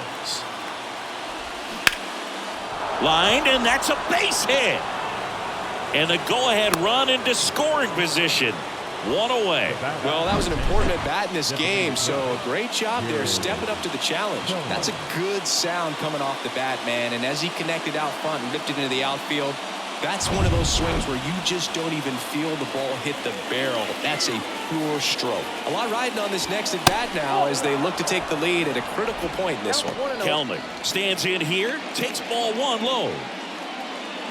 He's looking for a ground ball to get a double play and out of this jam. Left-hand batter waits. So 2 balls and no strikes. When the skipper calls down to the bullpen, he's expecting the guy to come in and get outs. So far, not getting what he was hoping for. Next pitch is in the dirt, and that's ball 3. Good pitchers make pitches in big situations, and right here with a middle of the order hitter up, runner in scoring position, he's got to find a way to throw a quality strike. The pitch, and that's ball 4. Now that sets up a really big at bat in this game. These are the moments when everyone in the stadium gets really locked in. And now it's going to be Eugenio Suarez. This is what stat nerds like myself might call a high leverage situation. Yeah, Boog, not sure what the numbers say, but clearly an at bat that could change the course of this game dramatically.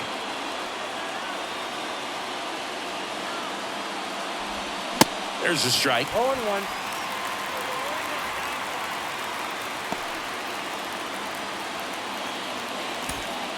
Bases loaded. 1 away.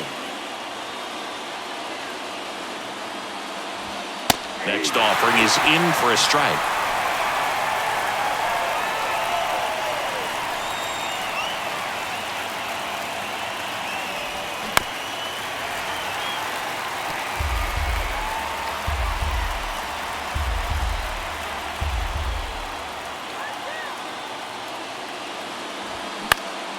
And a foul ball, he stays alive.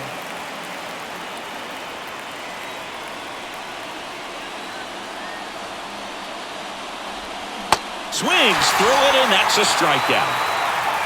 Well, they've had a great plan of attack for him tonight. I mean, finding all the holes in his swing and his approach, just frustrating for him up there. You strike out a guy 3 times in a game, I think that guy's got to go back and really study some video with his hitting coach, figure out how they're beating him, make this adjustment really quick because word will get around the league in a hurry.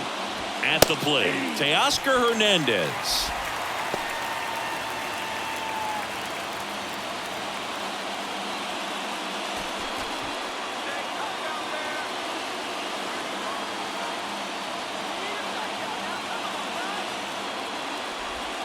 And takes low for ball 1.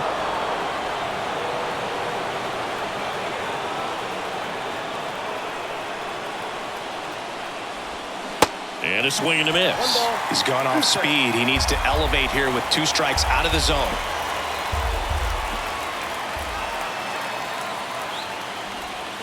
Got him.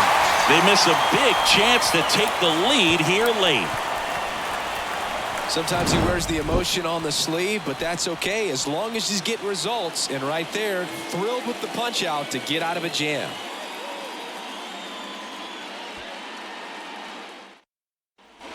Welcome back. Bottom of the inning. Leading off, Matt Vierling. The right fielder. Now, this guy, a player that, if he gets on base, has the ability to really be aggressive getting around the base paths. And the right-hander back to work. Foul ball.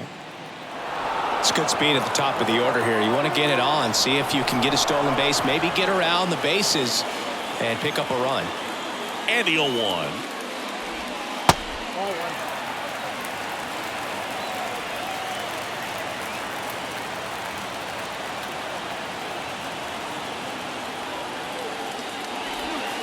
Good eye right there.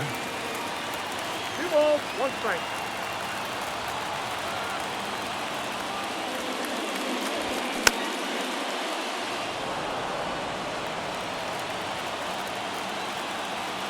2-2. That's foul off to the right side. Keeps the AB going.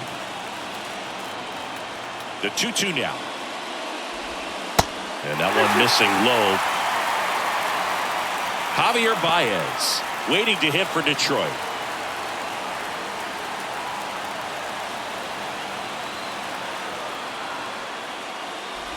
And he walked him.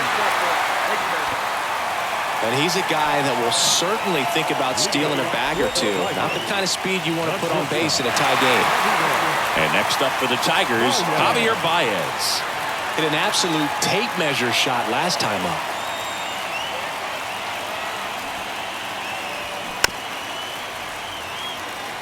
If you're a base runner, you've got to stay dialed in here. Look for anything in the dirt. Try your best to get in the scoring position.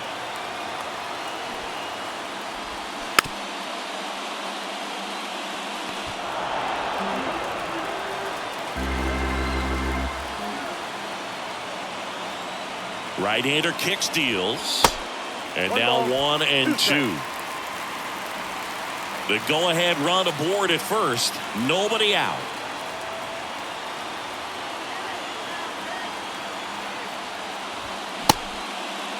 Check swing. Now we'll look down to first. No swing. Just held it back there.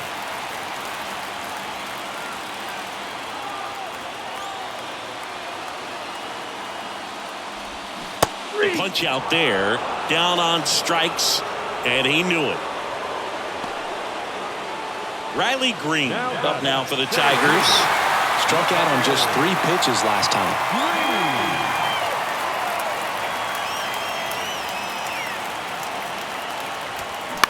To short, could be 2.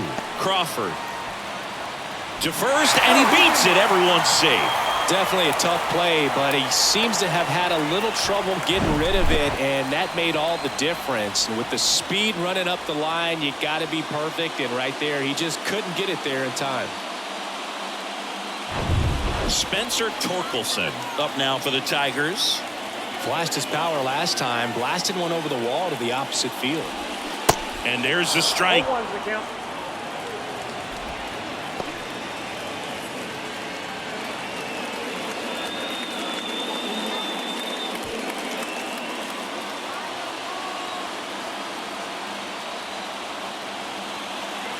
Righty delivers. Good eye right there. Way to lay off that pitch down. 1 out. The go-ahead run is at second. Next offering is downstairs. It's a big opportunity right here, but I love the way he's slowing the game down. He's shrinking his zone, making sure he gets the pitch that he wants to hit. 2-1 now. And the slider just misses. First pitch strike from the pitcher, but then no panic at all by the hitter. Very patient, showing good discipline. Now he's in the driver's seat with the 3-1 count. The 3-1. Late swing fouled off. You could see he was trying to stay back long enough to handle the off-speed pitch, but just a little tardy on the fastball. And they're all loaded up. Oh, looking for a swing and miss right there, or for the ump to help him out and make the call with that last pitch, but neither happened. Close pitch, but a good take to earn that walk. New pitcher for the Mariners, Chris Flexen. And compared to a lot of other relievers, strikeouts have not been a big weapon for him this year, so the defense should be active. So bases loaded with 1 away. And up next for Detroit, Andy Ibanez. And there's no doubt that they'll feed off the energy from this crowd, right? I mean, yeah, I'd say the intensity level has gone up a few notches for sure. In the infield at the corners, don't be surprised to see them come home first and prevent that run from scoring. Not close with that one, and that is ball 1.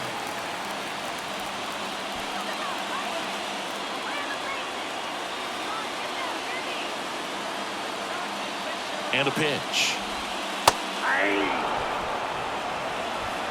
Vierling at third. Green over at second. Torkelson over at first with 1 away. Started to swing, held up. That pitch wasn't even close. And they still got a check swing out of it. He's going to have to make an adjustment and make it fast. And the right-hander deals. And that one is in for a strike.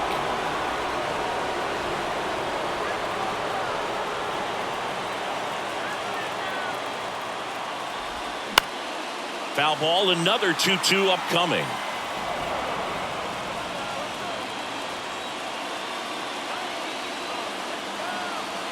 And a pitch. Knocks that one away, and we'll do it again.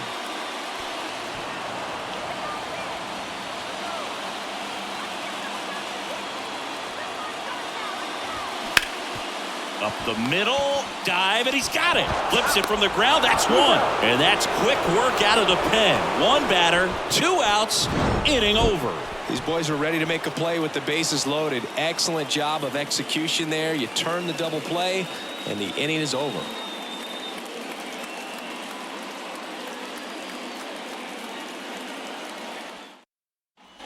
Back here in Detroit, we go to the 9th, and here's the catcher, Tom Murphy.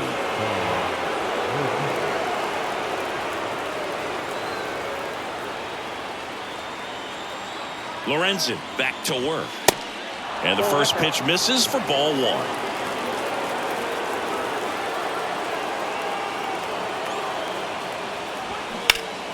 And that one fouled off.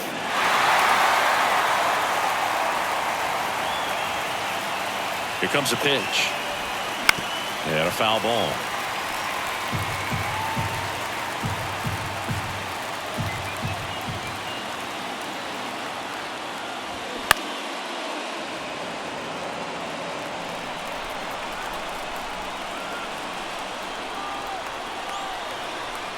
Another 1-2.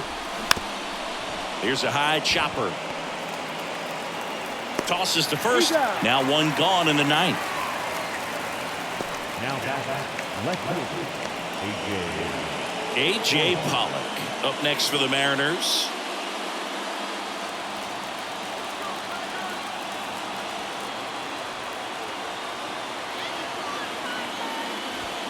And that's in there for strike 1.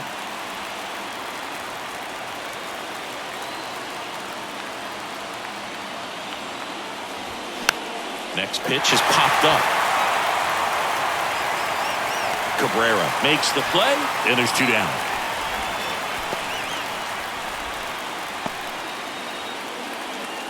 Scott Service brings on a pinch hitter, Colton Wong. He represents the go-ahead run.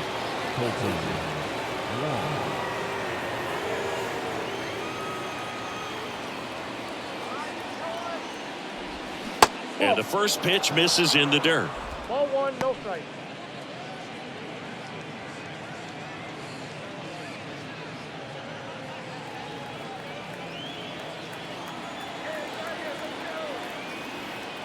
Kicks and fires. And that one just missed off the outside edge. Nasty backdoor slider. There's really nothing you can do with that if you swing at it. So it's a good take by him. Foul ball there.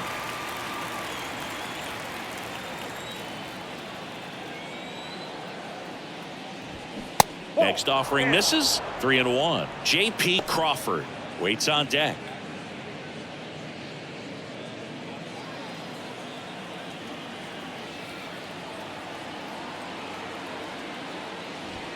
Swing and a miss. 3-2 now.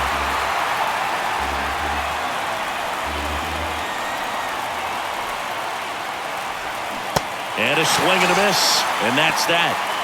So they go quietly there. 6, 7, 8 scheduled to start the bottom of the 9th. We are tied 2-2.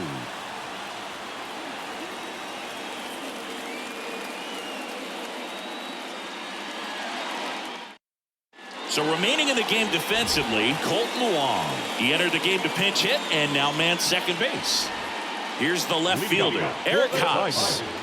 the left fielder, Eric Haas. And a pitch. And that's a little high.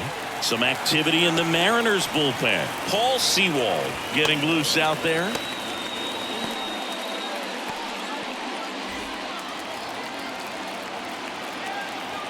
The wind of the pitch. just off the inside edge. Well, he's so great about hitting the ball the other way. He gets those arms extended. So right there, just trying to straighten him up a little bit so he doesn't have as much outside plate coverage.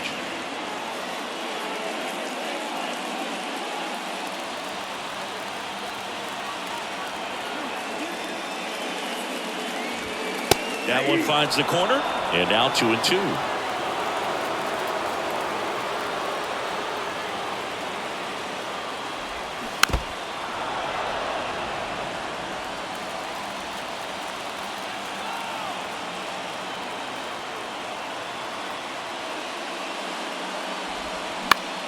Battling here as he fouls it away.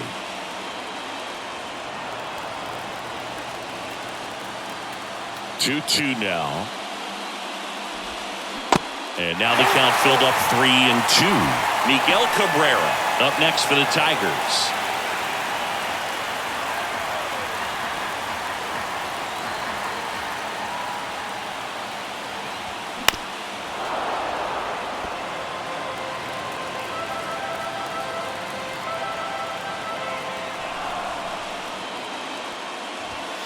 In there, sets him down on strikes.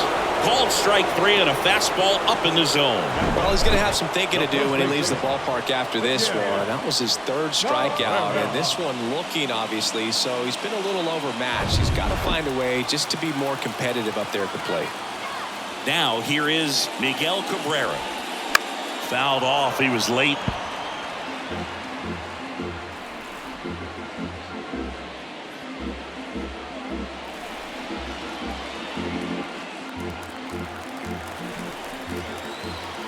Pitch. Inside, just missed. You don't want to get beat by a fastball in, and he spits on that one. And a base hit. Just kind of sliced that one into center.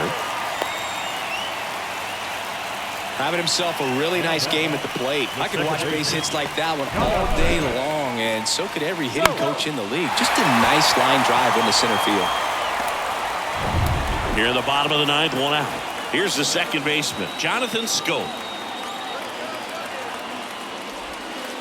First offering, and it just misses.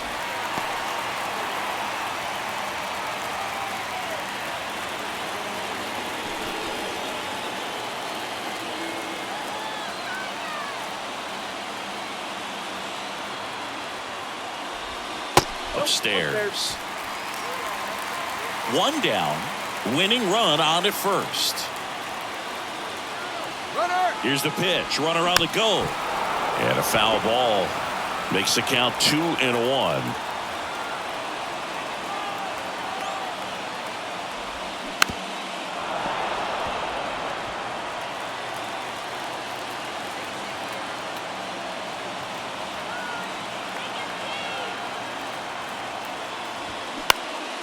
Popped up, foul territory behind the plate. Murphy pulls it down, 2 down. Now batting, catcher.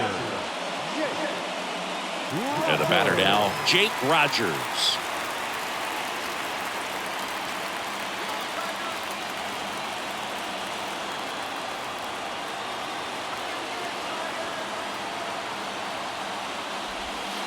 That hits the dirt, and that's ball 1.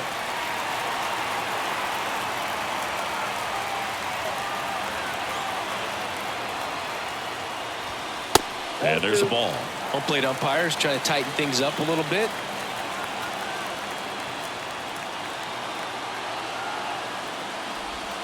The 2-0 is in for a strike. 2 outs, but the winning run is at first.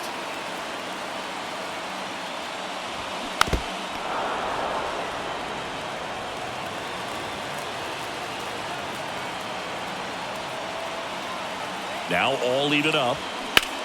Swing and a high fly ball to left. Makes the grab, and that's the inning. So they can't come up with the winning run, and that means we'll have to go a little longer here tonight to find a winner. 9 isn't enough to decide a winner, so we are off to extra innings. We are tied 2-2. Back at Comerica Park. We're in extras here. Here's the Mariners leadoff man, J.P. Crawford. The pitch. Just missed. Tigers bullpen with some action. Jason Foley, the right-handed sinker baller. He looks to be readying himself. Alexander, a left-hander, also throwing. And he deals. That one finds the zone, and it's 1-1.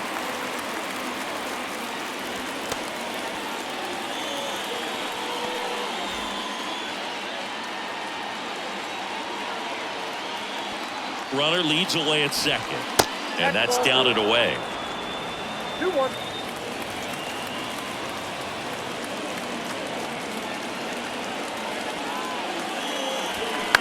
Line drive, and it stays fair.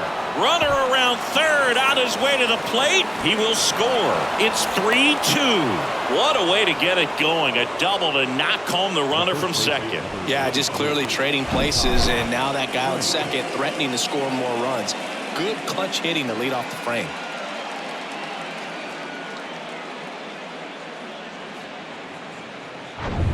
And stepping in for the Mariners, Ty France.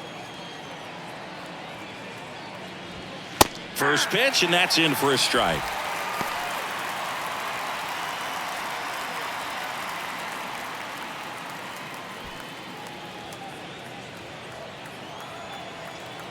Righty to the plate. And that one sliced foul.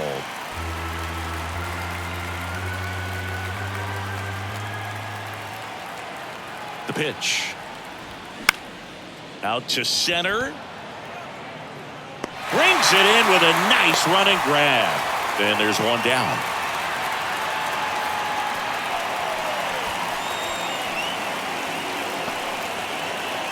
And up next for Seattle, Julio Rodriguez. Outfield deep here, trying to prevent anything over their heads.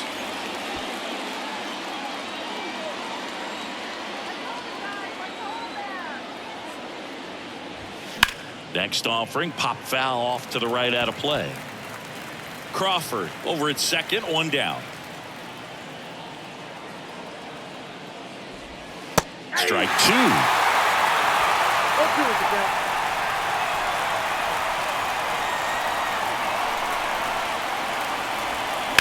Hit hard, that gets through. Stop sign goes up at third. Runners at the corners with one out. Good two-strike hitting right there, Boog. A bit of a lost start for some, so that was nicely done to beat the odds. Nice job going the opposite way with it, letting the ball travel and not allowing the barrel to hook around the ball. It's so frustrating when you see a good pitch and your hands roll over. It was on the outside part of the plate, and he approached it perfectly. And now they've got some speed on first, so we'll see if they try to get him into motion. And now up the middle. That's a base hit. Run scores. The throw to third. Not in time. He's safe. And a run comes in to score. A couple of singles back to back. Really nice job staying up the middle with his approach. He didn't try to do too much with the pitch. Just shot it through the infield.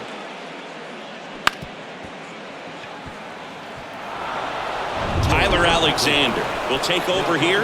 Pretty tight game, so they're looking for quality pitches out of him right here. Got to do his best to keep the score right where it is.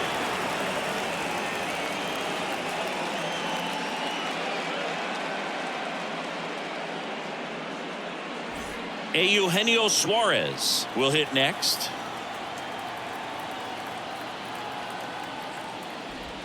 Clips the corner. That's strike one.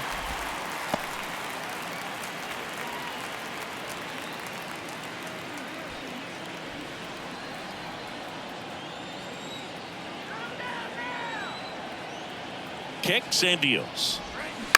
Flares it into the outfield. Oh, he gloves it. Great hops right there, Boog. He timed it just right to bring that liner down, and he saved a knock. Now it's the right fielder, Teoscar Hernandez.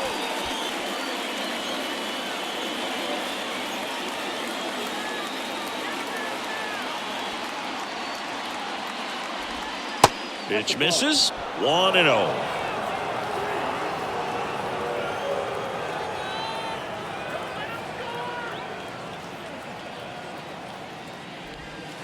Just missed. That's out.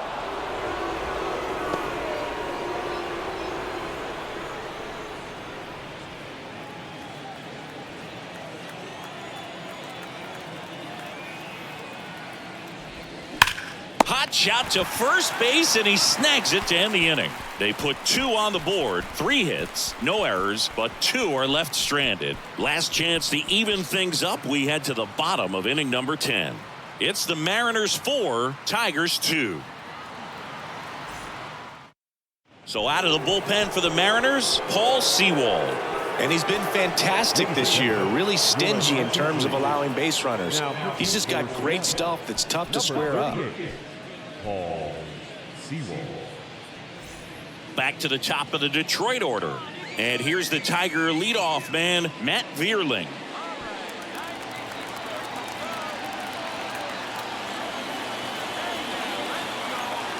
The pitch. Bottom of the zone and a called strike. Well, that's really the money spot, down and away. If you can locate that consistently, it's going to be real tough for guys to square that up. That's what you love to see relievers do coming out of that bullpen. The tying run at the plate. Nope, that's Just missed. Movement in the bullpen. Taylor Saucedo getting ready to go.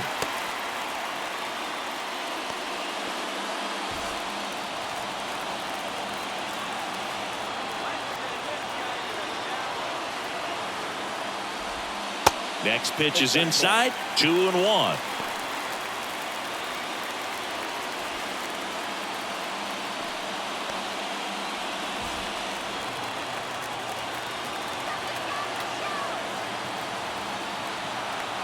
At the belt and fires.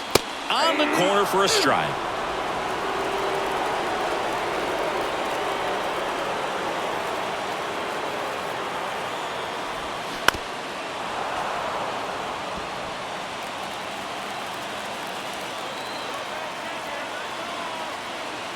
Two now.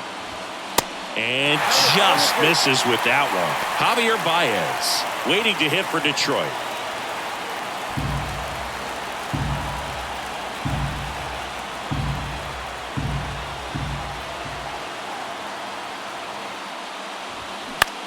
Popped up. Crawford settles under this one. 1 away. Well, such a confidence boost for a reliever to come into the ball game and get the first hitter he faces. Just makes everything slow down a little bit, and then from there can really settle in. Now the number 2 hitter, Javier Baez.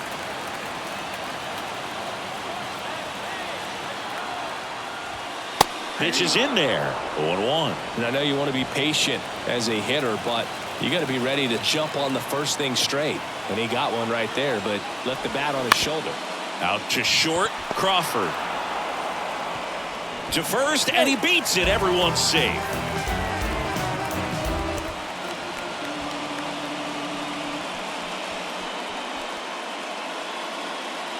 Riley Green, the next to hit. The center fielder. Well, all eyes on the double play ball in this spot. No better way to get out of this inning.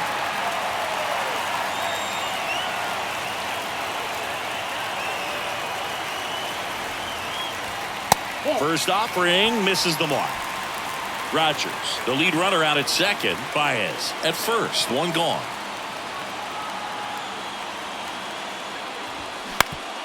On the ground, 2 ball. Takes it himself for 1. That's a double play. The ball game is over. Well, this is a big win on the road and going extras into 10. So hard to pull those out, but I think this team did a great job of keeping the crowd out of the ball game late. When you can do that, it kind of calms everything down, keeps the adrenaline of the opposing team down a bit, and you can steal a win and get out of here happy. And your final 4-2. For Chris Singleton and our entire outstanding crew here at MLB The Show, I'm John Shambi saying so long.